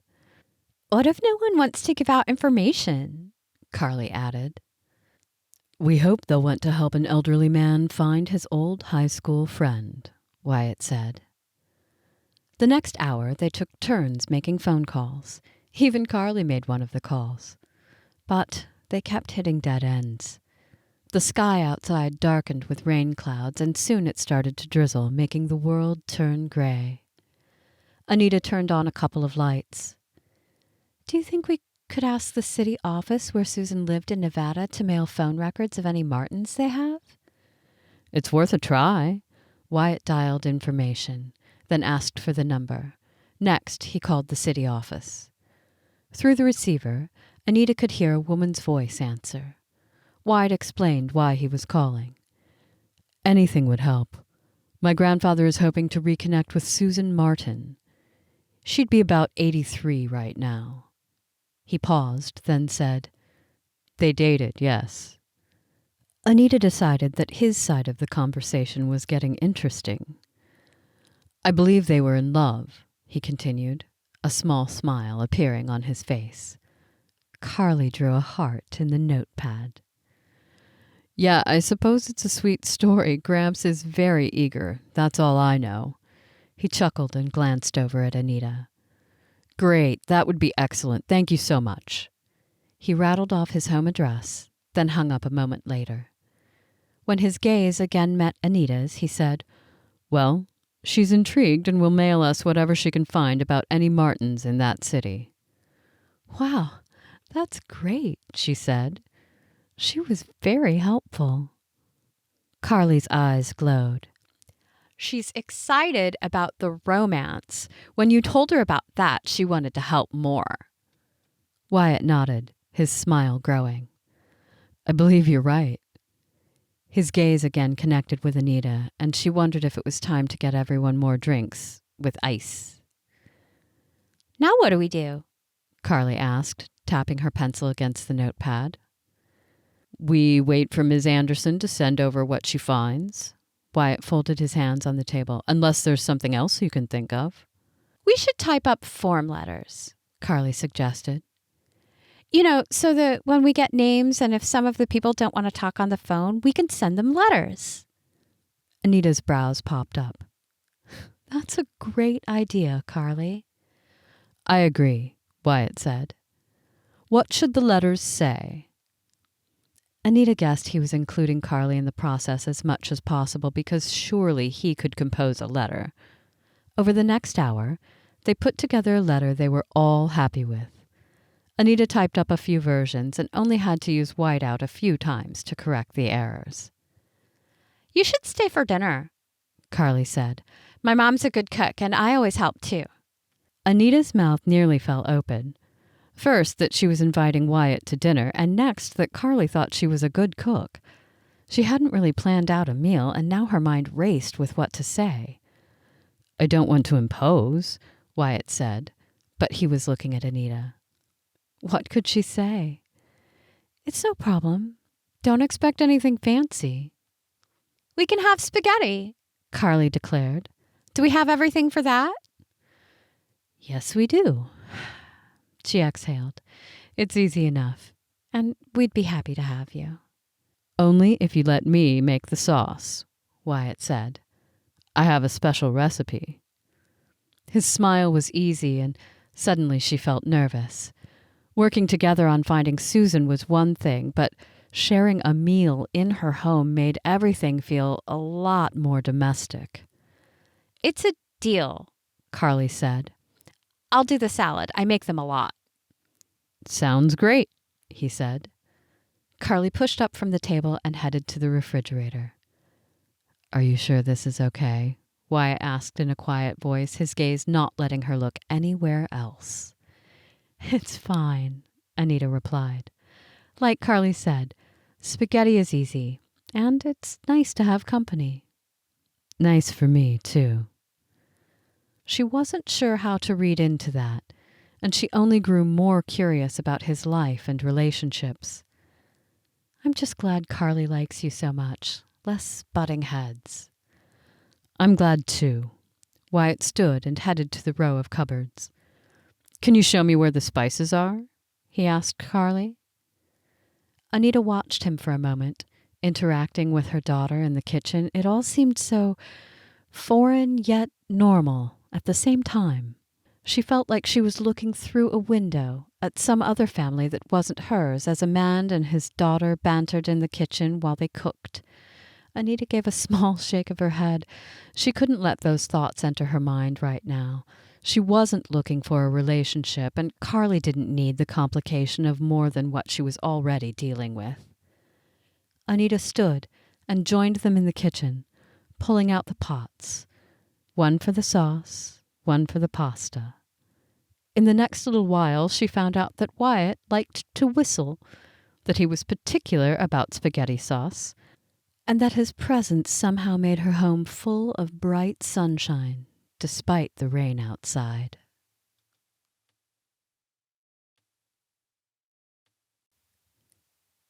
Chapter 15. Anita hadn't realized she'd miss Wyatt Davis so much. For the past 2 weeks, she and Carly had visited Mr. Davis, but never when Wyatt was there. He'd called once, about a week ago, just to say he was still waiting for the mailings to come from Nevada. They'd agreed that when it arrived, they'd set another time to get together. Phyllis had brought up Wyatt at their shared lunches when they were sitting on the back patio overlooking one of their gardens, but Anita maintained that they were friends and that she didn't have any extra information to offer. Besides, she wasn't going to spill any of the thoughts circulating in her head about the man anyway. But when the phone rang a short time after one of the lunches, she answered to hear Wyatt's voice on the phone. She knew immediately why he'd called. "You received records from the city office?" she asked. "I did." Wyatt's voice was warm, deep, and it made her stomach do a little somersault. "Anything look interesting?" "It's hard to tell without making the calls," he said. "But there's more here than I expected." "Ms. Anderson really came through," Anita mused. He chuckled. "She really did." He paused. "What's your schedule like in the next few days?" She walked over to the calendar on the wall. She knew the schedule, but looking at the date boxes with the handwritten details in them helped her focus. "Carly started in the school band and has practice 3 days a week after school." "Oh, it's great she's involved with band. What does she play?" Anita smiled at his enthusiasm. French horn for now. It's all new. She's doing it with those new friends she made." "Were you in band?" "No," she laughed. "I was an art geek. What about you?" No musical talent for me." She waited, and when he didn't continue, she said, "What did you do in high school?" She heard his sigh on the other end. "Cross country." She could easily picture him running. He probably still ran. That would explain his lean physique. "Oh, do you still run?" "I do." "I don't think you could pay me to run for fun," she said, twisting the phone cord around her fingers. "The last time I ran was for a PE class in high school." "You probably didn't give it a chance," he said. "The more you run, the more you want to do it." "That makes no sense." Wyatt laughed, warm and deep. "It's too hard to convince someone unless they actually try it." Anita found herself smiling. "I hope you don't think that I'm willing to be your guinea pig, because I'm not." "Suit yourself." She was still smiling when she hung up with Wyatt. They'd agreed to meet that afternoon. Carly wouldn't have band, so it would work out time-wise. It wasn't that she had to be with them, but she'd be upset if she were left out. She'd asked multiple times over the past 2 weeks for updates. Anita grabbed her keys and decided some grocery shopping was in order, just in case Wyatt stayed for dinner again. She headed to the store, grateful for the sunny day. Everything seemed brighter for some reason. The colors of the vibrant green bushes, the scarlet blooms, the shiny sky blue car. She didn't realize she was smiling to herself until an older woman pushing a cart full of potato rolls greeted her in the grocery aisle. "You're having a good day," the woman said in a friendly tone. She blinked. "I guess I am." The woman nodded and continued on her way. Anita looked about the aisle, not sure exactly what she wanted to fix for dinner. She headed to the meat section and decided on stir-fry. She had the time to marinate the meat. Next, she picked up salad fixings, then paused by the bin with the corn on the cob. She wondered if Wyatt liked corn. She picked up a few, deciding that most people liked corn. "Anita?" a man said from behind her. The back of her neck prickled. She'd know that voice anywhere, yet it was impossible to hear it in her local grocery store. Maybe she'd misheard another person talking. It is you, the man continued, coming around the other side of the bin.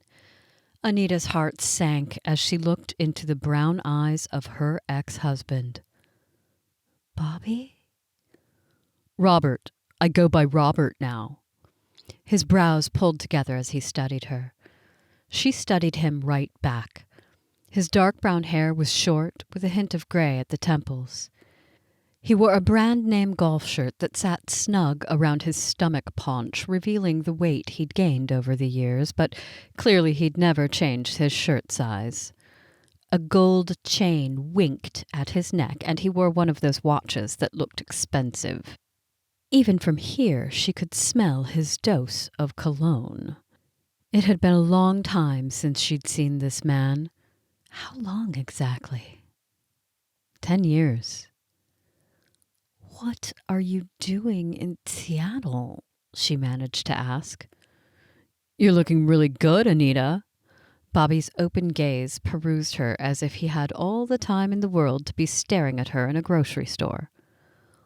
What are you doing in Seattle? She repeated. His eyes flicked back to her face and he flashed his white smile. I'm visiting my parents. She nodded and gripped the handle of her shopping cart. How are they? Fine, his brows quirked. Where's Carly? She felt immediately annoyed by the question.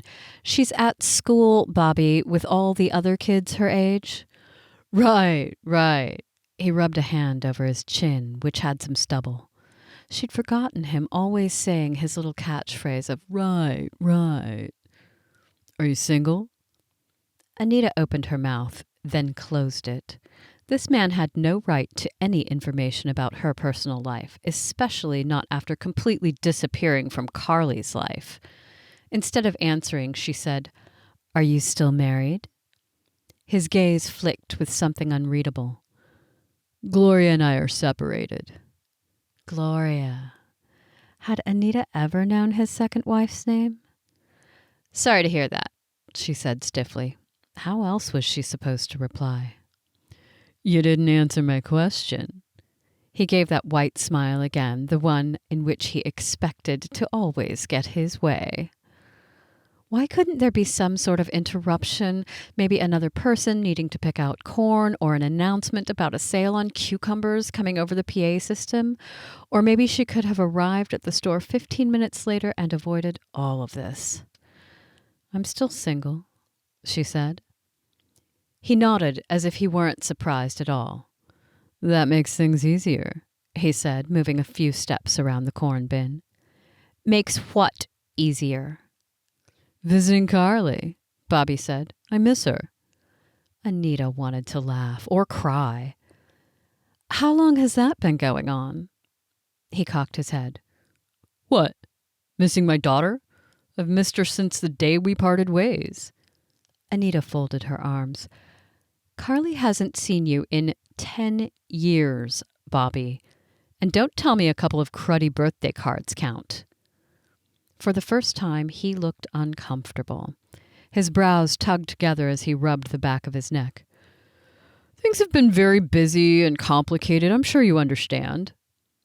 Not really. Anita's mind raced as she wondered what Bobby was really about. Was he going to contact Carly, then ditch her again? Would it be better if there was no contact at all? Anita didn't have the legal right to keep them apart since they technically had joint custody, although he'd never taken his half seriously. I've never skipped child support, he continued, so you can't paint me as a deadbeat dad. Anita had so many responses to that, but she only spoke one of them. Carly doesn't even know you, and you don't know her, so I guess that speaks for itself. Bobby's gaze shifted to the floor. Had she really gotten through to him? And if he missed their daughter so much, why had he been so AWOL? When he raised his gaze, she saw a flash of who he used to be when they were younger. She pushed back any affectionate memories. Look, when I was with Gloria and her kids, things were tricky. If I even brought up visiting Carly, I'd get the cold shoulder for days. And when I came to visit my parents, she came too. I could have at least sent more cards, but I kept hoping I could visit in person. Anita stared at him for a moment, wondering if he was sincere. Was she supposed to believe that Gloria was so cruel as to keep a man from his kid? Bobby lifted a hand. He still wore his wedding ring. Look, why don't I give you my parents' number? You can talk to Carly, and if she wants to see me, have her call me. That way we can go by her schedule. It actually sounded kind of fair. Anita would never keep Carly away from her own father, but there were definitely going to be emotions. And she would support her daughter's decision. She was old enough to know her own mind. All right. Bobby's expression brightened, and his smile returned. Great! Let me find something to write the number on. He fished a wallet out of his back pocket. It's fine, Anita said. I already know that number unless it's changed. He paused. No, it's the same. In fact, nothing about their house has changed. Not the furniture, not the faded pink flamingos in the flower beds, and not the bent red flag on the mailbox. Anita shared a smile with him, something she didn't know was still possible. How are they? Still healthy? It was a personal question, she knew, but she wanted as much information about Bobby and his family as possible before turning Carly over to them. Mom's great, staying busy as usual, fussing over everything and everyone. Dad has diabetes now, so he's trying to adjust to that. He's not much for exercise, so Mom's trying to get him to take walks about the neighborhood when it's not raining. What about mall walking? Mall walking? He stared at her as she'd suddenly broken out into a foreign language. Yes, it's popular with seniors, Anita said. The malls are open extra early for people who want to walk the mall. The stores aren't open yet, but you don't have to worry about weather issues. Interesting, he said. I had no idea. She shrugged. Your dad might like it. Thanks, I'll tell him about it. Bobby paused. I might be the one driving them to the mall. Neither of them like to drive too far out of town. I understand. Bobby seemed to run out of steam or conversation. He suddenly looked antsy, shifting from one foot to the other. I've got to get back home. He nodded to the basket at his feet with a few groceries inside. Mom is waiting. A surreal moment, to be sure, since when they were in high school, the last place Bobby spent any time was home. His parents were strict and conventional and stuffy. They'd never liked Anita, an artist, but she also knew that their divorce was completely disgraceful in their eyes. I'll talk to Carly and let you know what she says, she said, even though she dreaded the conversation with their daughter. Maybe it would be all right, though. Years had passed, and soon enough Carly would be an adult and would have to eventually figure out her relationship with her father. Thank you, I appreciate it, Bobby said in a perfectly polite tone. His gaze moved over her for a few seconds. It was great to see you, Anita. I'm glad you're doing well. He hadn't even asked her how she was doing and didn't ask her anything personal. She wasn't surprised, and she didn't want to tell him anything personal either. He'd always been that way, only focused on his own interests and needs. She supposed that in high school she was charmed by his daredevil personality. He was good-looking, and half the girls in school had a crush on him, so Anita had been flattered when he picked her out of the crowd. A short time into their marriage, she realized he was really only interested in her when she made him look good or complimented him. He'd been attracted to her artsy personality since it was so opposite his own upbringing, and he probably knew it would drive his parents crazy, which it had. Having a baby and a wife at home had been too restricting, too boring. He'd started to prioritize his friends over her, and that's when things between them crumbled. She grew up, and he didn't. That he'd married another woman with a kid was kind of ironic, except Gloria lived the fast life too. Apparently she was all right with nannies and babysitters, not to further a career or go on a couple's vacation with her husband, but to live a full nightlife as if she didn't have a kid who needed a parent. Anita knew she shouldn't judge, but she supposed she was anyway, especially because it was that type of mindset that had broken up her marriage, or at least in part. If it weren't for Carly missing out on a father, she would have been happy to have her relationship with Bobby over. Their dating in high school was fun and exciting, but for her, that didn't translate to the rigors of adult life and responsibility. Still, as Bobby walked away, she could see how much he'd changed, physically especially. They'd all aged at some point, Anita decided. They'd all matured, and hopefully for the better. Maybe he would follow through with Carly. Maybe they could have a new beginning. Turning back to the produce section, she stood for a few moments, unseeing. Emotions warred in her chest, and she couldn't remember what she was planning on fixing for dinner. Then she remembered the corn. She loaded up on a few ears. She could do something normal, like fixing dinner. And tonight, after Wyatt left, she would have a talk with Carly. Somehow the rest of the afternoon passed, and it was time for Wyatt to arrive at her house. He was on time, and she found herself analyzing him as he came up the walk carrying a box. She liked him. She knew that. Was this how it was with Bobby when she'd first met him? No, she told herself. Bobby had been a flashy personality, popular at school. Wyatt was subdued, serious, solid. Bobby wore his heart on his sleeve, whereas Wyatt showed his heart through his actions, his concern. Stop comparing them, Anita scolded herself in a fierce whisper. She opened the door for Wyatt, and he carried in the box. Wow, it is a lot of stuff, she said. Yeah, I was surprised too. He paused in the entryway, his eyes locking on her. How's your week going? All right. She knew it was just a casual question, but Wyatt always seemed to see her, to listen to her, to want to know more. How was your week? Better now. He lifted the box a couple of inches. Should I put this on the kitchen table? Yes, sure. She shut the door and followed him into the kitchen where he set the box down. He began pulling out folders. Smells good in here.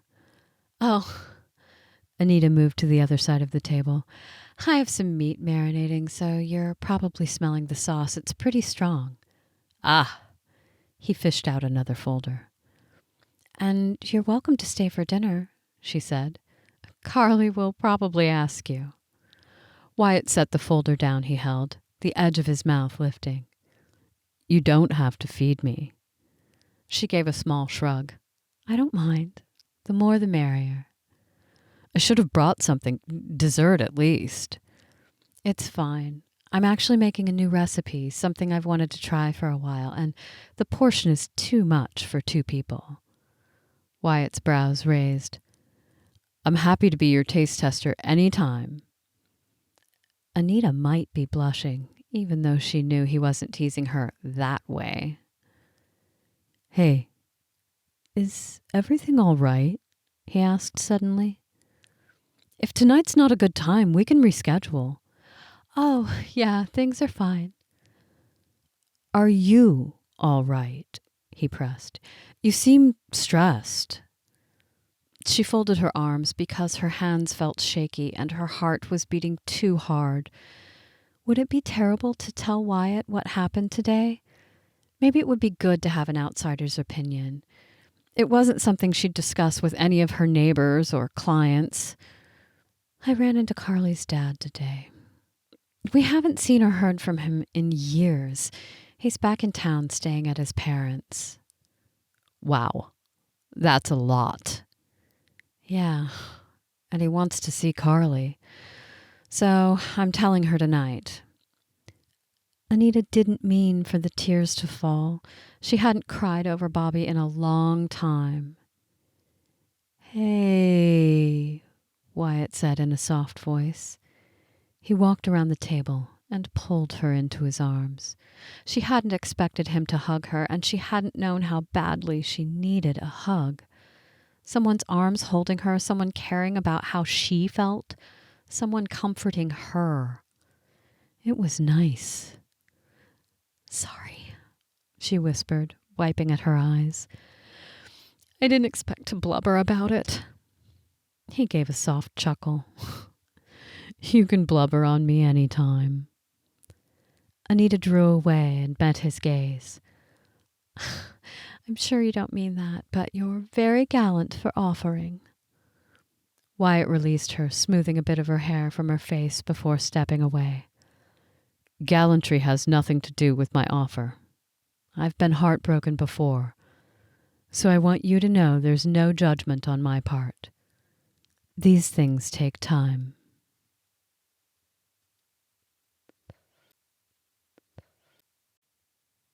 Chapter 16. If Carly hadn't walked through the door at that moment, Anita would have asked Wyatt who'd broken his heart. She knew he hadn't been married, so was it a serious relationship? At least wondering about it was a distraction from Bobby. As she watched Wyatt interact with Carly and how she seemed perfectly happy right now, Anita steeled herself for that changing. "Where do we start first?" Carly asked as she munched on an apple. Sassy had parked herself on Carly's lap. "That's a lot of phone calls if we have to call everyone on those lists." Wyatt tapped one of the lists. "I put an asterisk by the ones I think we should start with. See their residency dates? They're the ones who have lived in the town the longest." "Good plan." Carly took another bite of her apple. A memory stirred about Bobby as Anita watched her. They used to meet for library study sessions, and he always sneaked in snacks. It was a challenge for her to not get caught. She blinked the memory away. "Okay, let's do this." Carly pointed at the first name. "Let's call Mr. Leo Martin." Wyatt pulled the phone closer to him and dialed, then lifted the receiver to his ear. After several moments, he said, "No answer." Carly wrote CB next to the man's name for call back. "What about Alice Martin?" Wyatt dialed the next number. "Alice Martin," he said into the phone. "This is Wyatt Davis, and—" He moved the receiver from his ear and looked at Anita. She hung up. Carly shrugged and wrote CB next to the woman's name. "Maybe Mom or me could try her later. She probably thought you were one of those Kirby vacuum sales guys." Wyatt chuckled. "Probably." "Can I try the next one?" Carly asked. Wyatt looked as surprised as Anita felt. "Sure, go for it." She dialed, and as she waited for Marjorie Martin to pick up the phone, Wyatt met Anita's gaze. "You okay?" he mouthed. She couldn't explain the expansion of her heart. "I'm okay," she mouthed back. "Hi, Mrs. Martin?" Carly said in a rather professional tone. Anita raised her brows, very interested to see how this conversation was going to go. "My name is Carly Gifford, and I'm helping my friend's grandpa find a long-lost friend." She paused, her nose wrinkling. "No, it's not a school fundraiser." How old am I?" 14. Another pause. "I actually live in Seattle, but the friend moved to your city in 1919. Carly nodded. "Yeah, I know, it was a long time ago. The woman is Susan Martin, and she'd be about 83 right now." Anita smiled, impressed with her daughter no matter the outcome of this phone call.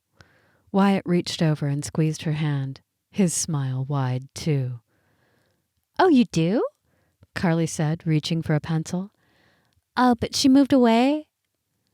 Anita covered her mouth and stared at her. Did they already have a lead? "Do you know where?" she continued. "No. Do you know if she got married before leaving?" She scribbled something illegible on the paper. "Okay, well, Is there anything else you can remember that might help my friend and his grandpa? Another moment passed, then Carly said, Thank you very much, Mrs. Martin. She hung up and wrote down another sentence on the paper. Well?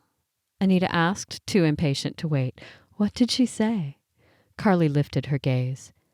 She said she knew a Susan Martin who used to work at a grocery store. She moved away, though, when they were about 20 years old. If it really was the Susan we're looking for, she didn't marry before leaving Carson, Nevada. Wyatt frowned. That might make things easier if we don't have to figure out her married name, but Gramps said she was engaged the last he heard, so she must have ended up somewhere with a husband. Let's keep calling, Anita said. We at least have more information now to work with. Over the next hour, they made several phone calls until they hit the jackpot, almost literally. Jack Martin, Anita said, pointing to the next name on the list. He's been in that town for 30 years. Born there? Wyatt asked. Maybe. Could be a nephew. He began to dial the number. She listened as Wyatt introduced himself, and then his eyes widened. He grabbed the pencil and began to write. You're saying that Susan Martin is your aunt? He paused, his gaze shifting to Anita and Carly, then back to the notebook. Where is she now? Wyatt closed his eyes as he listened to Jack's reply. Anita wished she could hear what he was saying, but all she could hear was his murmured voice. Wyatt opened his eyes and began to write more things down. Do you happen to have her address or phone number? Anita's mind spun. Susan was alive and reachable. Amazement and gratitude flooded through her. What would it be like when they told Mr. Davis? Moments later, Wyatt hung up. He drew in a slow breath and then said, Susan is in Medford, Oregon. Where the postcard came from? He nodded. She's living with her daughter, Lyla. She divorced a long time ago, I guess. So she did marry. Anita cleared her throat. How's her health? A line appeared between Wyatt's brows. Her nephew said that she is healthy physically, but she's had some mental struggles.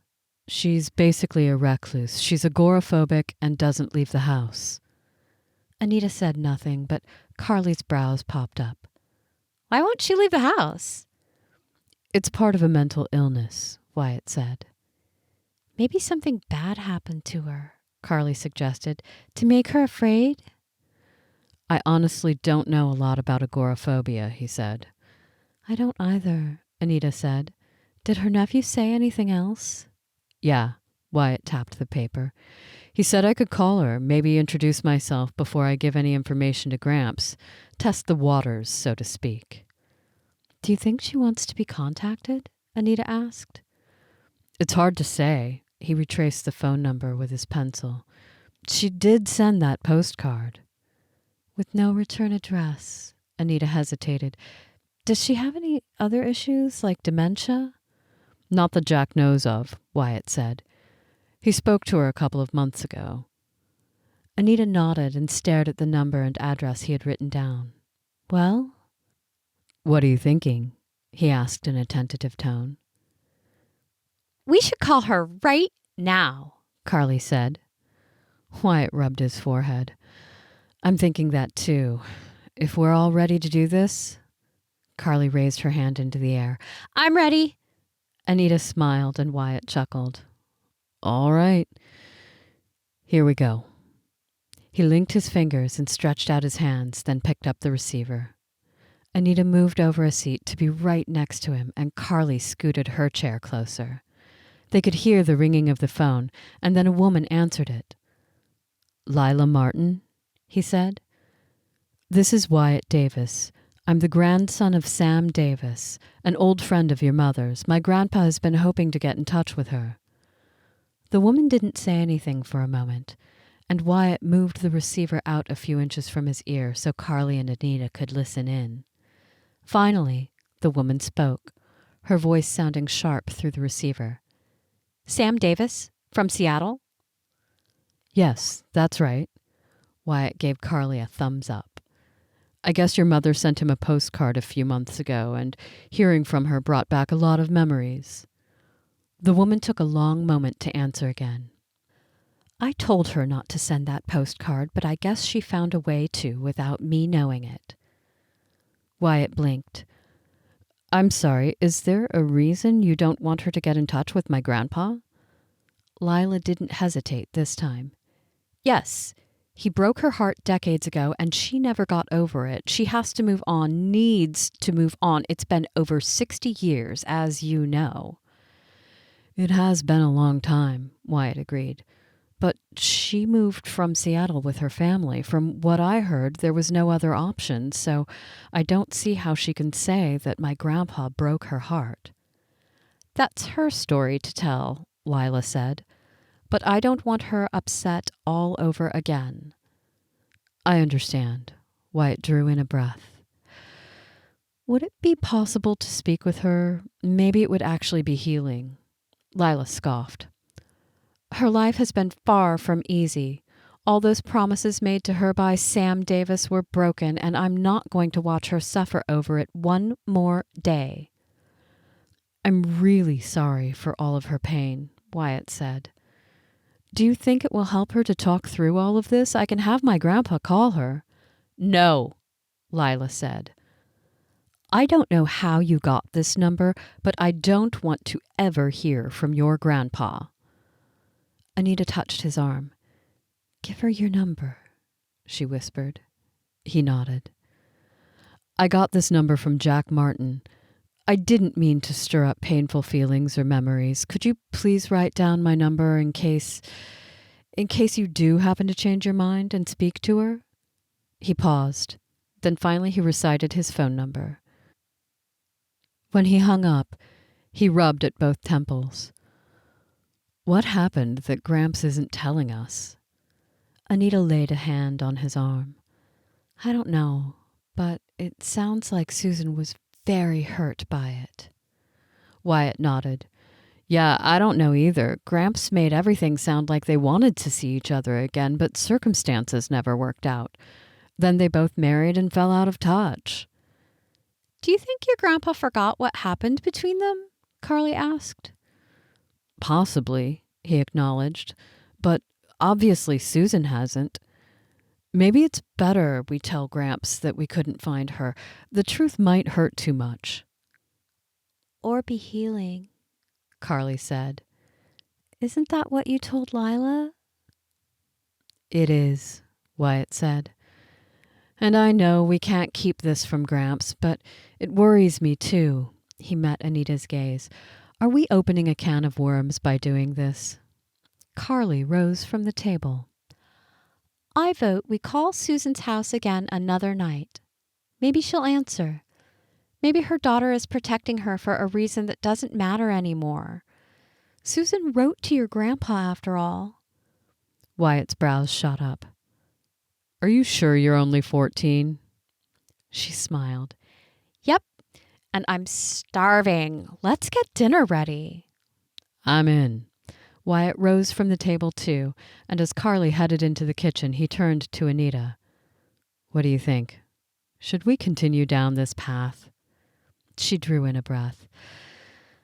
I agree with Carly. Your grandpa keeps talking about her, and maybe he broke her heart, but they can work through it, right? It's never too late. Wyatt gave a thoughtful nod. Right. He peered at her. Are you sure you want to keep helping me? I mean, you have a lot on your plate with talking to Carly later. Honestly, this has helped her with a larger perspective on life. She stood. And as for the other, I have to trust that Carly will be able to handle her father. Wyatt's gaze moved over her face. If there's anything I can help with, let me know. Of course. He grasped her hand, his touch warm and gentle at the same time. I mean it, Anita. I want to help. You've both helped me along this tricky road. I would have ignored it if not for Carly. She smiled, but mostly her stomach fluttered at the way he held her hand. It was short-lived, of course, because Carly was only a dozen feet away in the kitchen. All right, I'll let you know. Thanks for the offer. Wyatt stepped away from her, and they both headed into the kitchen.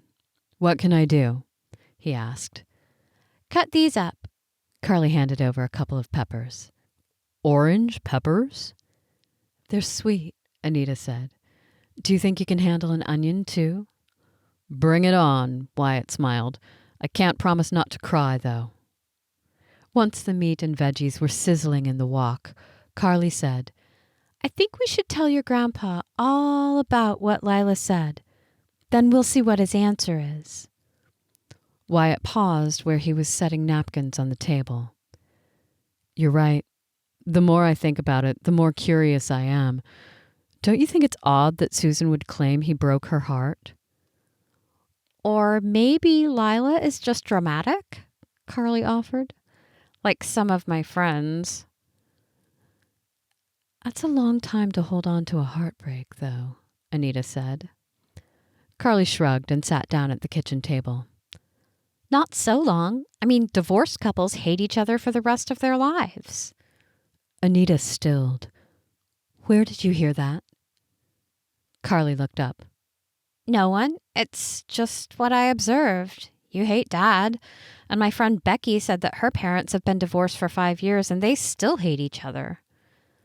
Anita wondered what Wyatt was thinking about all of this. I don't hate your father, Carly. I just hate that he disappeared on us. Of course, that could all change now. Can we talk about this later? I don't want to spoil our dinner.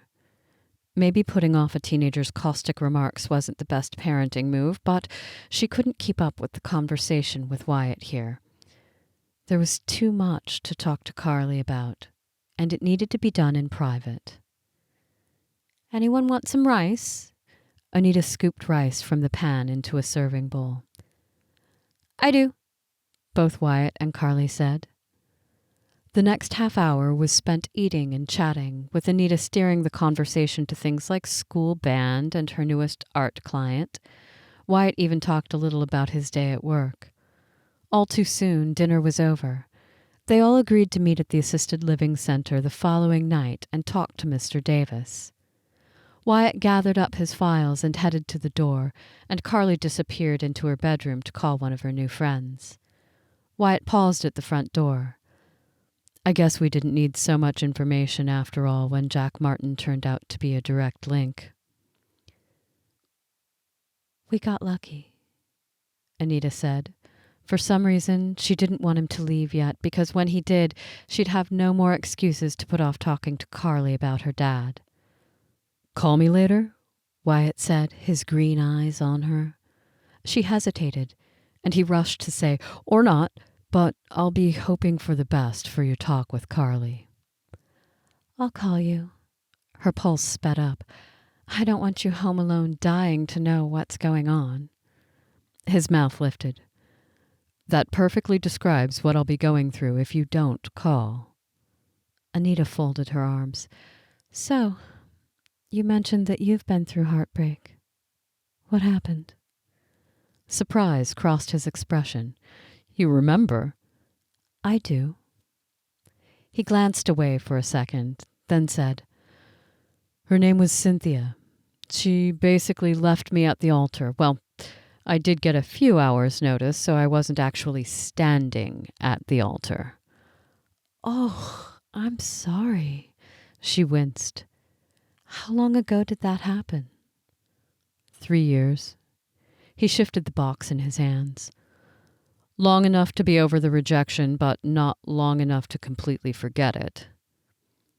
Anita could see the pain in his eyes. He'd obviously really cared for Cynthia. I'm sorry. That sounds like a rough breakup. Wyatt nodded. The long view is that it was for the best, and life moves on, and sometimes there's something better waiting.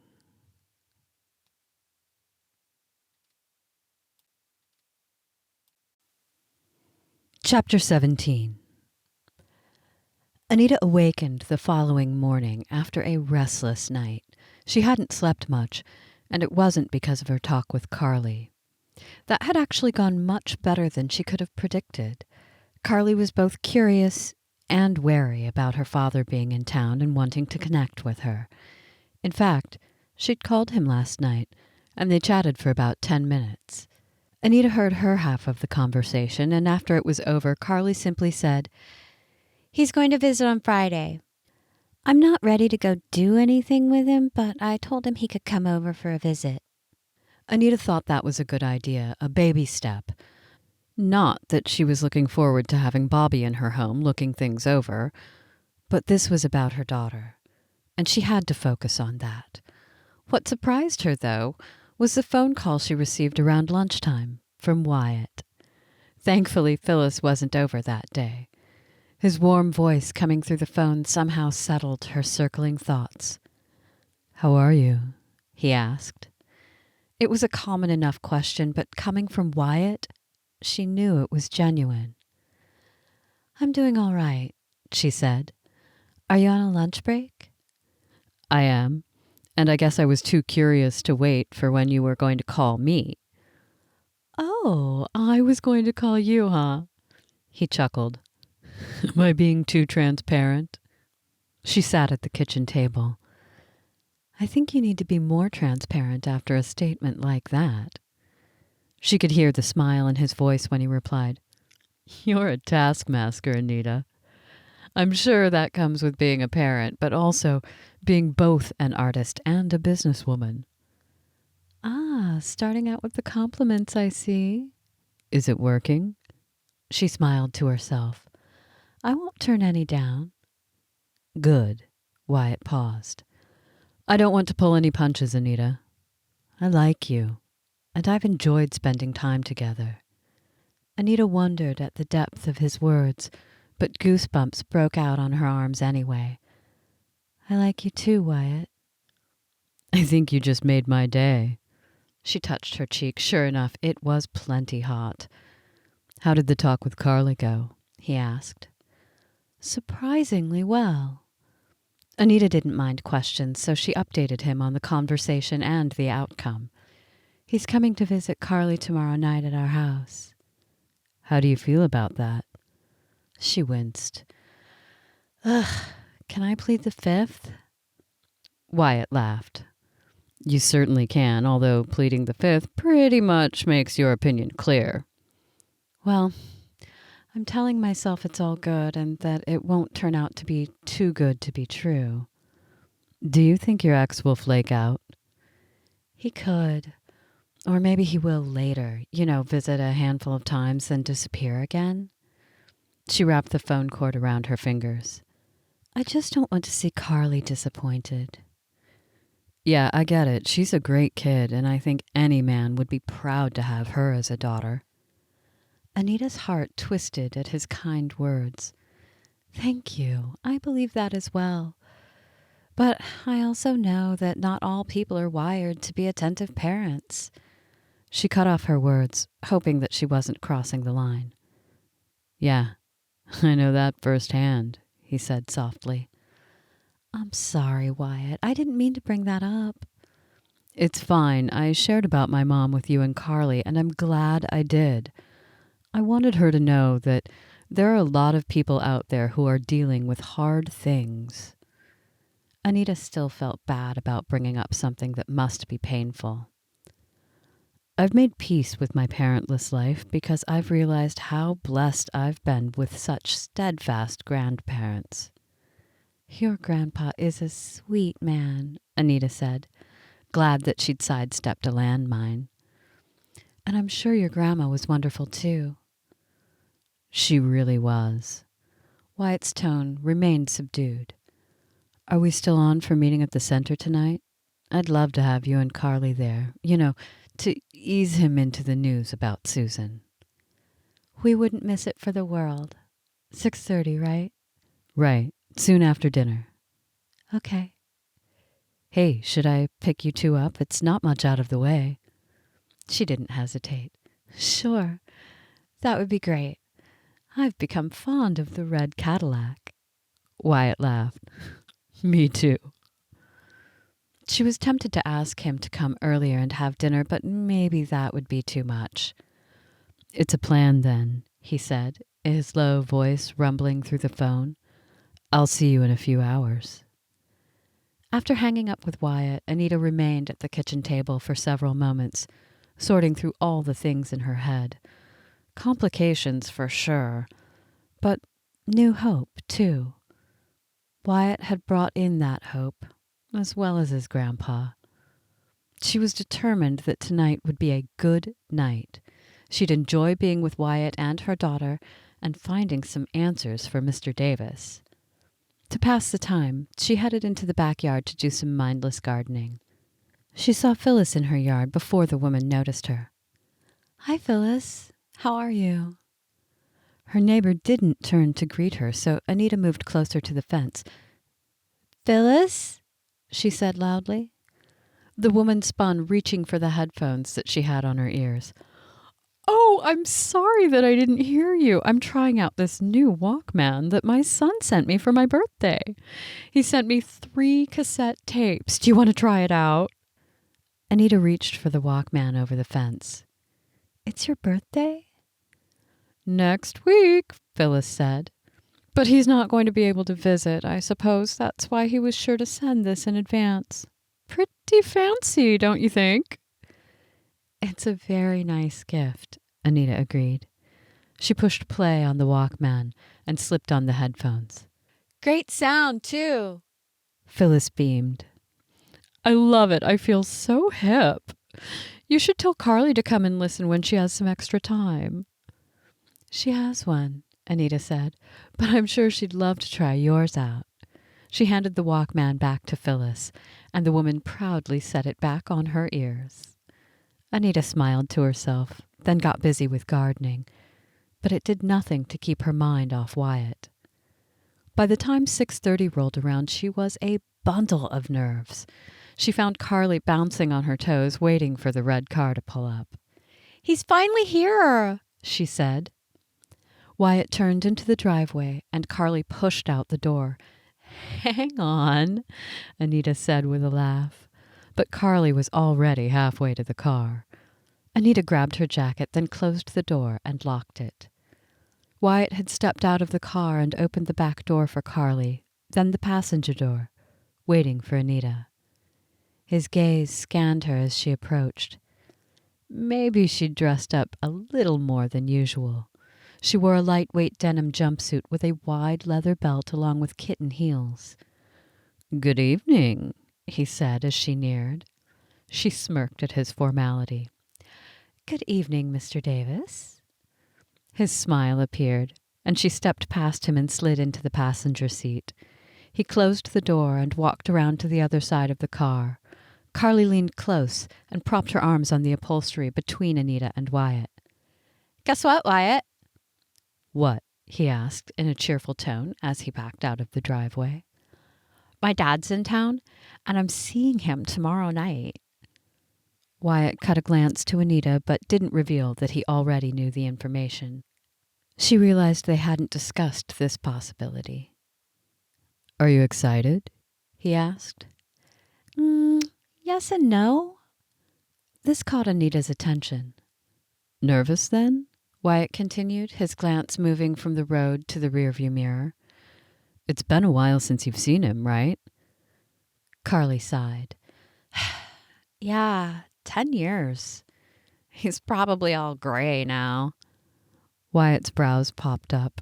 "Isn't he around your mom's age?" She shrugged. "So maybe he's not all gray, but I'll bet he looks old." Wyatt shared another glance with Anita, and they both listened as Carly rattled on about her dad. She brought up some of her memories from when she was a kid, and Anita was both surprised and grateful at how comfortable Carly felt around Wyatt to tell him so much.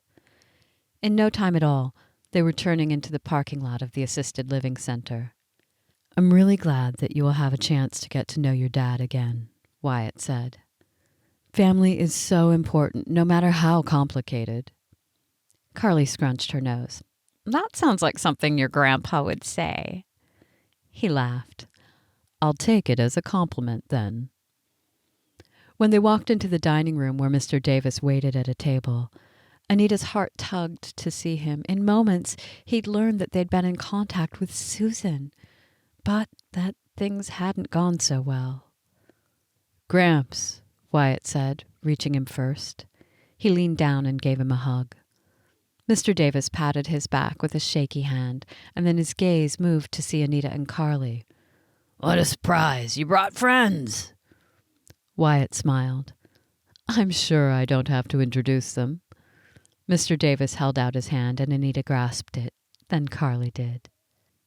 "We have some news about our search for Susan," Wyatt said without any more preamble. "Can we talk in your room or someplace more private?" Mr. Davis reached for his walker. "You heard from her?" He pushed himself up, and Wyatt reached to support him. "Let's go to the atrium. It's a nice enough night." And it was. The weather was mild and the sky clear of most clouds, with the sunset painting it a deep orange. "That sounds great," Wyatt said. Their small group moved through the dining room, then outside, where there was a walled-in garden area. "There's a couple of benches at the end of this path," Mr. Davis continued. The fragrance of flowers bloomed about them, and Anita was impressed that the center had such a place. It was surely a refuge for the residents. "No one else is out here?" she asked. "They're all settling in for movie night," Mr. Davis said. What are they watching? Carly asked. I think it's one of those videos they've shown a dozen times. It's either Somewhere in Time or 9 to 5, he said. I don't pay much attention, because I'd rather read.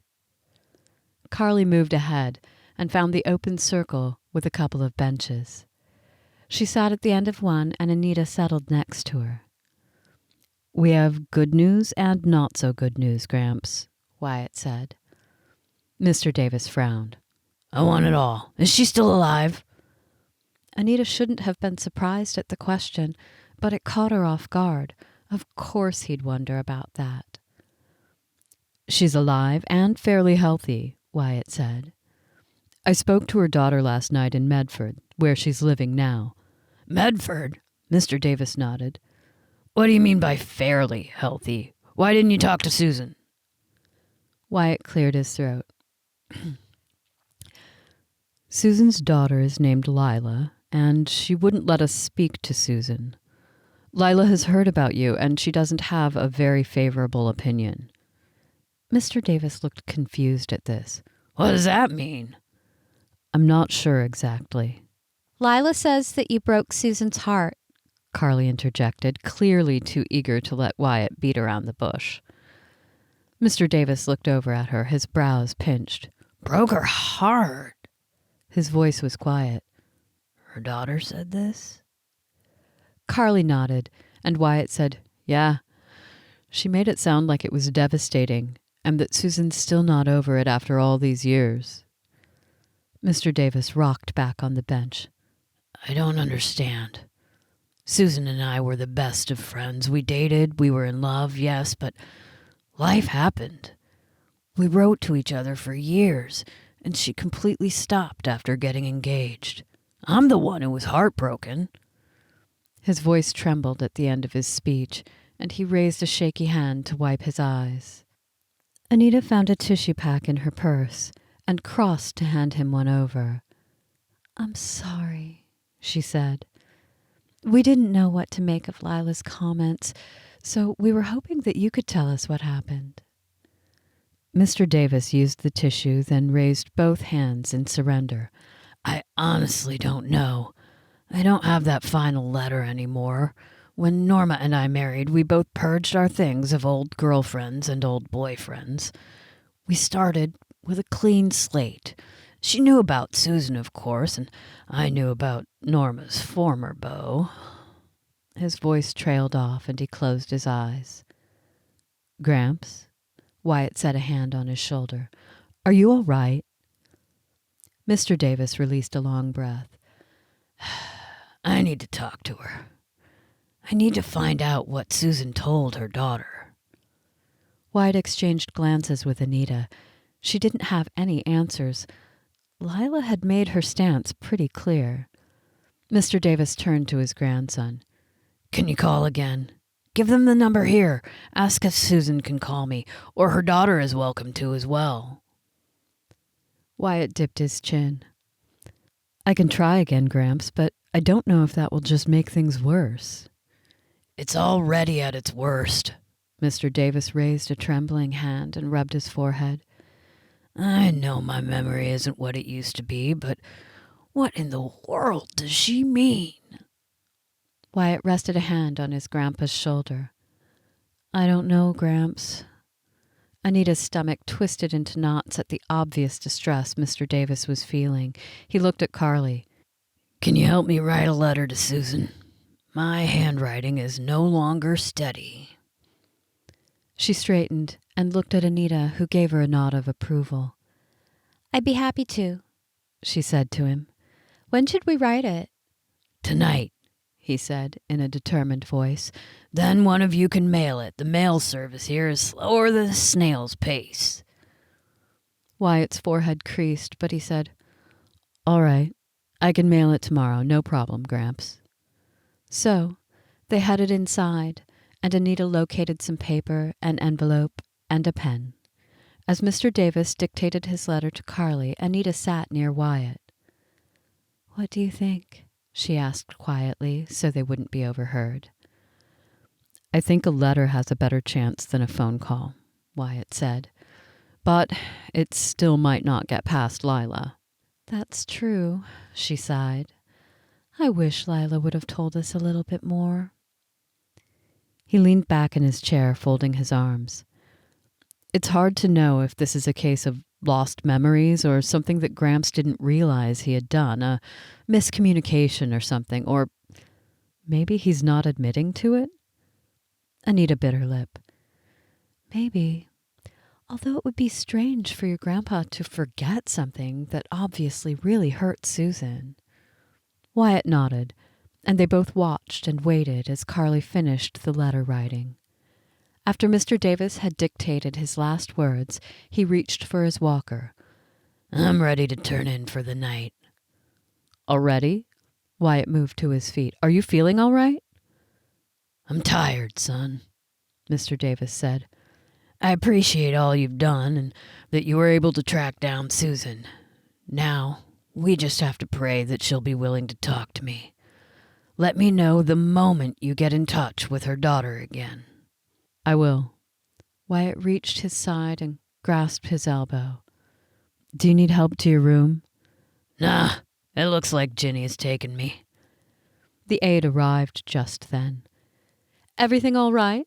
Did you have a nice visit? It was an interesting visit, Ginny, Mr. Davis said in a subdued tone. I'm ready to go to my room now. Of course. She glanced at Wyatt. He simply nodded. Good night, Gramps. Mr. Davis shuffled away, Ginny at his side, without a backward glance or any sort of goodbye. Carly stared after him. He's really sad. It was a fair assessment. Let's hope that Susan will get his letter, Wyatt said. Carly handed it over to him. Maybe you can send it certified mail to be signed by the person that it's addressed to? Wyatt's brows lifted. That's an excellent idea. But Anita wasn't as sure. Would that give it too much attention and alert Lyla? That's true, he conceded. I wish we could just go visit her, Carly said. It's not fair that Mr. Davis feels so sad about this. Why couldn't Lyla be nicer? Anita gave her a side hug. We probably don't know the whole story. Maybe Wyatt will have more luck contacting Lyla again. He puffed out a breath of air. I hope I don't make her too upset by calling again. At least I can tell her I gave Gramps the message about Susan being heartbroken. They all fell silent for a moment. It's not that late, Carly said. We could call her right now. Maybe Susan will answer. Carly, Anita began, but Wyatt cut in. That might be a good idea, he said. We can call her tonight. Not worth losing sleep over it for any of us. Carly beamed. Okay then. We're going to our house to call. There's not much privacy here. Wyatt looked at Anita for confirmation, and she nodded. Let's do it then.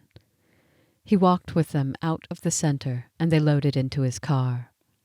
Once they reached the house, Anita could only hope that Lyla would give Wyatt a chance to talk and explain. Maybe they could speak to Susan.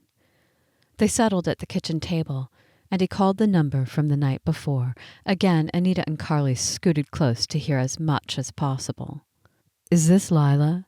He said when the woman answered. This is Wyatt Davis calling again. We spoke on the phone last night. I told you not to call here again, Lyla said. Please don't hang up. I have more information that you might be interested in hearing, Wyatt rushed to say. There was a pause.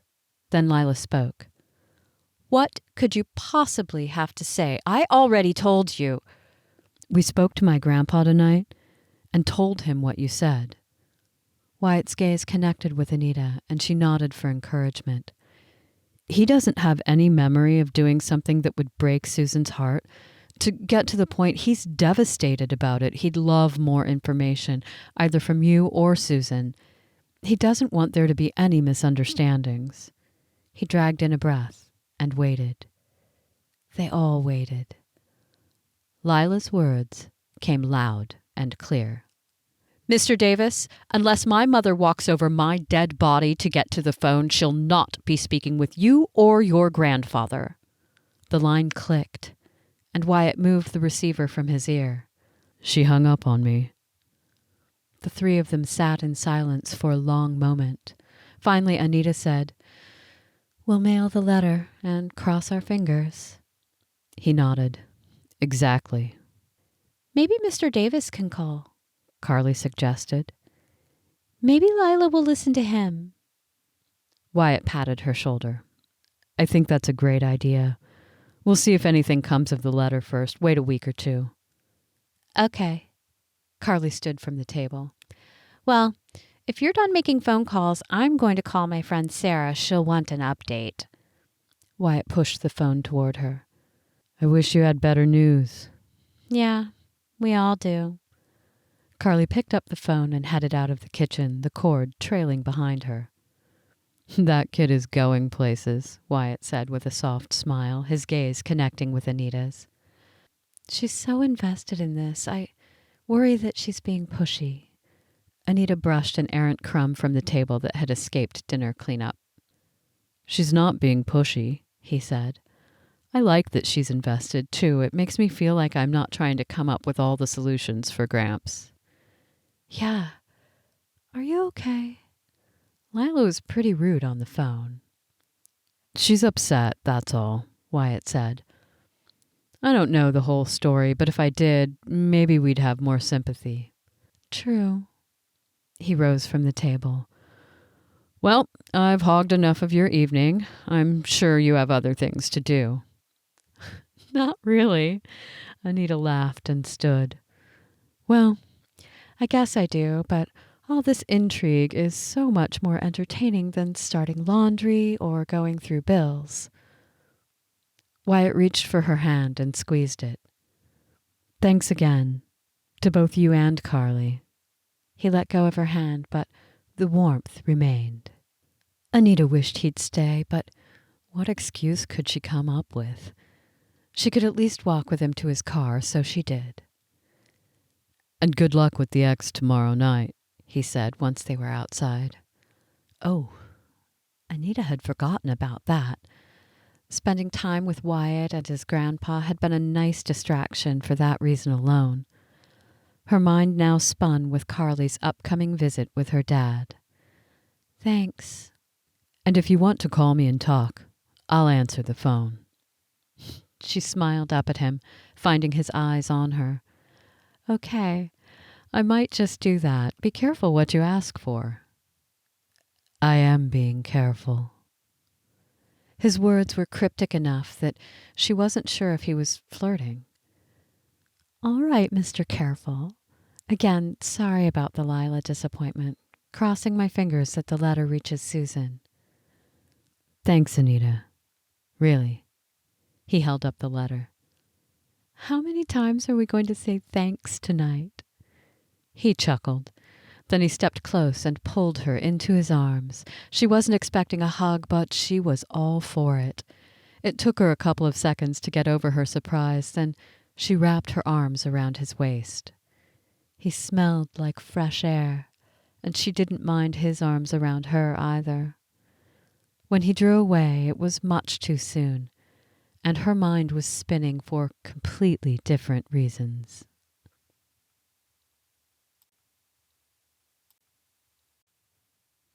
Chapter 18, 1923. The apartment wasn't much, but it was theirs.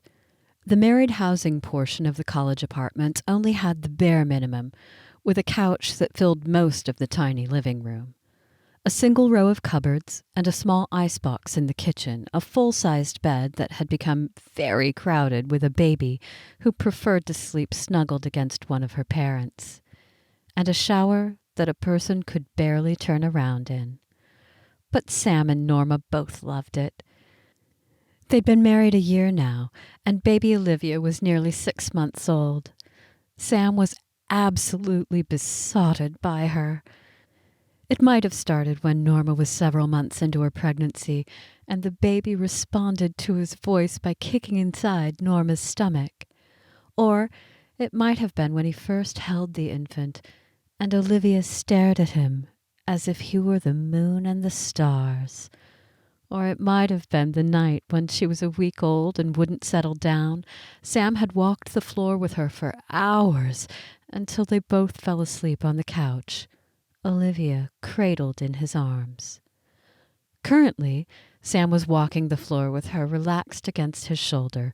It was nap time, but she seemed to sense that her mother was out of the apartment.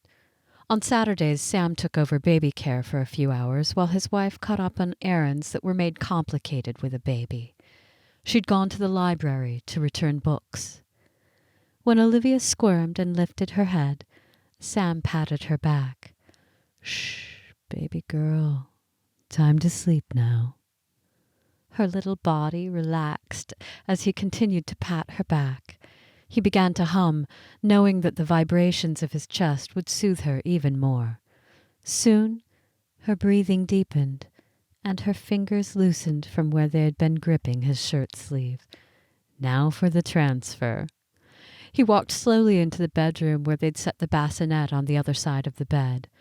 Not that Olivia slept in it much. She was starting to turn over on her own and was close to sitting up, so they really needed to invest in a crib.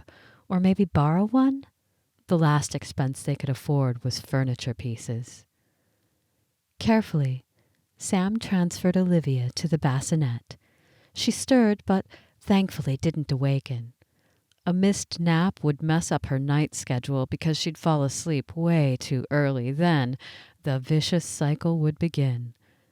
Sam exhaled silently and set a folded baby blanket across her.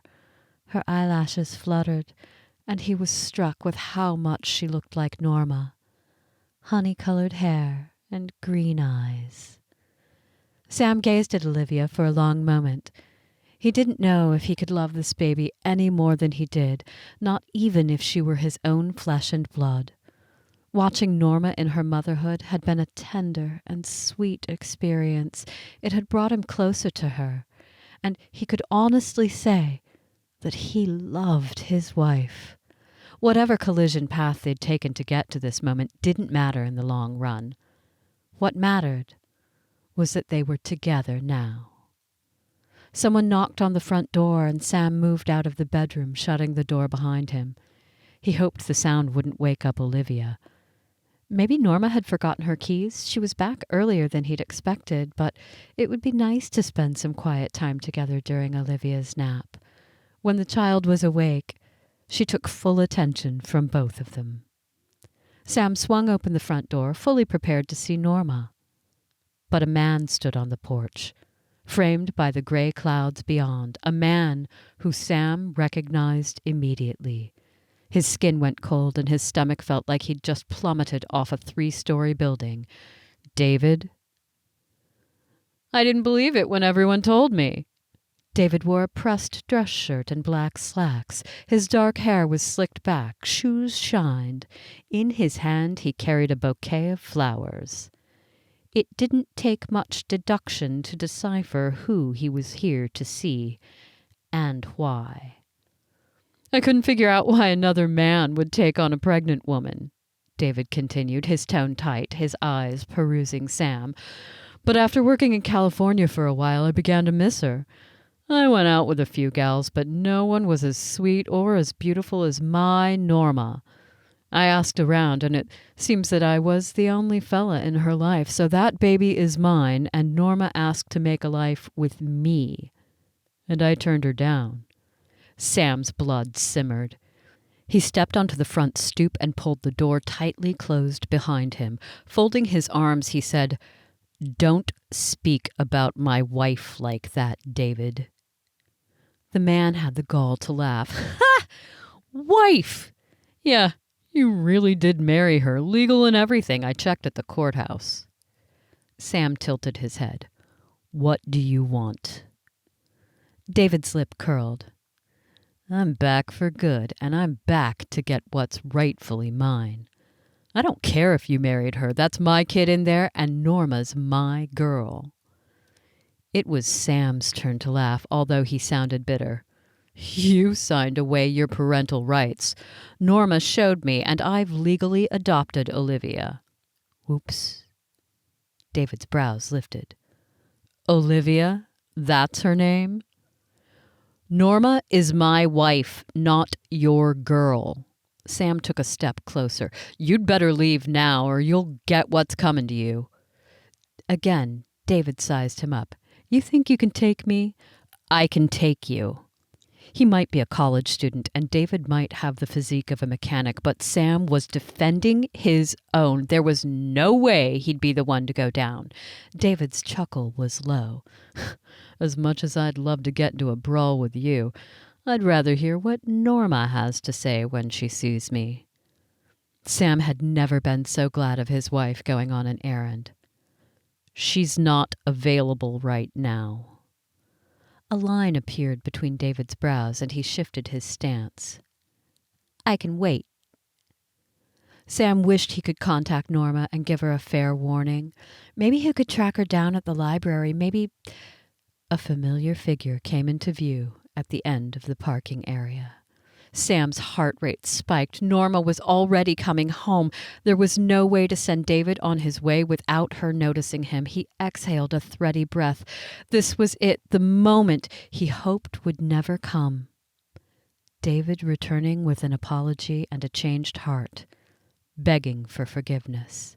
And now, Norma had a decision to make. David didn't miss Sam's gaze shifting, and he turned, releasing a low whistle when he spotted who was walking their way. Over one shoulder she carried a canvas bag likely filled with more books and maybe a few items she'd picked up for dinner. All so ordinary, but not ordinary at all. Not with the situation she was about to walk into. Sam saw the moment Norma realized who the man was on her doorstep. Her mouth thinned into a line and her brows tugged together. He hoped that was a good sign, that she was displeased and that she'd send her ex away. "Well, hello, darling," David boomed with a grin as she neared. "David?" Norma looked from him to Sam, then back to him. "What are you doing here?"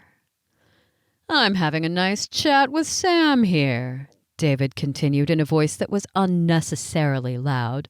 "We're catching up on old times, and he informed me that our little girl's name is Olivia. I love it. Named after your grandmother, right?" Her cheeks flushed. "Right." "Norma," Sam said, "let's go inside. David can be on his way. He has no business here." "Ah, don't be such a spoil-sport, Sam," David said in a mockingly cheerful tone. "I'm the father of the little girl in there. You wouldn't want her to grow up without knowing her real daddy, would you? I can give her a lot more than a shabby student apartment. I'm a partner now in my cousin's shop." The last sentence was directed at Norma. Sam was done with this man's pretension and snake oil words. He moved towards David, but he was stopped by Norma grasping his arm. "Sam," she said in a firm tone. "Where's the baby?" "She's taking a nap." Norma gave a stiff nod, then turned to face David. He flashed a smile and held up the flower bouquet he'd brought. "I only want to talk, Norma. Figure out how all this went wrong between us. Maybe heal a few wounds. There's no reason for us to be strangers, not when we share a child together." To her credit, Norma didn't make a move to take the bouquet. "You can't just show up after a year of silence, David, and expect to get anything. I'm married, and Sam's legally adopted Olivia. There's no place for you in our lives." Something like anger crossed David's face for an instant, but just as quickly he cleared it. "I understand that you're upset about how things ended between us, but I'm here now. I've brought you a peace offering, and all I want to do is talk. Do you have a few minutes for a man who's come a long way?" Sam couldn't see Norma's expression, but he could feel her thoughts turning. "Please say no," he wanted to shout. But he had no right to tell her what to do, not even as his wife. Because if there was something that he wanted more than anything in the world, it was for Norma to choose him. "All right, David," she said. "Let's talk. But then you're leaving." David's face broke out into a smile. Of course, of course." He leaned over and set the bouquet of flowers on the lowest step, then straightened. "A walk around the block?" Norma hesitated, then nodded. That nod felt like a knife to Sam's chest. She was going to listen to whatever that louse David was going to tell her. But what could Sam do? If he couldn't trust his wife, then what was the point? He needed to trust her. He would trust her. He slipped the book bag from Norma's shoulder and stepped toward the door. Then he opened it and walked inside. Next, he did one of the hardest things in his life. He shut the door. Resting his forehead against the wood, he released a long breath. For several moments, he just breathed. Then he straightened and moved to the kitchen window that overlooked the parking lot. There, Norma and David were walking side by side. David at least a foot taller than she was. Her arms were folded, while he gestured generously with his arms, no doubt creating an elaborate maze of excuses. How long would they walk together, and what would Norma say when she returned? Would she let David see the baby? Would she let him be in Olivia's life? Or even worse, would she forgive her ex and regret her decision to marry Sam? Was all that he'd done, all that he'd changed and sacrificed for her, about to be swept away and tossed into the trash? Would his love for Norma become insignificant in her eyes? Yes, he thought, he loved his wife, and he knew that she was fond of him. They had laughed together. They helped each other, served each other, and were generally compatible. They both doted on Olivia, and if anything took Olivia from him, he didn't know if he'd ever recover from the heartbreak. The minutes dragged on until a full hour had passed. Now Sam was pacing, checking on Olivia, who was apparently having the best nap of her life. Then he was pacing again. He stopped at the kitchen window every so often, searching for the pair, but they were long out of sight. Sam shook away any thoughts of them embracing each other, speaking sweet nothings to each other, planning a future. The front door clicked open. Sam spun to see Norma step inside. Without a word or a glance at him, she shut the door, locked it, then headed to their bedroom. She'd been crying, if her puffy red eyes were any indication. He remained rooted to the floor, listening as she shut the bedroom door. The telltale sound of the bed springs creaking filled the ominous silence. Apparently, it wasn't loud enough to awaken the baby. What was Norma doing? Deciding on their future, coming up with a gentle way to tell Sam that she wanted another chance with David? He sank onto the kitchen chair and dropped his head into his hands. Should he sit here and wait for her to come out? Should he storm into the bedroom and demand answers? Then he heard a small cry. Olivia was awake. He wanted to rush to the bedroom and scoop her up, hold her close and kiss her button nose, smooth her sleep-damp hair from her face, and... Sam? He almost didn't hear Norma's whisper. It felt like he was coming out of a deep sleep full of nightmares. Lifting his head, he saw Norma standing in the kitchen entrance, holding Olivia.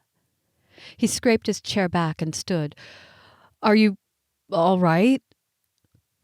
Norma's eyes were still red and puffy. She sniffled. "Do you love me, Sam?" It wasn't even a question he had to think about. It was also something he'd told Norma plenty, but it seemed that in this moment, the question was different than any he'd ever been asked before, and the answer would turn their life either left or right. "Yes, I love you, Norma," Sam said, his voice cracking. "With all my heart." She nodded, and new tears slipped down her face. Then she walked toward him and wrapped one arm about him. Olivia nestled between them. He wrapped both of his arms around his girls. "I love you too, Sam," Norma whispered. They'd both said the words before many times, but this time her words traveled from her heart to his heart, creating a bond as strong as steel. He tightened his hold and kissed the top of her head. She released a sigh. "David left. He said he'll be back tomorrow to meet Olivia, but he won't be. I could see it in his eyes." She drew away and looked up. "I told him I'm in love with you, and that our marriage is the best thing that's ever happened to me. I told him that Olivia is your daughter in every way that matters, and if David wants to be in her life, he'll be like an uncle. For once he took me seriously. For once he heard the truth. And then he made false promises, ones that a child could see through." Sam ran his fingers over her cheek. "I'm sorry." Her eyes glimmered with tears, but her smile appeared. "Don't be sorry. His rejection and cruelty led me to you, and you're the best man in the world, Sam." His chest expanded with warmth and relief. "In the world, huh?" She laughed softly.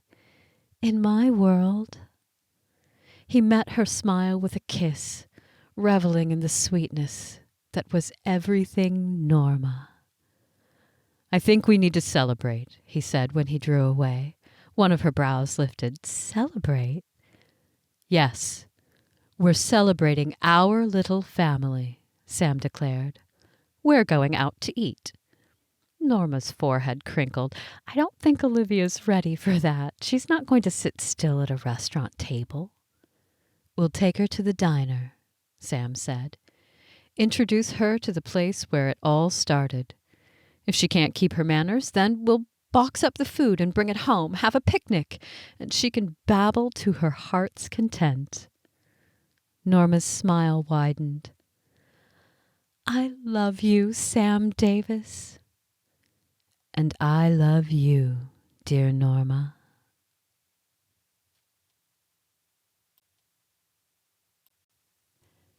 Chapter 19, 1981. The ringing of the phone awakened Anita from a dream that fled her mind instantly.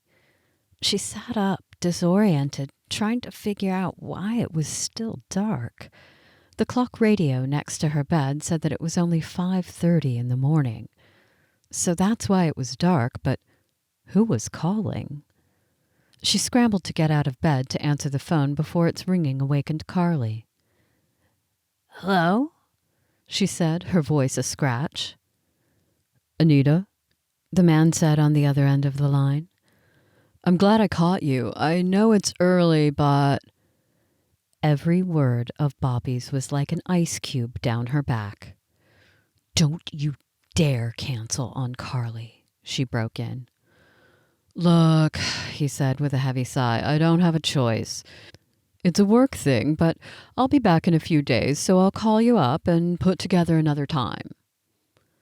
Anita's grip tightened on the receiver. She could try to believe the man, but her knotted stomach told her that she'd be lying to herself. "Bobby, if you don't show up tonight, then don't show up at all." "Hey, that's not fair," he said, his tone defensive.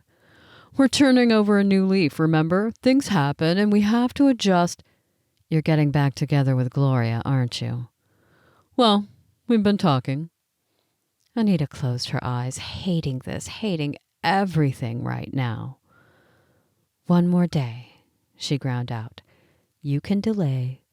One more day. Do it for your daughter, or don't you care at all?" Were all those words in the grocery store just platitudes? "Anita, I'll be back in a few days, next week at the latest. I'll call Carly after school, explain everything. It'll be peachy, you'll see." She wanted to throw something, anything. She knew by experience that begging, pleading, or even yelling wouldn't help change Bobby's mind. Fine, whatever. She hung up. Either he'd call or he wouldn't. There was nothing she could do about it except try to soften the blow for Carly.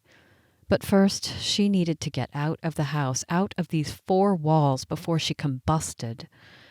Anita stepped into the backyard in the pre-dawn light. The moist fragrance of the plants and the soil surrounded her, bringing a measure of calm. She walked the dim paths of her garden, letting her disappointment and anger seep out of her. Breathing measured breaths helped to slow her racing heart. As she reached one edge of the garden, she glanced over at Phyllis's house. Strangely, all of her lights were on. Was that normal for this early in the morning? Anita tried to think of a time when she'd been up this early and outside to notice the lights at Phyllis's. Surely it had happened, but she had never seen all the lights on, not even at night. Her stomach tightened. What if something was wrong? What if there was a medical emergency? Phyllis wasn't a young woman, no matter how healthy she might seem with all of her strict diet fads. Anita moved toward the gate that led to the front yard. Her steps moved faster until she reached Phyllis's front door. Maybe the lights had been left on from the night before and she was sound asleep in her bed, oblivious. But from her position, she could see that the bedroom light was on too. Hopefully she was overreacting. Phyllis would find humor and forgiveness. Anita knocked on the door, loudly. As she waited for an answer, her heart rate climbed. The phone call from Bobby had been a crappy setback, but it didn't compare to Phyllis having some sort of emergency. She knocked again and rang the doorbell for good measure. Then she called out, "Phyllis, are you home?" It was a silly question because her car was nestled beneath the carport. Maybe she'd gone somewhere overnight with her son's family and forgot to turn off the lights? "Phyllis!" Still, there was no answer. Anita couldn't just stand here on the porch yelling in the near darkness. "Please be all right," she mumbled as she reached for the doorknob and turned. She fully expected to find it locked, but the door opened. And that's when she smelled smoke. "Phyllis!" she yelled, hurrying inside, looking wildly about. Was there a fire? And if so, where was the smoke? She couldn't see anything, but the scent was unmistakable. Her eyes watered as she shouted again, "Phyllis!" She hurried into the kitchen to find all of the lights on and a scorched pan on the linoleum. None of the stove's elements were on, but whatever had been in the pot was charred beyond recognition. Anita felt a small measure of relief. There wasn't a fire, just a burnt pot. But where was her neighbor? "Phyllis, where are you?" She called out as she headed down the hallway. The bathroom lights were on, but it was empty. The first bedroom lights were on, but Phyllis wasn't in there. It looked like a guest bedroom anyway. The second bedroom lights were on as well. She stopped in the doorway and gasped. Phyllis was on the bed, curled up on her side, clutching the receiver of her phone. Anita hurried toward her. "Phyllis, what's wrong?" Phyllis opened her eyes. but said nothing. She seemed to be breathing all right. "Phyllis, what happened?" she asked, taking the phone receiver. Phyllis released it easily. Anita put the receiver to her ear. "Hello?" she said, in case there was someone on the line. Who had she been trying to call? Heart thumping, Anita pushed down the switch hook, then dialed 911. She gave the operator the address, then waited for the ambulance to arrive. "I've called the ambulance," she told Phyllis as they waited. "Everything will be all right. You'll see." She grasped the woman's hand, holding on, wishing that she knew what had happened. Her mind raced through the scenarios as they waited, and she wondered how to track down Phyllis's son. His name was Cameron, but that's all she really knew. When the paramedics arrived, Anita answered as many questions as she could. Then she watched as Phyllis was loaded onto a gurney, then into the ambulance. It was an eerie feeling watching her being driven away, leaving her house and neighborhood behind.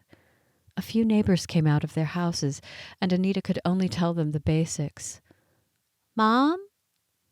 Anita heard Carly's voice and turned. She'd come out of the house wearing a robe, her eyes as wide as saucers. "What's going on?" Anita hurried over to her. "Phyllis has had a stroke or something. I found her in her house and called the ambulance." "Will she be okay?" Carly asked in a small voice. She wrapped her arms around her daughter. "I think so. Her vitals were good, so we just have to wait and see what the doctors say." Carly nodded against her shoulder. "The ambulance woke me up and I was worried." Anita exhaled. "I'm sorry I didn't tell you. Things happened really fast. Come on. I need to find her son's phone number and call him." They went into Phyllis's house, and Anita rummaged through the kitchen to find an address book. With relief, she found Cameron's number and called it while standing in the middle of Phyllis's kitchen.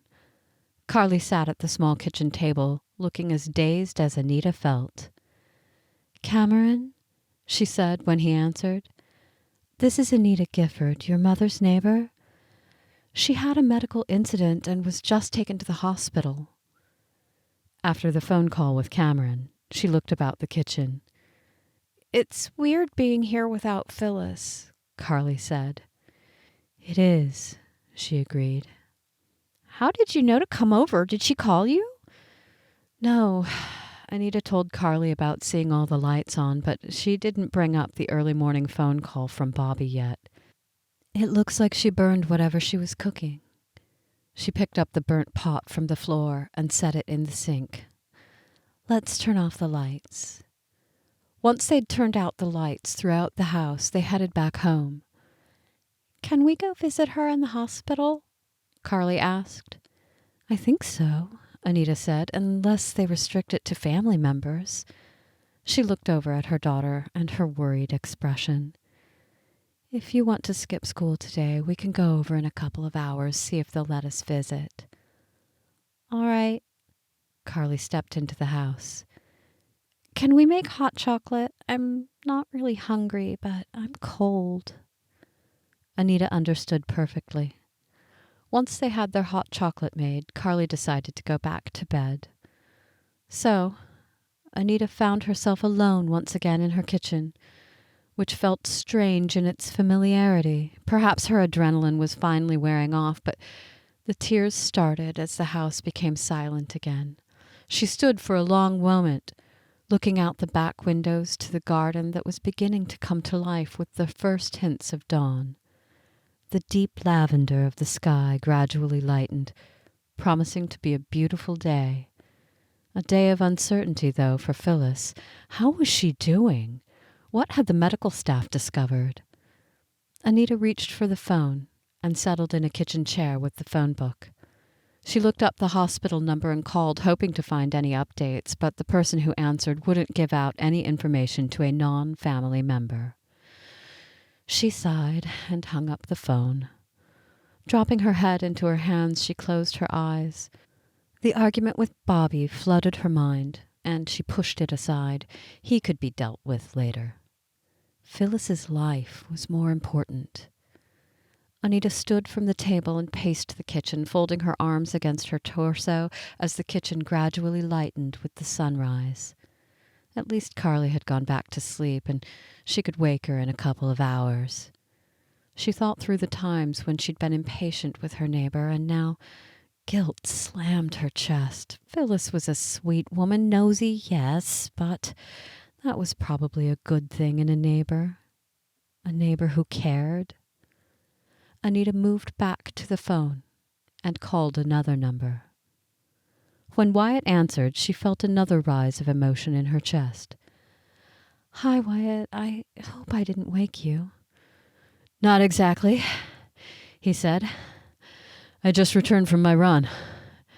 His voice did sound a little breathless. "Is everything okay, Anita?" he asked. She realized she hadn't said anything for a moment. "My neighbor Phyllis was just taken to the hospital. You remember her from my backyard?" "I remember," Wyatt said. "What happened? Will she be all right?" "I don't know." Anita's voice cracked. She dragged in a breath, then told Wyatt all that had happened. "It does sound like a stroke or maybe a heart attack," he said. "I'm glad you were able to get a hold of her son." "Me too." She paused. "I'm happy I didn't wake you." "I'm glad you called," Wyatt reassured her. "Do you want me to come up to the hospital later with you?" "Oh, no, that's fine," she said. "I don't want to take up your day more than I already have." His laugh was gentle.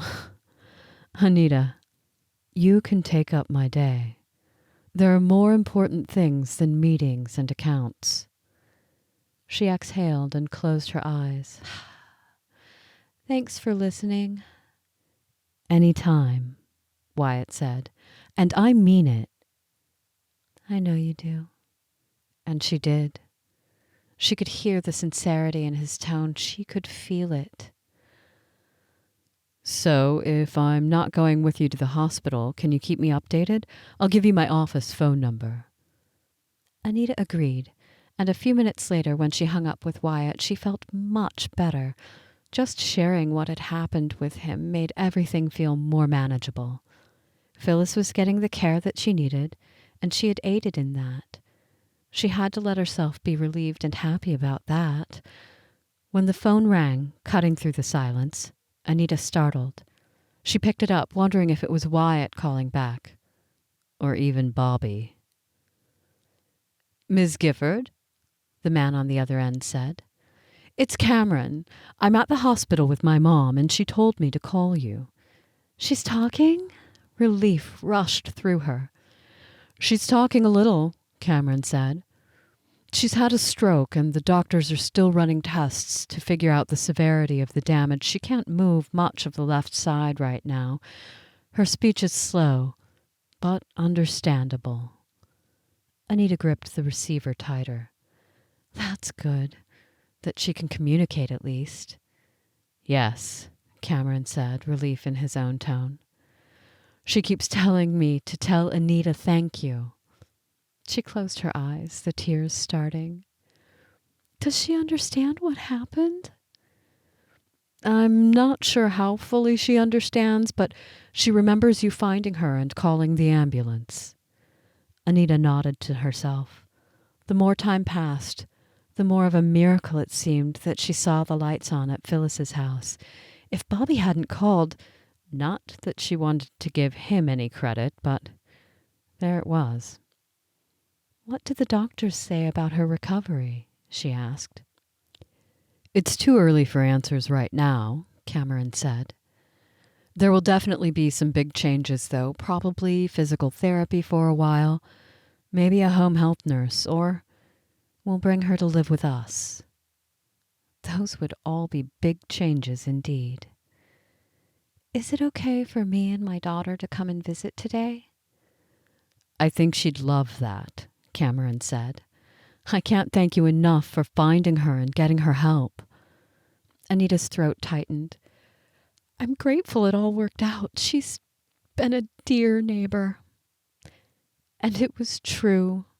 She realized as she thought of Phyllis in a hospital bed, trapped by her body's frailties, the tears were coming back. Thanks for the update. After hanging up, Anita rose from the table. The sun had peeked over the horizon finally. With the golden light casting its web over the garden, she headed outside. She'd begin a new canvas this morning, one that she wouldn't ever be paid for, but one that would represent Phyllis. She picked up a basket to collect petals and leaves and began to walk through her garden.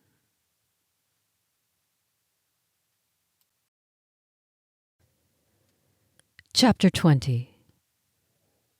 Anita grasped Carly's hand as they approached Phyllis's hospital room. She could hear the murmur of voices coming from inside. Tapping on the partially closed door, she pushed it open to find a blond man with glasses talking to a nurse. They both turned as Anita and Carly hovered in the doorway. "Cameron?" she said. "I'm Anita." His expression brightened, and he crossed the room to shake her hand. "Thank you for coming. It's nice to officially meet you." "You too. This is my daughter, Carly." Cameron nodded to Carly. "Come on in. She's been asking for you." He stepped aside, and there was Phyllis, propped up by a few pillows in bed. Her normally immaculate hair was flat, and her eyes were like hollows on her face. But she lifted her right hand. "Carly," she said slowly. Her expression brightened as Carly moved tentatively toward the bed. "Hello," Carly said. "I'm sorry you're in the hospital." "I'm sorry, too." Phyllis's mouth lifted to one side. "The food isn't great." Carly smiled and simultaneously wiped a tear on her cheek. Anita moved close and wrapped her arm around her daughter's waist. "It's good to see you, Phyllis. Thanks for letting us visit." Phyllis reached her hand toward Anita, and she grasped it, holding on tight. "You found me," she managed to say. "I did." Anita released a breath. "You had all the lights on in the house, so I decided to check up on you." Phyllis squeezed her hand. "I don't remember much." "It's all right," she said. "The important thing is that you're okay, and you'll only get better." "Cameron came."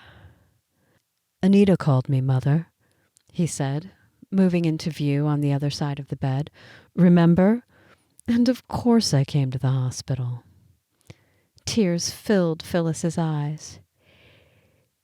"He's a good son." Cameron smiled at her, tears in his own eyes. Anita's heart expanded.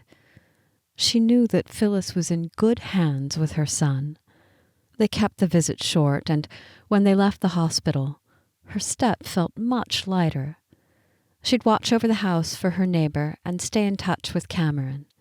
She and Carly would visit as much as possible and hope for a full recovery. As they drove back home, Anita finally broke the news to her daughter. "Your father called early this morning. It was actually why I was awake and saw the lights on at Phyllis's house." Carly looked over at her, knowledge written all over her face. "He's not coming tonight, is he?" "No." There was no other way to say it. "He said maybe next week." Carly's shoulders slumped. "Probably not then, either." Anita didn't say anything. She didn't want to confirm that that was her belief, too. She didn't want to douse the smallest of hopes. Well, I guess his calling to cancel led to one good thing, Carly said quietly. Yes, it did. Anita reached over and squeezed her daughter's hand. Now, what should we do for the rest of your day off? Bake cookies? Anita smiled.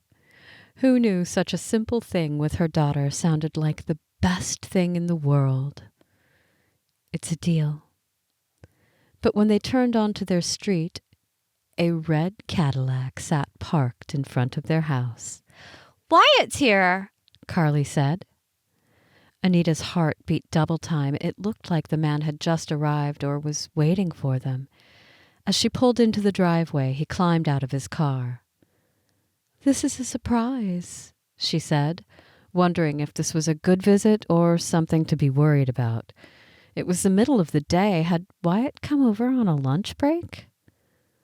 "Sorry I didn't call first," he said. "Well, I did, and there wasn't an answer, so I figured you were at the hospital." "We were," Anita said. Phyllis had a stroke, Carly said. She's talking, though, but it's really slow. "I'm glad to hear she's speaking. What have the doctors said?" "We don't have a lot of information yet," Anita said. "They're still doing tests, but her left side is basically immobile. She'll be in the hospital for a few days, then move to a rehab center for a while." Wyatt puffed out a breath. "That's rough." "Her son Cameron is with her, though," Anita continued. "So things are getting taken care of." We're going to watch the house, Carly added. Wyatt smiled. "Of course you are. You're good neighbors to her." Anita didn't miss the trepidation in his eyes, even though his tone was light. "What brings you to our neighborhood in the middle of the day?" she finally asked. "Oh, well, I got a phone call from Lyla," he said, slipping his hands into his pockets. What? Carly said. I thought she said she didn't want to hear from us again. "That's what I thought too." Wyatt offered a brief smile. "She said that Susan wants to talk to my grandpa. She was very insistent about it, so Lyla was finally forced to call me." "Wow," Anita said. "That's great, right? They can discuss the past and maybe find some healing." Wyatt gave a short nod. "Yes, right, but here's the thing. Lyla told me that Susan wants to talk to Grandpa in person. She won't have it any other way." In person? Carly said. Is Susan coming to visit then? "Not exactly." Wyatt rotated his shoulders. "Lyla said that Susan doesn't travel, so I'm going to have to take Gramps to her." Anita stared at him. "Will your grandpa be up for a road trip?" "I honestly don't know," he said.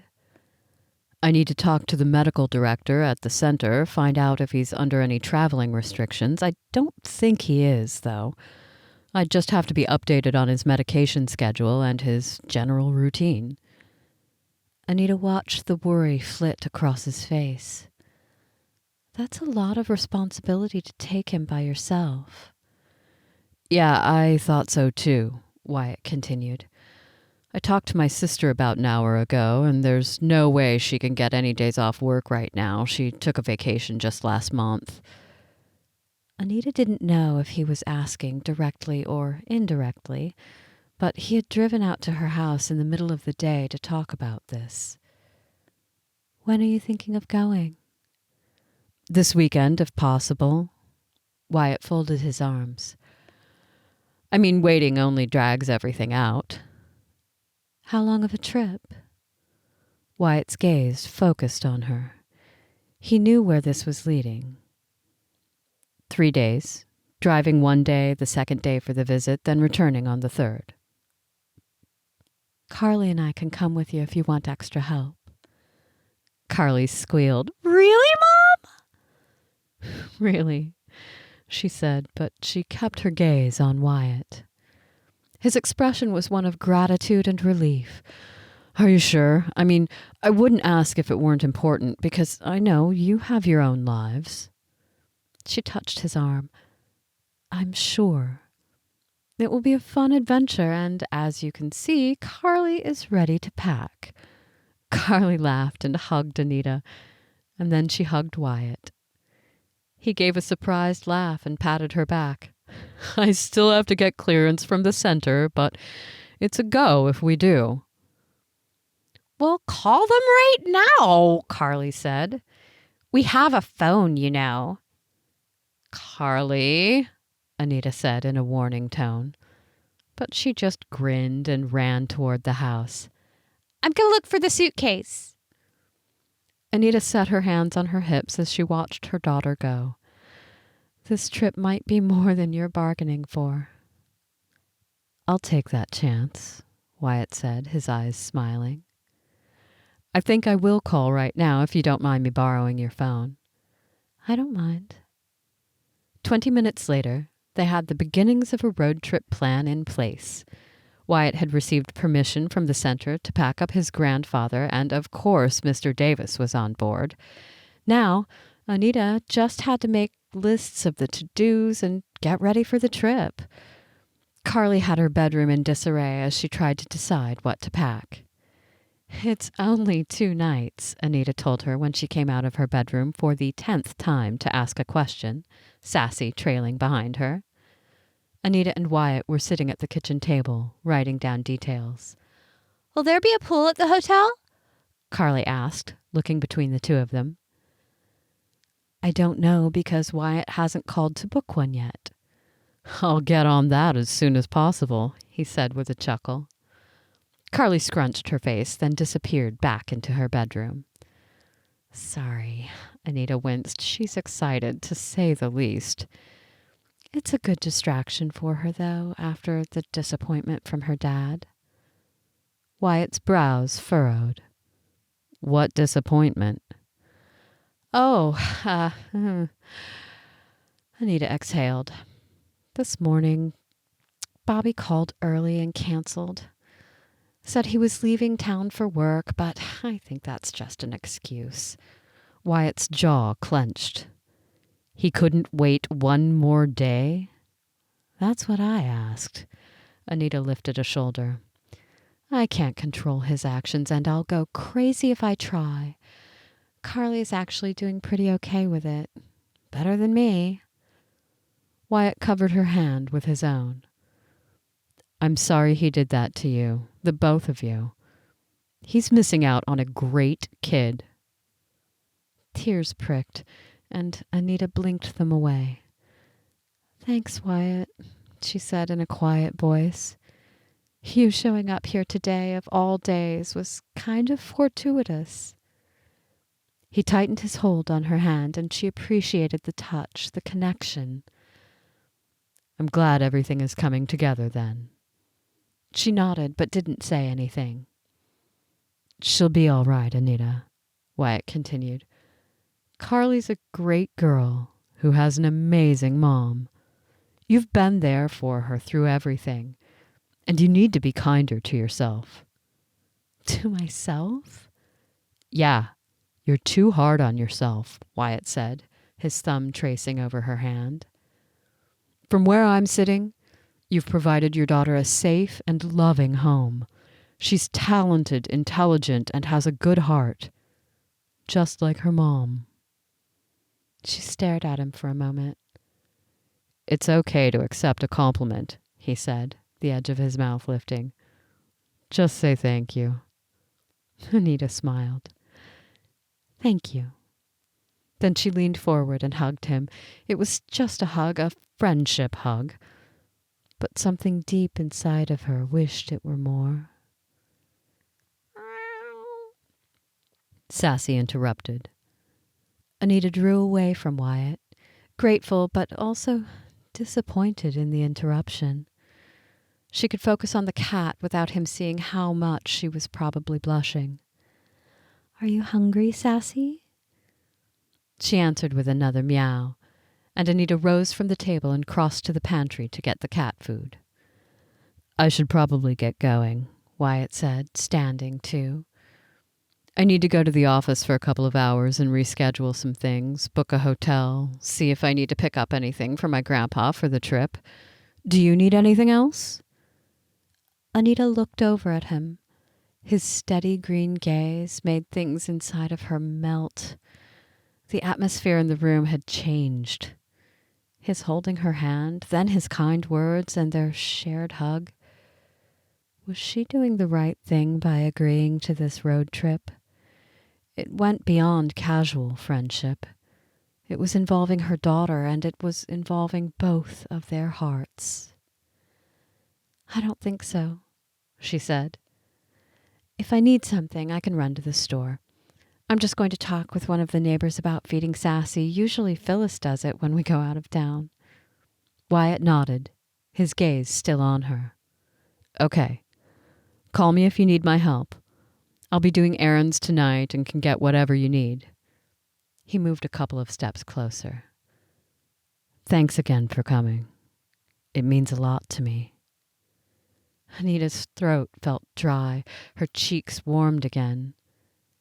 You're welcome, she managed to say.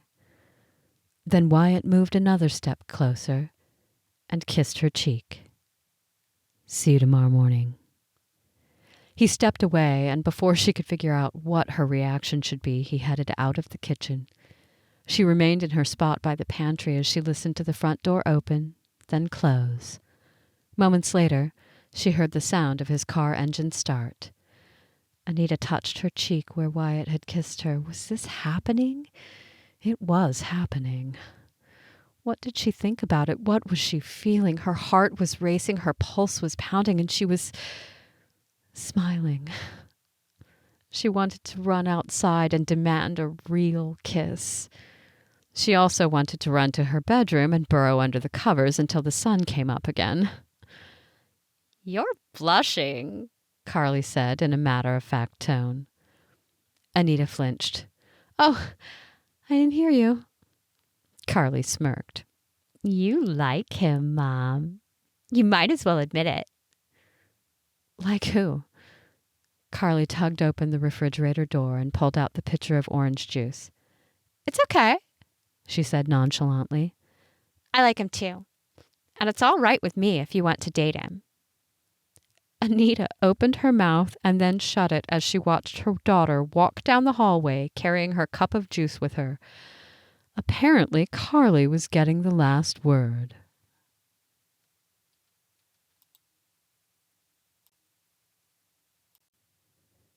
Chapter 21.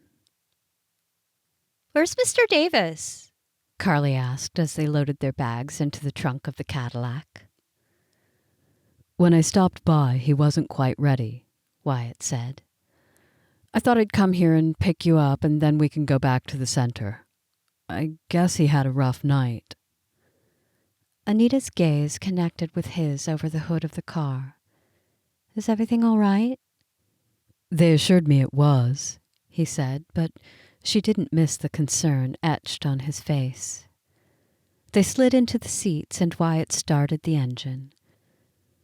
I guess he woke up from a nightmare, and after they got him settled, he couldn't fall back asleep for a couple of hours. Well, I can always take another day off of school if they need to delay the trip, Carly said in a nonchalant tone. Let's hope that doesn't need to happen, Wyatt said, backing the car out. They pulled onto the road. Everything's set up with Susan and Lyla and all the other arrangements. It would be a shame to cancel it. Everything will be fine. You'll see, Anita said, hoping it would be the case. She patted Wyatt's hand, and he glanced over at her with a smile. Her heart did a little tumble. Carly put on her headphones and pressed play on whatever cassette she had put into her Walkman. I talked to Phyllis's son this morning, Anita said. He's staying at her house. Ah, How's Phyllis? Wyatt asked. She'll probably be moved today or tomorrow to go to the rehab facility. He's going to feed our cat while we're gone. Said it was the least he could do to thank me for finding her. Wyatt smiled. Good plan. He paused. You didn't call last night. Do you have everything you need? I think so. Anita glanced at Carly in the back seat. Her head was bobbing to whatever music she was listening to as she looked outside the window. Carly has noticed our, interactions? Wyatt raised a brow. Like when I kissed your cheek? Not that, Anita said, warmth shooting through her. Other things, I don't know exactly, but she accused me of liking you. Wyatt didn't answer for a moment. After turning the next corner, he asked, Do you like me? He said it so softly, so tenderly, that Anita didn't feel as embarrassed as she might. I like you, Wyatt, but I don't really know what that means. He gave a short nod. Is Carly upset that you might like me? No, quite the opposite, in fact. Wyatt's smile reappeared. Like I said before, Carly's a smart kid. Anita laughed, and then stifled it to avoid drawing her daughter's attention to the front seat. Anita, Wyatt said in a low voice, I like you too, and I don't know what that means either. I like being around you, and I like everything I know about you so far. I'm good at hiding my flaws, she said. He reached for her hand and then threaded their fingers. From Carly's position, she wouldn't be able to see the hand-holding, but it felt risque all the same. Wyatt's hand was warm, his fingers long, his grasp firm. Their hands fit well together, and Anita wondered if she'd ever had so many goosebumps racing up her arm when it wasn't cold. My life is complicated, she said quietly.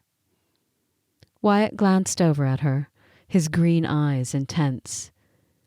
And you handle the complications with grace, which is another thing I like about you.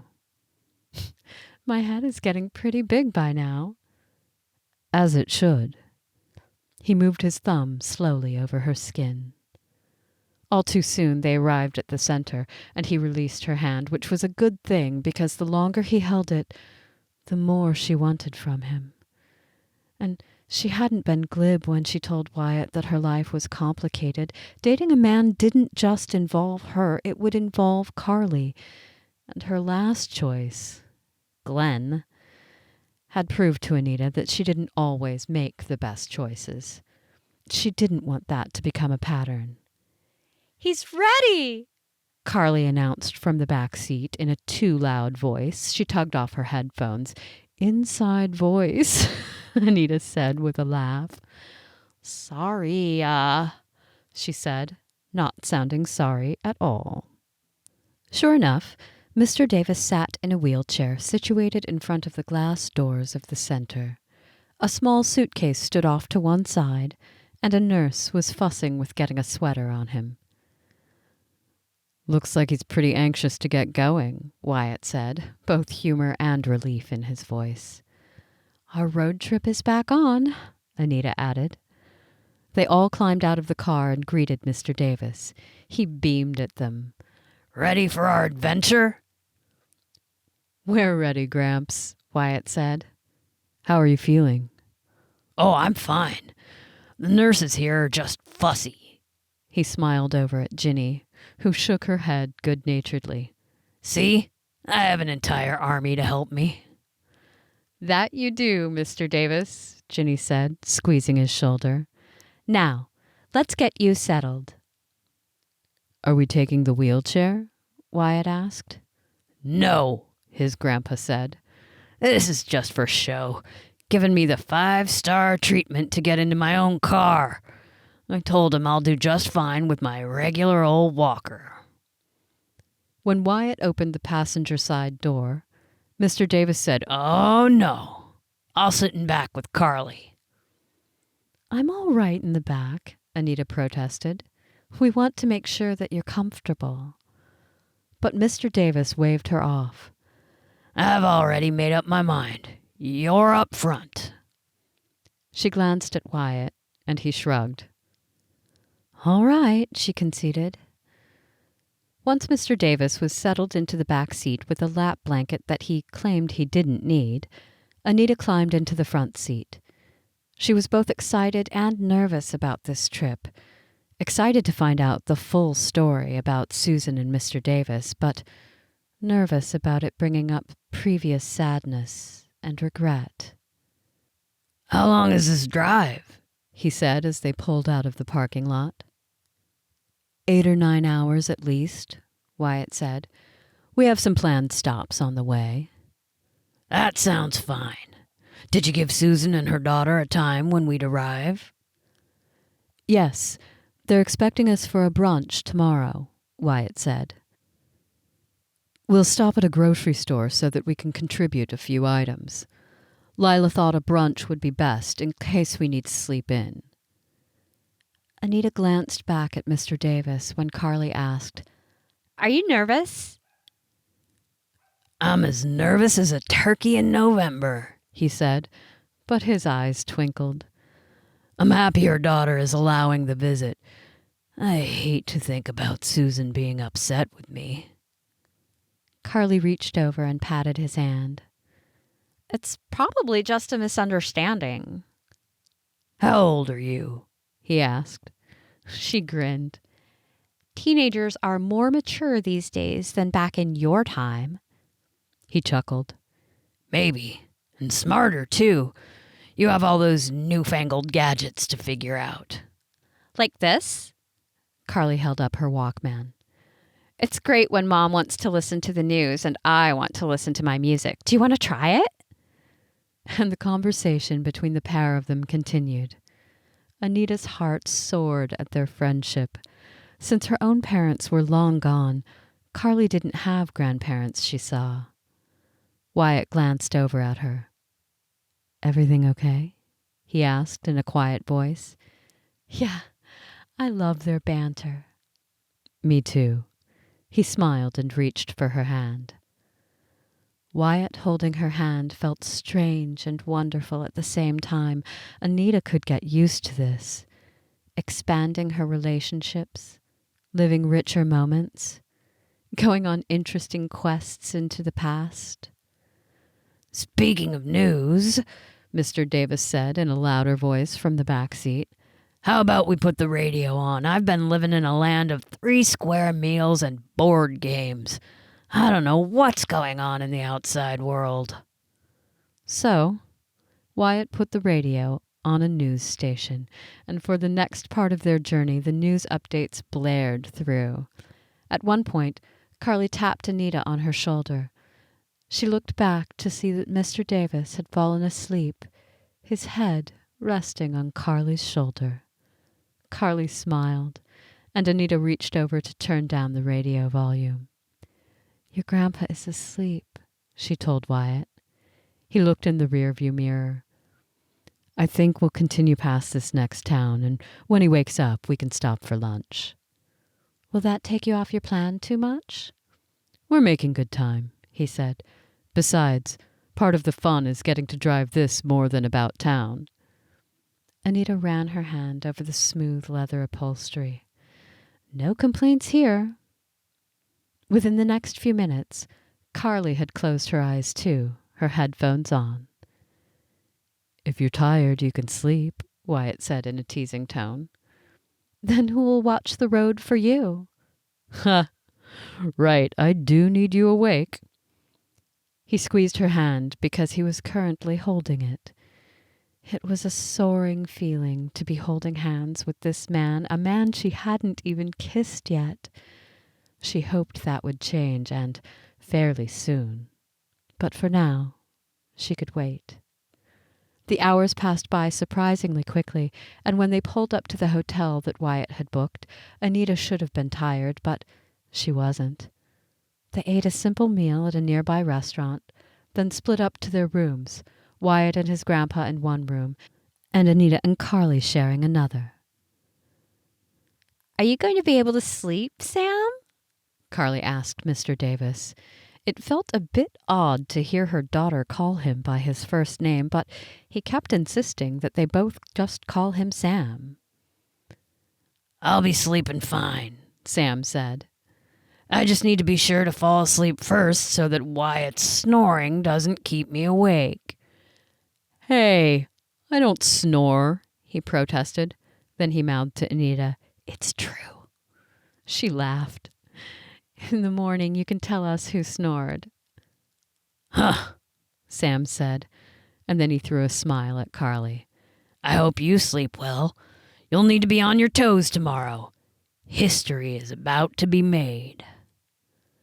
Once they were settled in their rooms, Carly turned to face Anita from her bed. "Do you think that Sam would change his past if he could? About Susan?" "I don't think so," she said. "He seems devoted to Norma, and Wyatt has come to the same conclusion, although I think he was a bit worried for a while." Carly stifled a yawn. "What do you think the big misunderstanding was?" Oh, Anita's mind whirled. "I can't guess, but I do know that there are a lot of misunderstandings in a couple's relationship, and if the other person doesn't voice their concern, then it will never be discussed. Could cause resentment." "Which is probably what happened." Carly turned onto her back and folded her hands behind her head. "I can't wait to meet Susan. Even though she and Sam are both old now, it's kind of sweet to think about them being in love in high school." Anita smiled at that. "I agree." She reached over to turn off the lamp. "See you in the morning, sweetie." "Good night, Mom."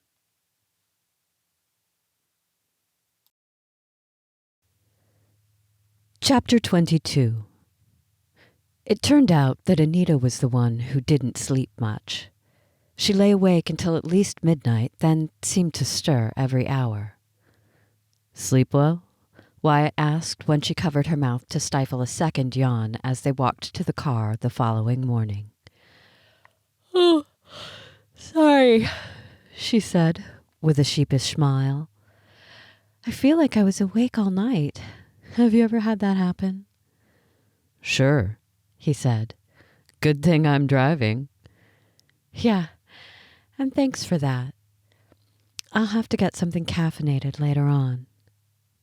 Anita decided she liked Wyatt first thing in the morning. He wasn't overly peppy or dragging either. He was just himself. Oh, and he looked good in a pair of 501s and a polo shirt. "Well, if you need a nap after our meeting with Susan, we can take a break. I'll let you know." "I slept like a baby," Sam announced, his walker's wheels clattering on the asphalt as they walked. "Like a baby with a full stomach enjoying happy dreams." Carly laughed. "Babies usually wake up crying in the middle of the night. Why is sleeping like a baby even a saying?" "I think it's because babies can sleep through a lot of noise," he said. "At least when they're young. I remember Wyatt's mother. She could sleep through anything, unless she didn't want to. Wyatt, on the other hand, would wake at the smallest of sounds." Wyatt helped his grandpa to the car, then shut the door. He turned to Anita. "Don't believe everything he says." She smiled. "Are you a light sleeper?" "I can be." He shrugged. "Last night I think I slept a lot better than you." Anita was battling another yawn. "How can you tell?" Wyatt smirked, then squeezed her hand and moved around to the other side of the car. "Here we go," Sam announced to the car at large. "We're about to meet my first love." He cleared his throat. Be it known to everyone that I loved my wife Norma more than life itself." "Thanks, Gramps," Wyatt said. I was wondering about that, Carly said brightly. Can you love 2 women in a lifetime? "I think so, but for me, it was 2 different loves," Sam said. "With Susan, I loved her and our hope for the future. With Norma, I loved her and our life together, which was my present and then became my future. When you live and work and sacrifice with another person, your love deepens to a level that's hard to explain. I think with Susan, my affection for her was more in what-ifs." That's really deep, Sam, Carly said. He grinned, and Wyatt laughed. "It is really deep, but probably accurate." "Wyatt here loved a woman," Sam said, patting his shoulder. "The love wasn't deep enough to last, though." Wyatt glanced at Anita. Thanks, Gramps. That's true, too." She only smiled, and then she took his hand. Is that how it was with Dad? Carly asked her. "Oh," a spark of panic rushed through her. "I think your dad and I had different opinions of what marriage meant. We definitely loved each other, but we were interested in different futures." I guess love and relationships are a lot more than just feelings. There are actions, too, Carly said. "I think you're the smartest teenager I know," Sam said. And maybe the only one you know. She laughed.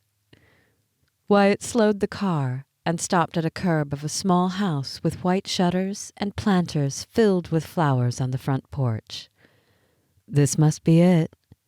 It's cute, Carly said. He turned off the engine and looked back at his grandpa, who was staring out the car window. After a long moment of silence, Sam said, "I'm ready." Wyatt climbed out of the car and opened his door to help him out. Anita grabbed the folded-up walker and handed it over. With a trembling hand, Sam grasped the handles. He didn't protest when Wyatt held on to his other arm as they walked toward the house. Carly and Anita followed, and she had to tell herself to breathe. Once they were all on the porch, Wyatt rang the doorbell, and then they waited.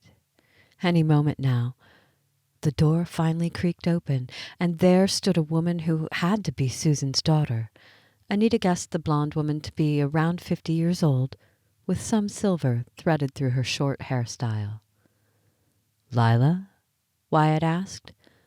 "I'm Wyatt Davis, and this is my grandfather, Sam." Lila's mouth was set in a firm line, but her light blue eyes were plenty curious. Her gaze took in the 4 visitors, and then she opened the door wider. "I'm Anita," Anita offered, "and this is my daughter, Carly." Lyla nodded. "Wyatt said you'd all be coming." She stepped back. "Well, come on in. My mother's been talking nonstop about Sam, so we might as well get this meeting started." "Hang on to me, Wyatt," he said. "I'll leave the walker out here." They went into the house. Anita glanced around, wondering where Susan was. The woman wasn't in sight, though. The interior was mostly blues and pinks, likely the favorite colors of one of the women in the house. "This way," Lyla said. "We're set up on the back patio. Mother likes to watch the birds and the butterflies. She'll stay out there all day if I let her."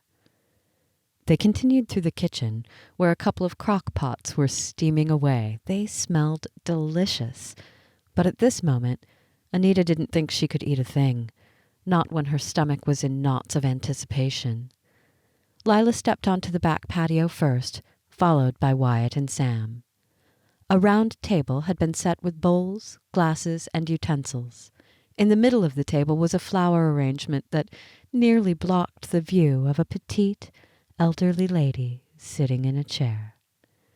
The woman's hair was a snowy white, but her blue eyes were as bright as her daughter's. It was clear that she'd put some effort into her appearance, since her lips and cheeks were a soft pink. Her expression looked as if she were caught between a smile and surprise. "Susan?" Sam said, the word more like a question. She set a liver-spotted hand on the table's edge and pushed up to a standing position. Sam, is that you?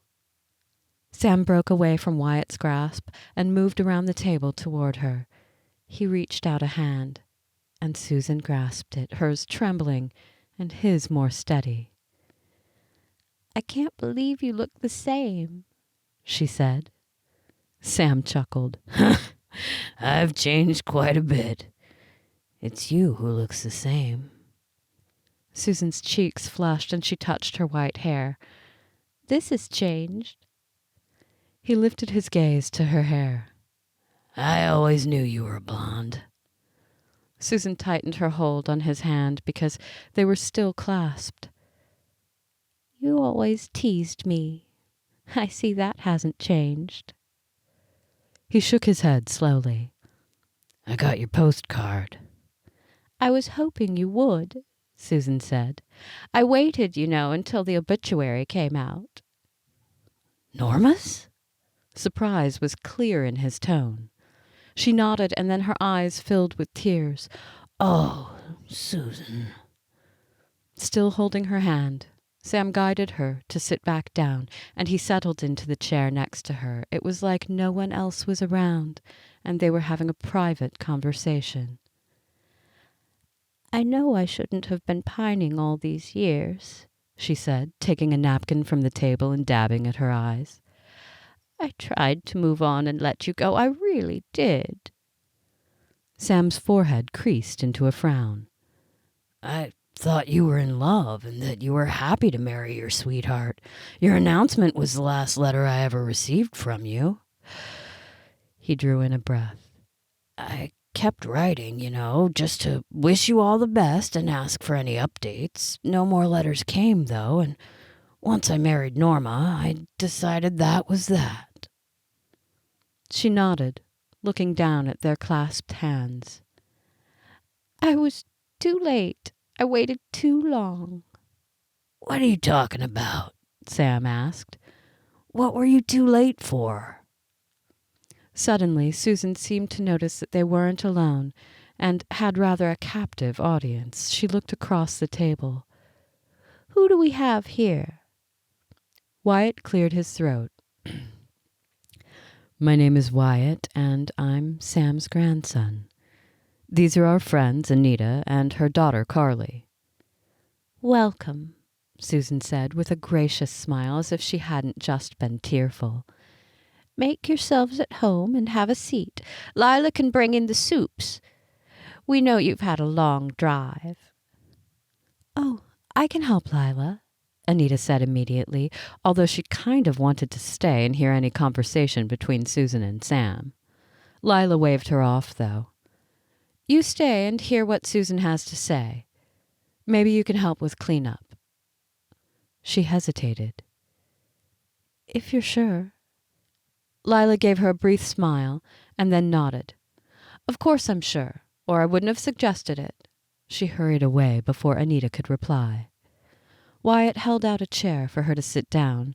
Carly had already helped herself to a seat on the other side of Sam. Susan watched them with bright eyes. Are you married? Dating? Us? Anita said. No, we're friends, that's all. Wyatt nudged her knee with his knee. She nudged him back. We are friends, but that's not all, he said. Anita gaped at him, but Susan just continued to smile. Young love is wonderful. She released a wistful sigh and then reached for the glass at her place setting. Let me fill that for you, Sam said when he realized it was empty. He reached for the pitcher of ice water and filled her glass. Thank you, Sam, she said, taking a sip, then setting the glass down. Now, tell me about your children and grandchildren. Sam blinked as if he were trying to clear his thoughts. Wyatt and his sister Paula are what's left of my posterity. Oh, I thought you had more. Her voice trailed off. No, Sam said.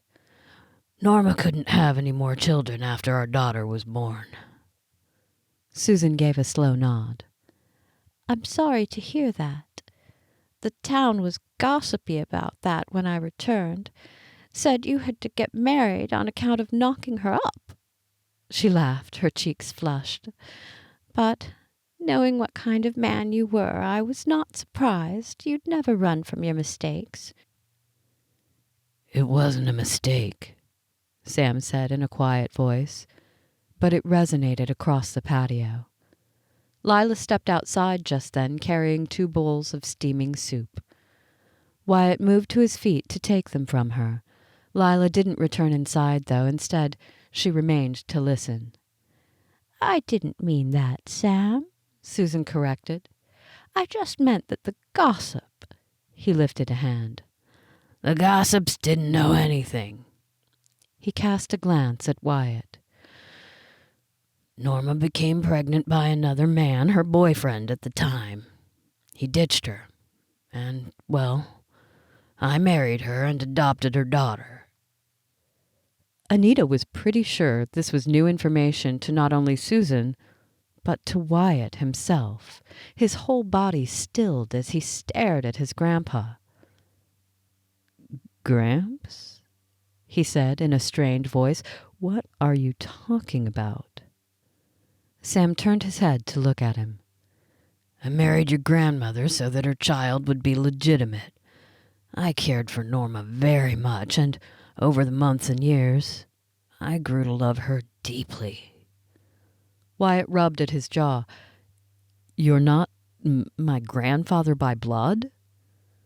Sam shook his head slowly, then reached for Wyatt's arm. Your mother was my daughter in every other way possible. Her biological father tried to visit once when she was a few months old, then disappeared again. He never actually saw her in person. Wyatt exhaled. That's a pretty major thing to keep from me my entire life. I understand how you might think that, but in my generation we kept things private. Wyatt closed his eyes for a moment, and Anita grasped his hand. You married Norma to save her reputation? Susan said, her voice incredulous. Sam turned his attention back to her. Norma and I were good friends, and you had already written me about your engagement. It didn't cross my mind that I wasn't doing the right thing by moving forward with my life. Susan reached a trembling hand for her glass of water. After another sip, she said, I came back, Sam. I saw the 2 of you in that old diner. You were sitting close to her on the same side of the booth, your arm around her. She laughed at something you said, and then you kissed her. She drew in a breath. I left after seeing you together, and that's when I heard the 2 of you were engaged. I didn't know you came back, Sam said. He was the one surprised now. Why didn't you tell me? Susan shrugged, and tears filled her eyes. I guess I wanted to surprise you. I broke off the engagement, and I wrote to you about it, but you never replied. A few weeks later, I decided to throw all caution to the wind and return. It had been so long anyway. I wanted closure, I guess. But I also hoped that maybe things between us could work out after all. Sam's shoulders sagged. But now I realize even if I had walked into the diner that night, you still would have chosen Norma. The conflict in his gaze wrenched at Anita's emotions. This was all so much, and she could only imagine what Wyatt was feeling with such a shocking revelation. Susan, Sam began, his voice cracking with emotion. I never received that letter about your canceled engagement. He released a shuddering breath. And I can't say what decision I might have made if I had received the letter, but if there's anything I've learned in more than 80 years of living, it's that the past can't be changed. We can only move forward. Susan dabbed at a fresh round of tears. You never received my letter? No, and I don't understand why not. She heaved. My father was furious that I canceled the engagement. Now I wonder if he never posted my letters to you? I'd leave them in the basket of outgoing mail. Sam and Susan were both quiet for a long moment. Anita was pretty sure the soup Lyla had brought out was cold now, but no one seemed to care. What did you do after you left Seattle? Sam finally asked in a quiet voice. I went back home and faced the wrath of my father, Susan said. I'd spent all my savings on that trip. It was meant to go toward my wedding. She gave a little shrug. A few months later, Clyde started coming around again, and we ended up getting married. Lyla headed back into the house. And your kids and grandkids? Sam prodded gently. 2 children, she said. Lyla and Clyde Jr. The marriage wasn't great. She cast a furtive look toward the house where Lyla had disappeared. Clyde enjoyed his drinking. He died at 54, and I was widowed. No interest in remarrying after that. I'm sorry for your pain, Sam said. I went back to Seattle for a few weeks about 10 years ago, Susan said. I visited all the old haunts, looked up some former friends, but I never had the courage to knock on your door. I figured that you didn't want to see a ghost from the past. I even heard about Norma's health problems, and I selfishly checked the obituaries from time to time. Sam didn't act shocked or bothered. I suppose curiosity can get the best of us. She nodded, her smile faint. Norma was a lucky woman, and I could have done things differently. I could have returned to Seattle much sooner, or made an effort to meet you somehow after the Spanish flu danger was over. I could have turned down Clyde. I wouldn't have wanted to miss out on my children, though. They've been my comfort through everything. Lyla was back with more bowls of soup, this time balancing them on a tray. Wyatt moved to his feet to help. Lunch is served, she said softly. Anita wondered how much Lyla had known about all of this, at least on her mother's side. Now she knew Sam's side. Children, however they come, are always a blessing, he said. Amen, Carly said. Now can we eat? I'm starving. Anita stifled a laugh. She couldn't help it. Apparently Carly hadn't been entranced like everyone else. Help yourself, Susan said. All this emotional stuff has made me ravenous. Sam gave her a tender smile, and then the two of them began to eat the soup.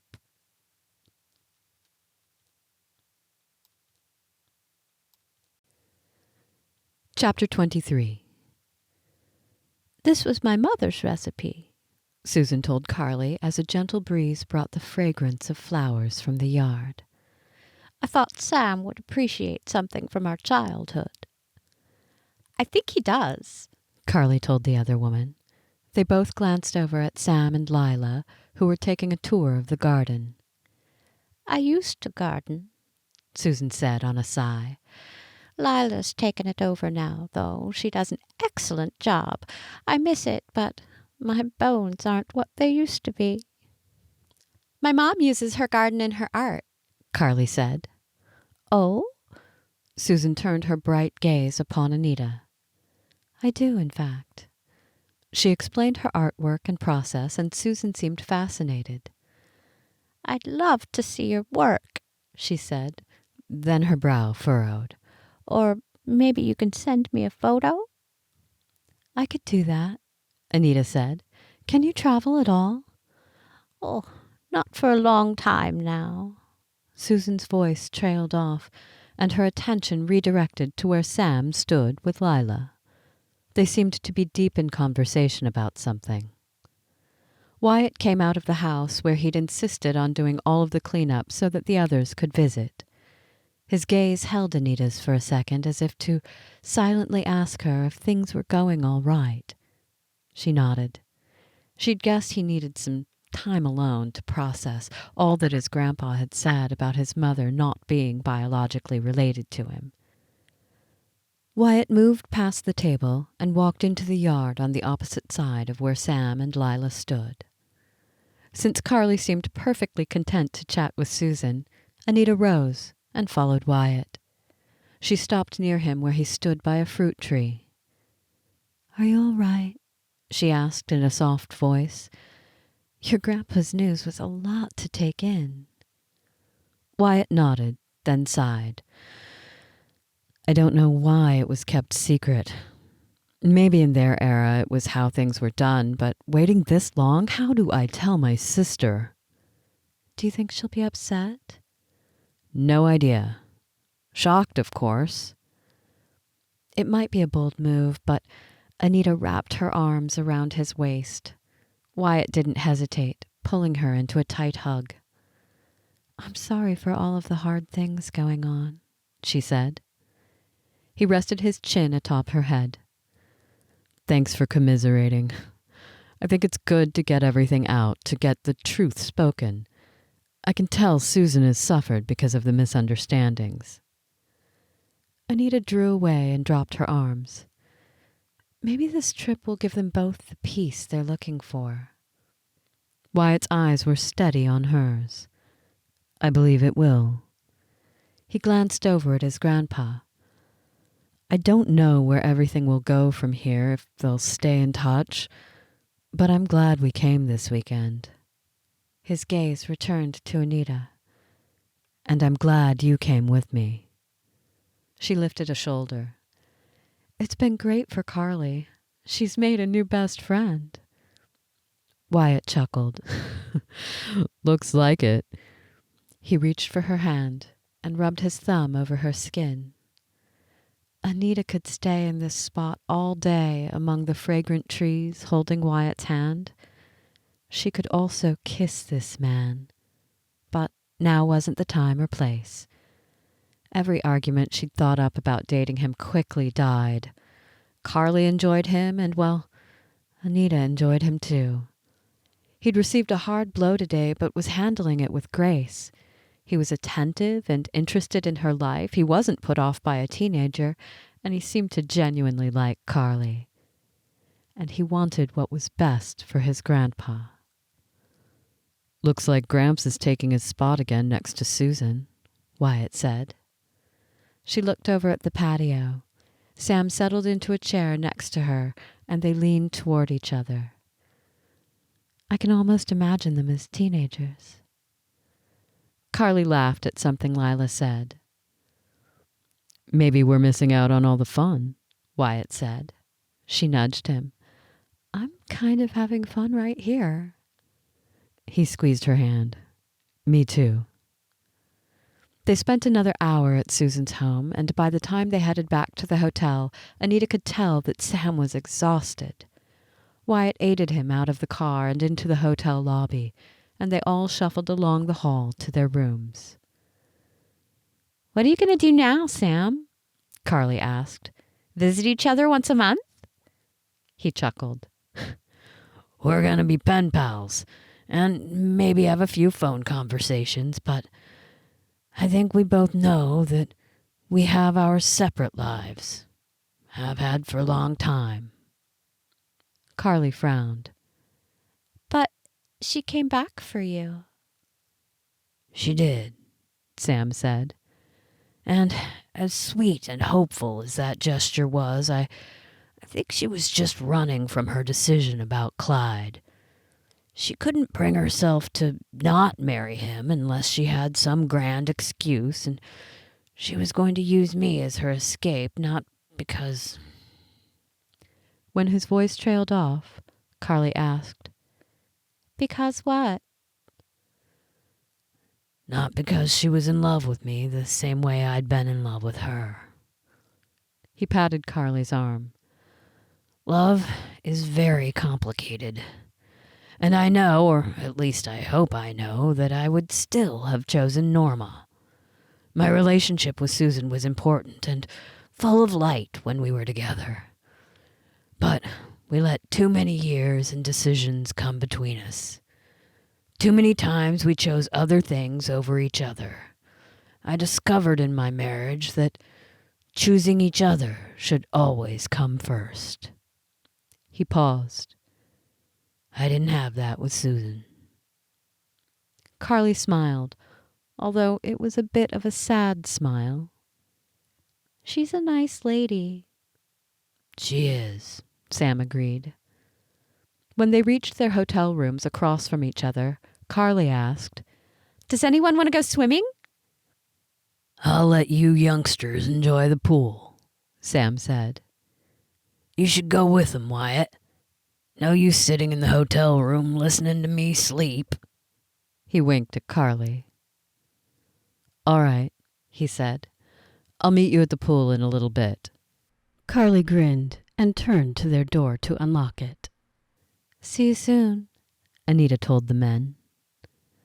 Once inside their room, she found her daughter sitting on the edge of the bed, hands folded in her lap. "Did you change your mind about swimming?" "No," Carly sighed. "It's kind of sad to know that there's not going to be a romance between Sam and Susan."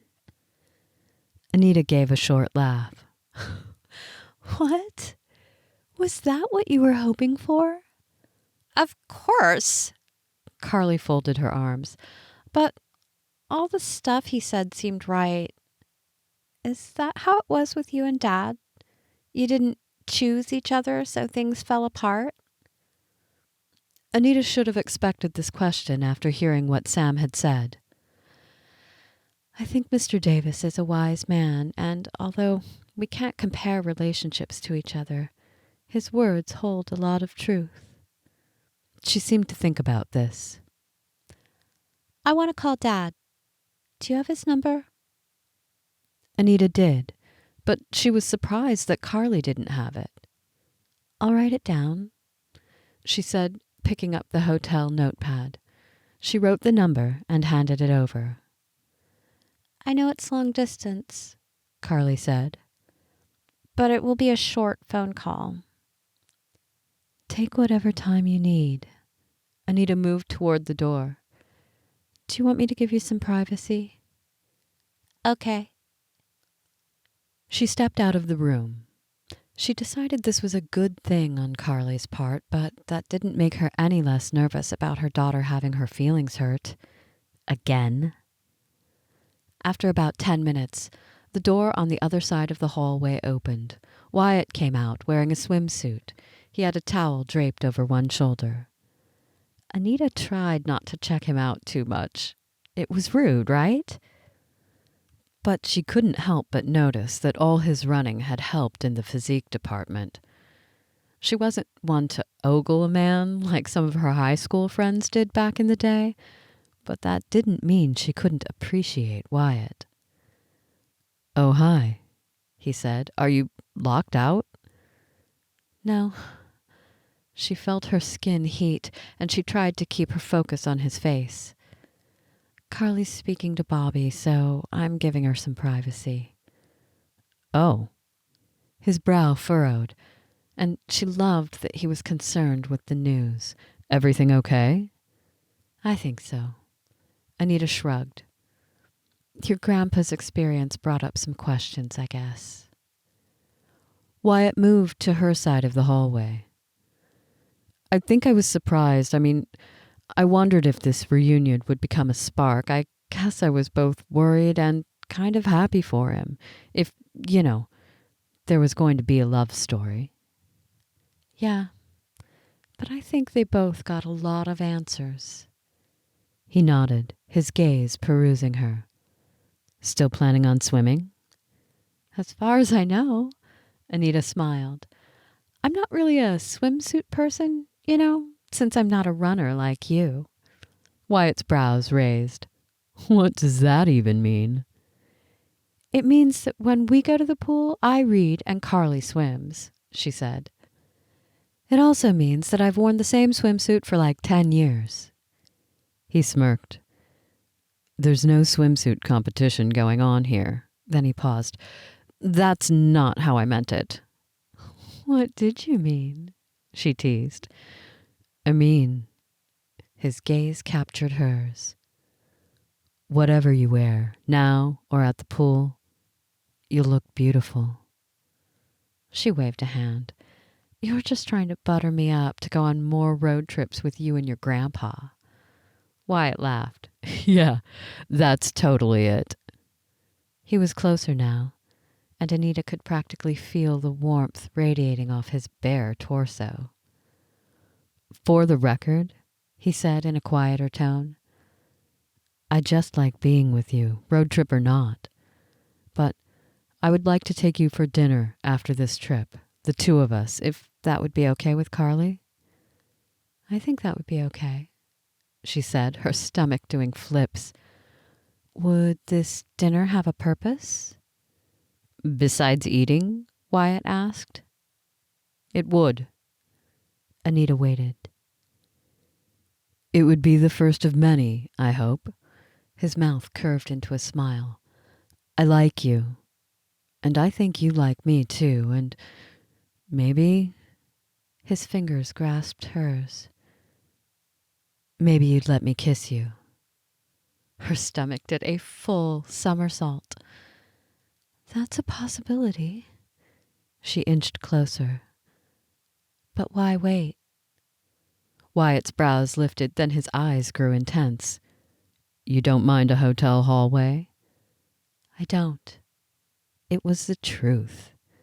His smile grew and his other hand slipped to her waist. Anita wasn't sure what she was expecting or hoping for when Wyatt kissed her, but it wasn't supposed to be on her cheek. Hey, she protested. He drew away, a grin on his face. When I kiss you for real, it's not going to be where we could be interrupted at any moment. She opened her mouth to reply when the door opened behind her. All done, Carly said, her eyes bright as she looked from Anita to Wyatt. Their hands were still linked, so there was no hiding what was going on. Ready to go swimming? Ready, Wyatt said in a cheerful tone. We'll meet you there in a few minutes. Anita released his hand and headed into the room with her daughter.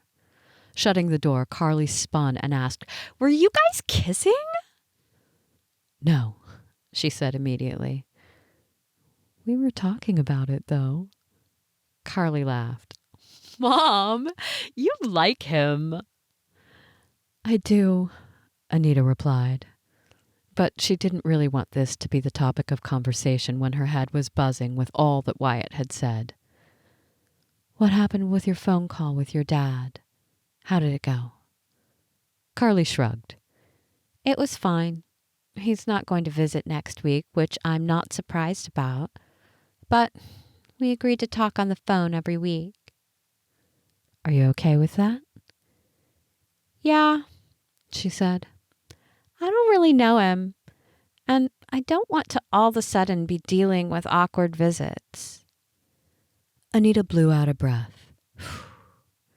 Is there anything I can do? Carly raised her brows. Get changed. I want to go swimming. Anita smiled. Everything about this trip had been amazing, even with the harder things. Her relationship with Carly had matured and felt stronger than ever. She was handling her absent dad situation with grace.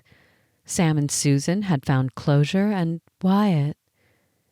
He was quickly finding a place in her heart, and she didn't feel afraid about it. 20 minutes later, Carly and Wyatt were swimming against each other in some sort of very short lap race, and Anita sat on the edge of the hot tub. She smiled when they finished, and somehow Carly was declared the winner, even though from Anita's viewpoint, Wyatt had finished several feet ahead of her. "I'm beat," he said, hoisting himself out of the pool. Dripping with water, he walked toward the hot tub. Anita had trouble keeping her eyes off his long frame and defined physique, but, to be fair, Wyatt was looking at her, too. "Nice swimsuit," he said. "Is that a joke?" she asked. He chuckled. "No, like I told you. You look beautiful in anything." Anita glanced down at her very basic black swimsuit with a sweetheart neckline. It was a bit frayed, but swimming wasn't really her thing, so why should she invest in it? Wyatt slipped into the hot tub. "Are you coming in?" She moved lower in the water until she was sitting on the protruding bench. A young family arrived at the pool, and the two young kids immediately started talking to Carly and asking her questions. "Looks like Carly has some fans," Wyatt said. "Ah, she loves little kids." Anita moved her fingers along the surface of the bubbling water. "I've always felt a little bit guilty that she doesn't have any siblings. I mean, not that I wanted another baby with Bobby, but for Carly's sake, she would have been a great big sister." "I get it," Wyatt said, his gaze moving to those in the pool. "Does she babysit for other families?" "Once in a while." Somehow they'd migrated closer together, and their conversation felt almost private.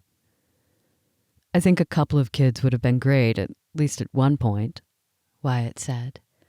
"I'm probably too old now." Anita scoffed.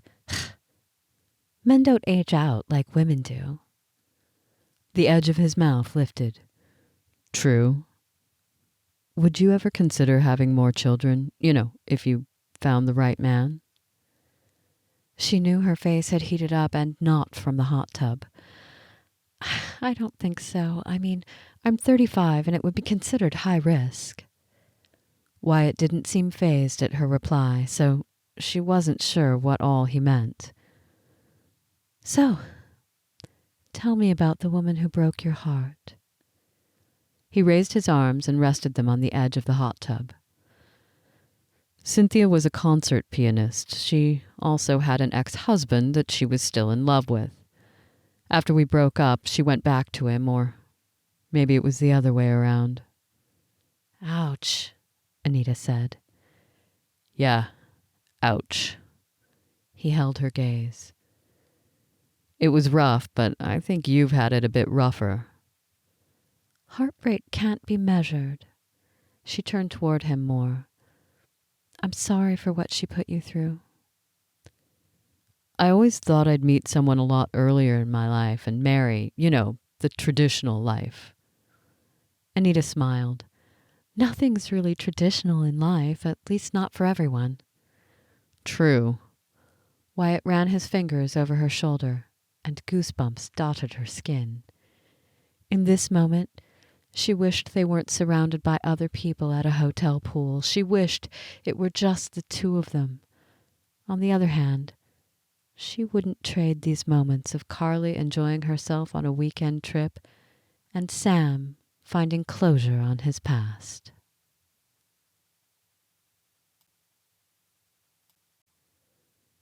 Chapter 24. Whose car is that? Carly pointed to Phyllis's house as Wyatt turned into their driveway. They were finally home, and Sam had been dropped off. Both Anita and Carly had promised to visit him the next evening. It was strange how Anita missed him, as if he were her own grandpa. "Oh, that must be Cameron's car." She squinted through the golden brightness of the setting sun. "I'll have to go over and ask how everything is going." Can I come?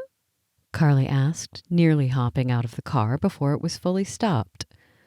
"Of course," she said. "We need to take our stuff inside, though, and thank Wyatt." Oh, right. Thanks, Wyatt. Carly grinned. "You're welcome," he said. "And thanks to you and your mom for coming." She shrugged and said to Anita, "After we talk to Cameron, can I call my friends?" "Sure." Carly shut the door and moved to the back of the car to wait for the trunk to open. "She has way too much energy after being in a car all day," Anita commented. Wyatt smirked. "Probably because she napped about as long as Gramps." "That's true. It might be a long night for both of us if she's not tired." His expression sobered. "Thanks again, Anita. I know I've told you multiple times, but it was really good to have you and Carly along. Helped both me and Gramps." Anita rested her hand on his arm. "I'm glad I got to meet Susan and her daughter." Wyatt's gaze remained on hers, and she didn't want to look away, but Carly was waiting. Reluctantly, she opened her door. He stepped out too, opening the trunk. He carried their bags to the porch. "Anything else?" he asked, smiling at Carly, then locking his gaze on Anita. "No," she said breathlessly. Sassy appeared, leaping onto the porch from the front flower bed where she must have been lounging. "Sassy!" Carly scooped her up and buried her face in the cat's fur. "Call when you have an update on your neighbor," Wyatt said softly, his gaze intent on Anita's. His gaze said so much more, but there was too much going on for her to try and figure it out. "All right." She watched Wyatt walk back to his car until Carly said, "Aren't you going to unlock the door?" "Right." Anita fished out her keys from her purse, then opened the door. Once they had their bags inside and Carly had set down food for the cat, they headed over to Phyllis's place. "It's weird to be here when she's gone," Carly mused after she rang the doorbell. A woman answered the door. She looked to be around 30 and held a toddler on her hip. It had to be Cameron's wife, Becky. "Hi," Anita said. "We live next door, Anita and Carly Gifford. We spoke with your husband earlier. Are you Becky?" She flashed a dimpled smile. "Yes, that's right. Nice to meet you. Phyllis came home about an hour ago if you'd like to see her." Anita's eyes widened. "She's home already?" "The last 24 hours have been really good. She's doing so much better, so the doctor has assigned a physical therapist to come 3 times a week. They think she'll make a full recovery." "Oh, wow," she breathed. "That's amazing." Becky opened the door wider. "Come this way." They followed her into the house, but instead of heading to the bedroom as she thought they might, Becky led them through the house to the backyard. There on the patio, Phyllis sat on a cushioned lounge chair, a throw blanket covering her legs. The yard and the garden beyond her were bathed in soft orange light, a precursor to the approaching twilight. "Well, my favorite neighbors," Phyllis said in a cheery tone. Her hair had been brushed but lacked its usual immaculately curled style.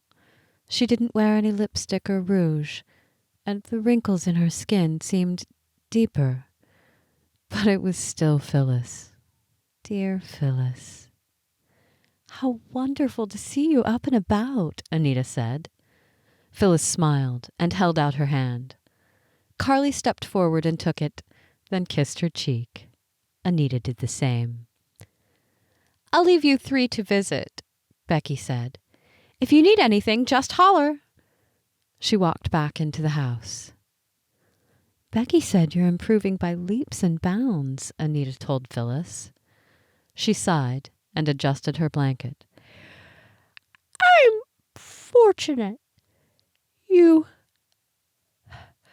rescued me." Anita and Carly sat on nearby chairs. "It was the middle of the night and you had all your lights on," Carly said. "Mom broke into the house and then called 911 and the ambulance came." I didn't exactly break in, she said with a laugh. The door was unlocked. I don't remember leaving it unlocked. Phyllis rubbed at her temple. Cameron and Becky want to move in. I don't know, though. I like my own space. Anita didn't know what to say. How much help would Phyllis need after her physical therapy appointments? She knew that stroke recovery couldn't be predicted. It might be too early to make that big of a decision. Just be patient with yourself and your recovery. You're right, Phyllis said. Then she turned to Carly. Carly, your mother is a smart woman. Carly smiled. I know. She always has good advice, but I don't think she's being smart about Wyatt. Wyatt? Phyllis asked in an intrigued tone. Carly, Anita started. He's the guy we met at the assisted living center, she said. Don't worry, he's her age. It's his grandpa that we visit. She continued, laying out the entire story of Sam and Susan and their trip to Medford. She finished with, They hold hands when they think I'm not looking, but I think they should start dating and kiss already. Carly! Phyllis laughed. Wyatt sounds wonderful. I agree with you, Carly. Anita needs to give him a chance. I am giving him a chance, she said. Sure, her face was tomato red. I have a lot of complications in my life. I'm not looking for heartbreak. What kind of complications? Carly folded her arms. And Wyatt would never break your heart, said the 14-year-old. Anita muttered under her breath. Mom, I've watched you date other men, Carly said. Wyatt is different. From Glenn, from Dad, from anyone else. You don't have those frown lines on your forehead when you're around Wyatt. Anita touched her forehead. What are you talking about? You get lines when you're dating someone, Carly continued. But with Wyatt, they disappear. That's observant, Phyllis said, a gleam in her eyes. I'd like to meet him. Officially. Anita huffed out a breath. We'll see. Now, Carly, we need to unpack and do laundry. She looked back to her neighbor. Phyllis, I was wondering something. What if we created a connecting gate between our gardens? You know, so that you can come over to my house without all the fuss of going around out front. Phyllis's eyes gleamed. Oh, I would love that. Anita squeezed her hand. I would love it too. We could visit each other without all the formality. Phyllis squeezed back. Can I visit again tomorrow? What's your schedule like? Phyllis grimaced. Ooh, torturous physical therapy. In the morning. Come for lunch? Becky can fix us sandwiches. She winked. I have to put her to work somehow. I'll bring dessert then, Anita said with a laugh. Then after school, Carly can pop in too. Oh, that would be lovely. They left Phyllis, and after saying goodbye to Becky, headed back to the house. If you want to call Wyatt now, I can wait to call my friends, Carly offered. Anita shook her head with a scoff. You're so persistent. What's gotten into you? Her daughter just smiled and walked into their house. "Go ahead and call your friends first." Carly laughed as she headed down the hallway. Anita opened the refrigerator, then the freezer. She decided to make a chicken casserole. She pulled out chicken and began to defrost it in a pan of hot water. They had peas and carrots and pasta, or should she make rice? The doorbell rang, and for a moment she wondered if it was Becky. Maybe they needed help with something or to run an errand. As she neared the door, her heart skipped a beat at the thought of Wyatt showing up. But when she opened the door, her stomach nodded. "Bobby?" He smiled tentatively from his spot on the porch. In one hand, he held a small bouquet of flowers. Anita could only stare at her ex-husband. Of course he knew where she lived, but he'd never come over like this. And Carly, he must be here to see Carly. Did she know?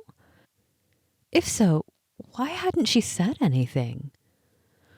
"Sorry for the surprise," Bobby said, his smile still in place, albeit nervous.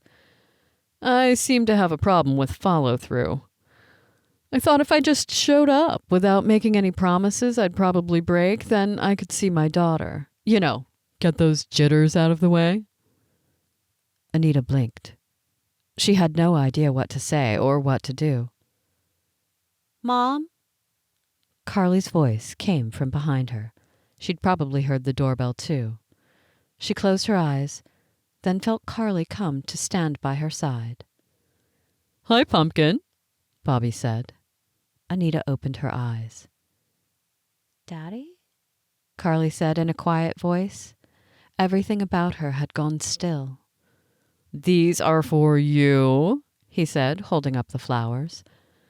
"I know it's not much of an apology, but I was sorry to miss you last week." Carly didn't move. Anita didn't move. The seconds ticked by, and Bobby's smile faded. He lowered his arm. "If this isn't a good time, then maybe tomorrow. I'm back at my parents'. Things with Gloria went south. Again." He gave a nervous laugh. "Not that that should be a reason to see my daughter, or not see her." He blew out a breath and scrubbed his free hand through his hair. "Look, I'll call next time, but I just wanted to see you." His gaze shifted to Carly again. "Can he come in, Mom?" she said. Anita opened her mouth to reply, but the words were stuck. Carly seemed to recover much quicker than she. "Let's sit on the porch, Dad," she said. "We just got back from out of town, so I only have a few minutes." Relief crossed Bobby's face, and Anita hated that she was glad to see it, glad to see Carly's dad care about his daughter for a change. "Great!" He moved off the porch, and Carly sat down. Anita left the door open as they sat down, a couple of feet between them. She didn't want to eavesdrop, but she also didn't want Carly to feel like she was being cornered by her dad. She walked to the kitchen and sat at the table. Emotions churned inside of her. This was good, right? Maybe Bobby had really turned a corner. Maybe he and Carly could have a positive relationship. She rose from the table and went about preparing the casserole. Maybe someday she'd invite Bobby in, but it wouldn't be today. When Carly came into the kitchen, she found a vase for the flowers. "Did he leave?" Anita asked. "Yeah. He'll be here all week," he said. "And maybe on Friday we'll have another visit." "Are you all right?"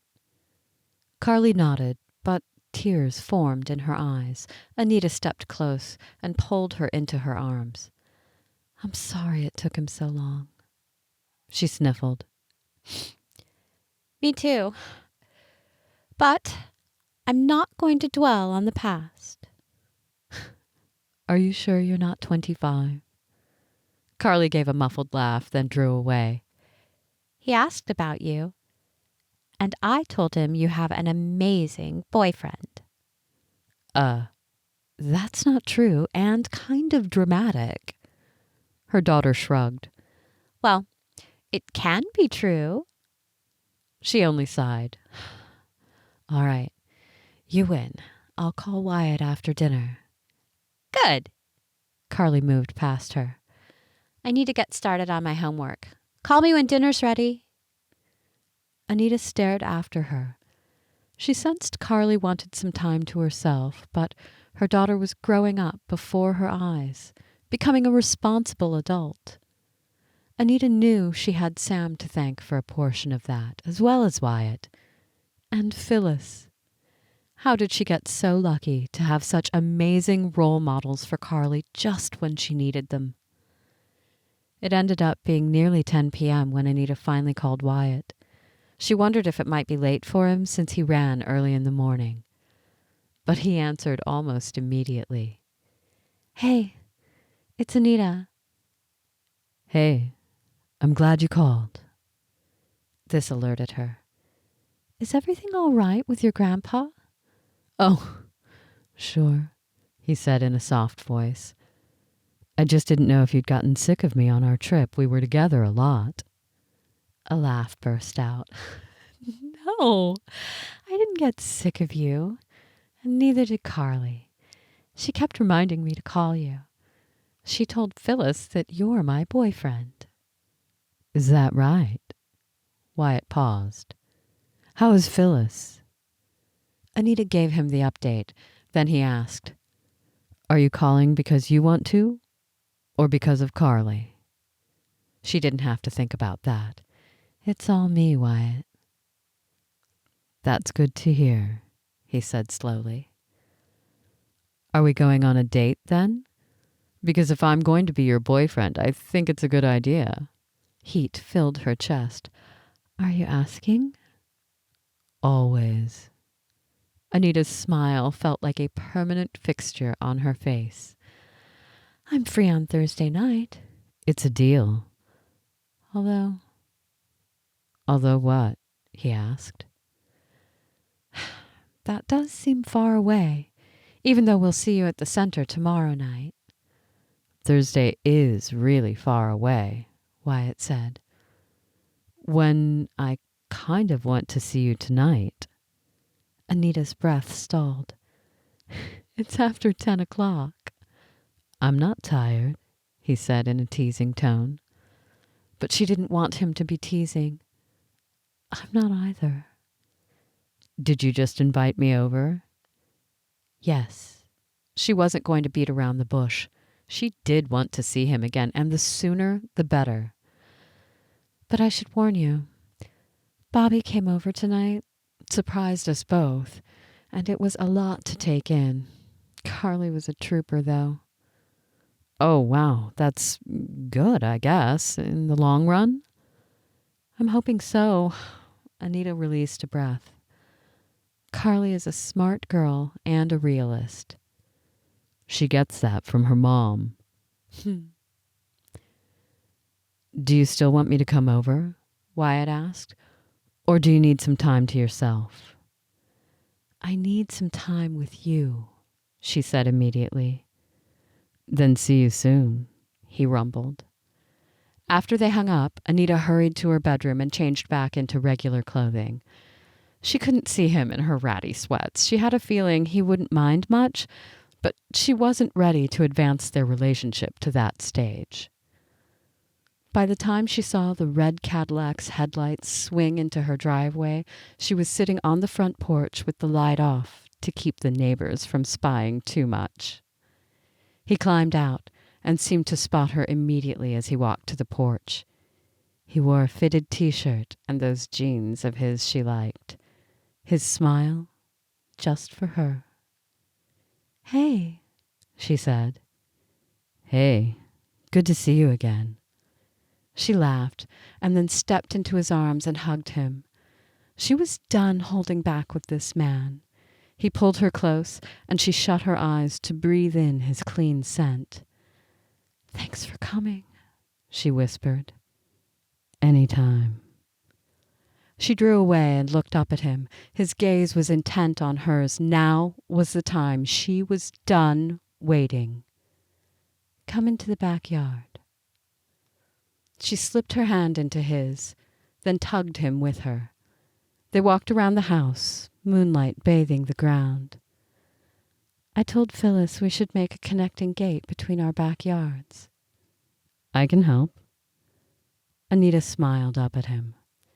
You're volunteering, just like that? I am. Well, you're hired then. They slowed their steps by one of the flowering bushes. They were isolated from the street and from any neighbor's windows. It was just the two of them at last. Kiss me, Wyatt. I was hoping you'd ask, he whispered, his hands finding her hips and drawing her close. Her heart felt like it was going to pound out of her chest as his lips brushed against hers, warm and soft, tentative. But she didn't want a tentative kiss. She moved her hands behind his neck and tugged him closer as a breeze picked up, bringing with it the scent of the garden. He smiled against her mouth, and then he was kissing her like he meant it. Everywhere he touched her, little flames ignited. She couldn't remember feeling this mixture of comfort and desire ever with another man. Her relationship with Bobby had been full of too many insecurities. With Wyatt, deep down, she knew she could trust him. She knew he was real, and that his heart was good. She let herself fall into him to receive what he was giving and to focus on him and only him, his smile, his touch, his mouth on hers, and her heart soaring, her stomach spinning, and her feet floating. Anita, he said, drawing away slightly. Is that sassy? She took a second to catch her breath, then looked down. Sassy was weaving between Wyatt's ankles. Hey, Sassy, can you give us some privacy? Wyatt chuckled and moved his thumb along her jaw, then over her bottom lip. The intensity of his gaze told her what he wasn't saying in words. He closed the distance to kiss her again, his mouth exploring and her skin heating again.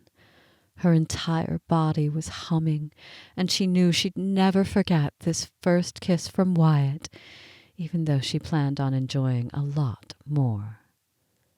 Sassy, of course, completely ignored Anita's request, but if Wyatt didn't mind, then she could ignore the cat. Is this where I ask you to be my girlfriend? He murmured. She moved her fingers over his shoulders and rested her hands on his biceps. She could see the glint of his eyes in the moonlight. I think it's perfect timing. His smile was slow, warming her to her toes. Will you be my girlfriend, Anita? I will, Wyatt. He drew her close and hugged her tightly. Anita laughed. I think I'd better let her in the house, or she'll not leave us alone. She released him. Do you want to stay for a bit? He grasped her hand and linked their fingers. I'm not going anywhere.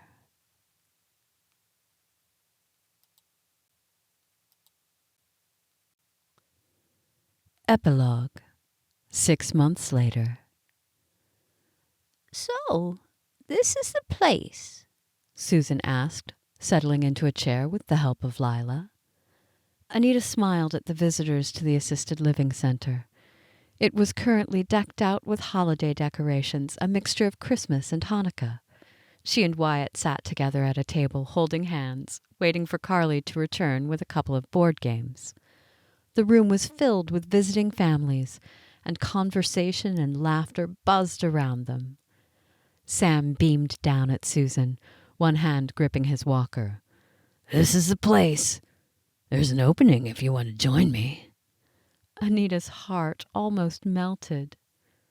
Susan's blue eyes sparkled. Don't tempt me. With careful movements, Sam transitioned from the walker and sat in the chair next to Susan. That's exactly what I'm hoping to do. Tempt you. Oh, Sam. She patted his arm, then shook her head. Let's take this a day at a time. Wyatt nudged Anita, and she smiled. It was definitely amusing to watch the elderly couple across from them flirt.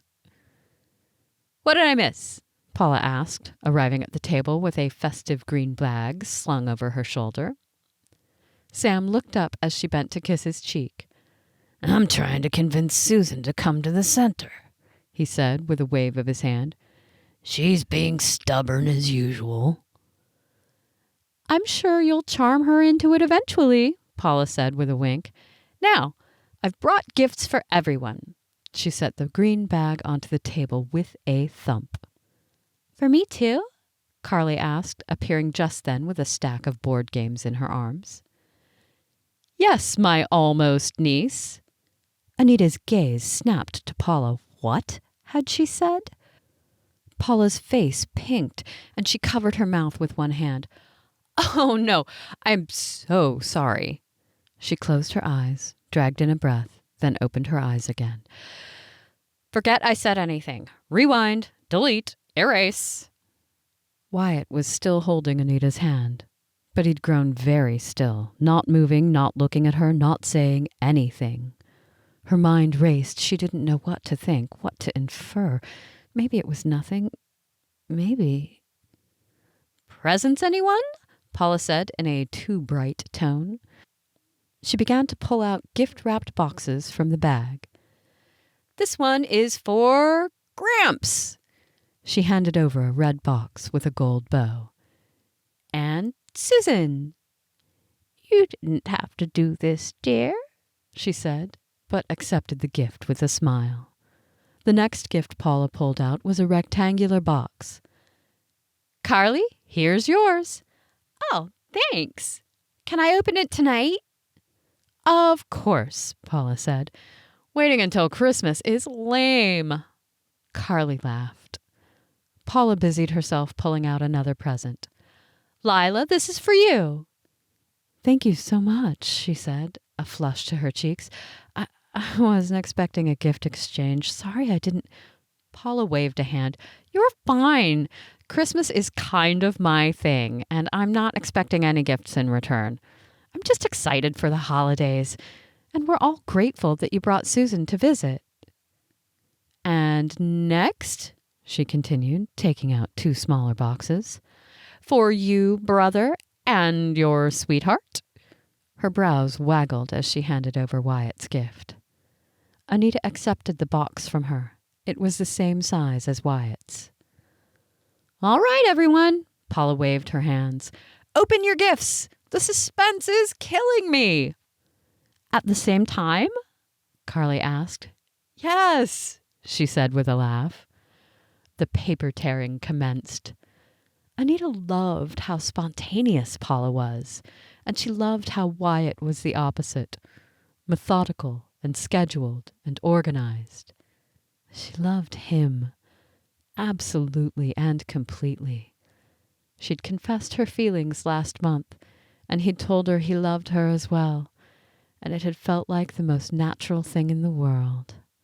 After all, they spent almost every day together, including weekends, either visiting Gramps, taking Carly to a movie or another outing, or sometimes just hanging out at home, preparing dinner together, then watching the sunset from the garden bench.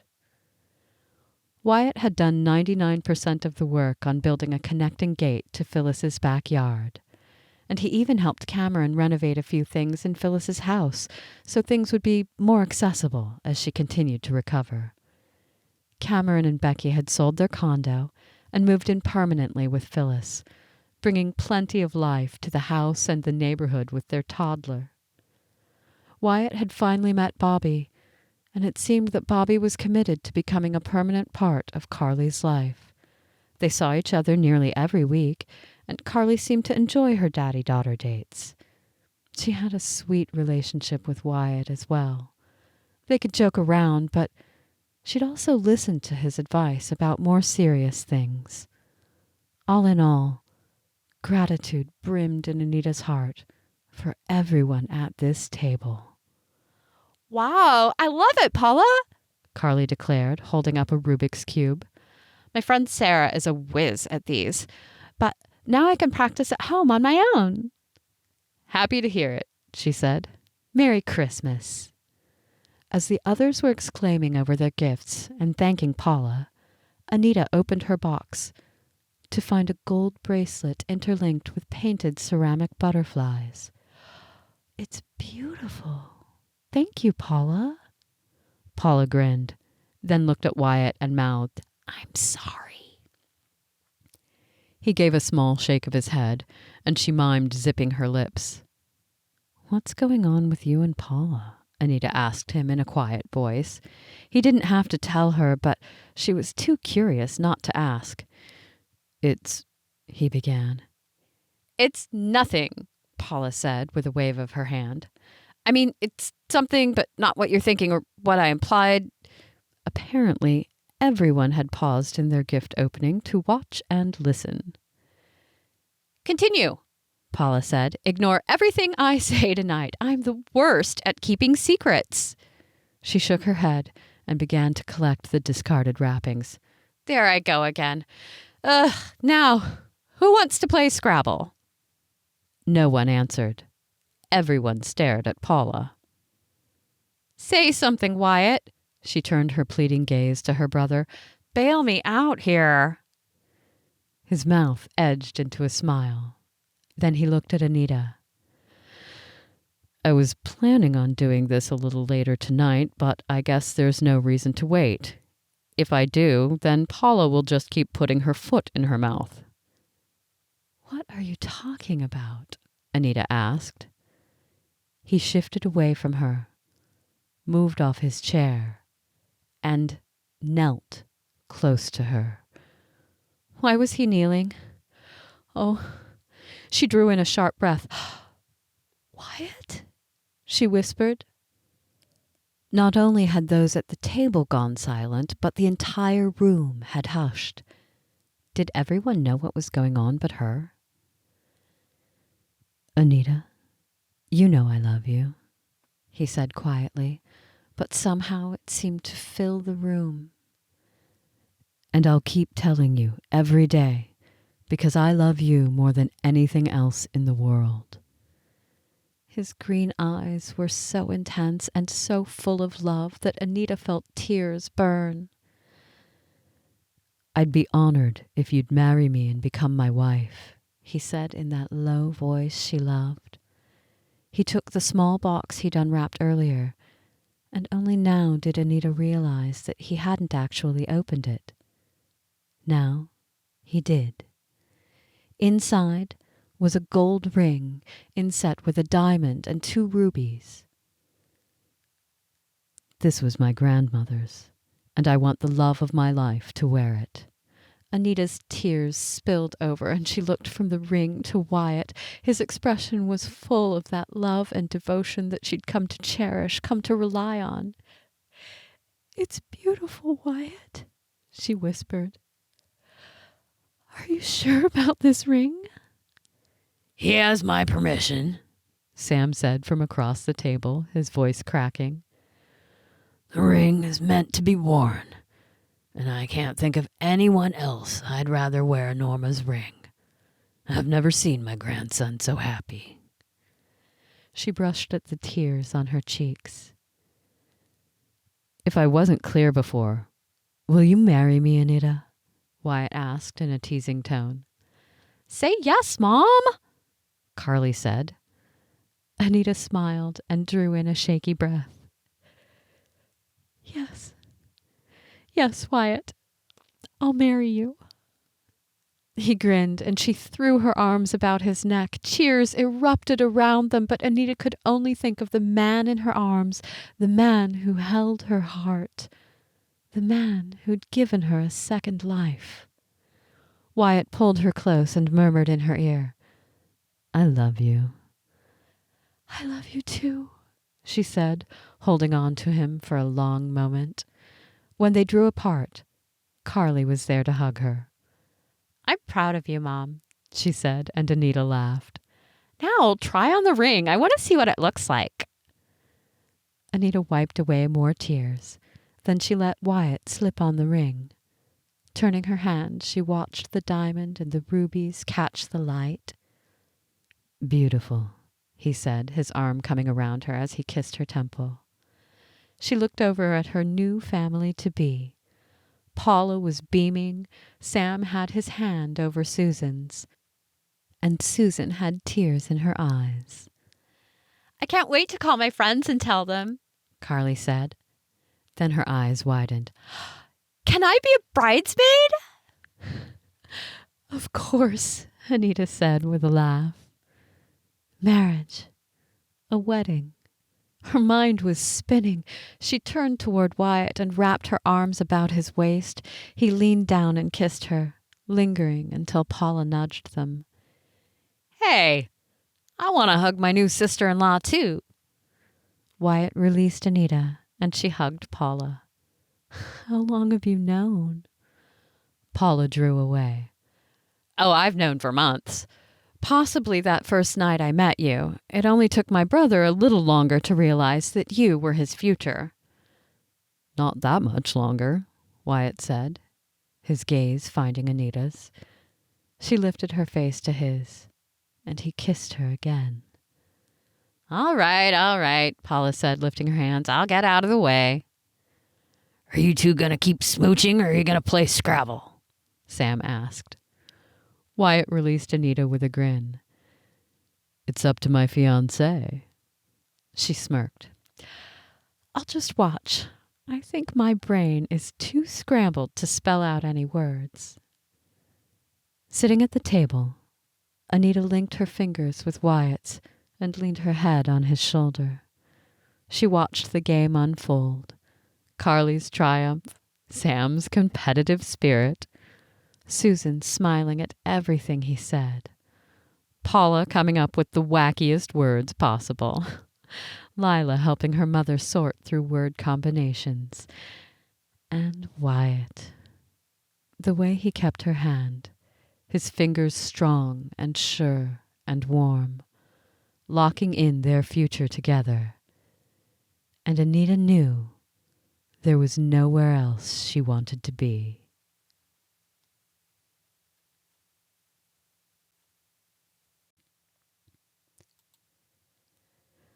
This has been The Healing Garden, The Healing Series, Book 2, written by Heather B. Moore, narrated by Taffeta V.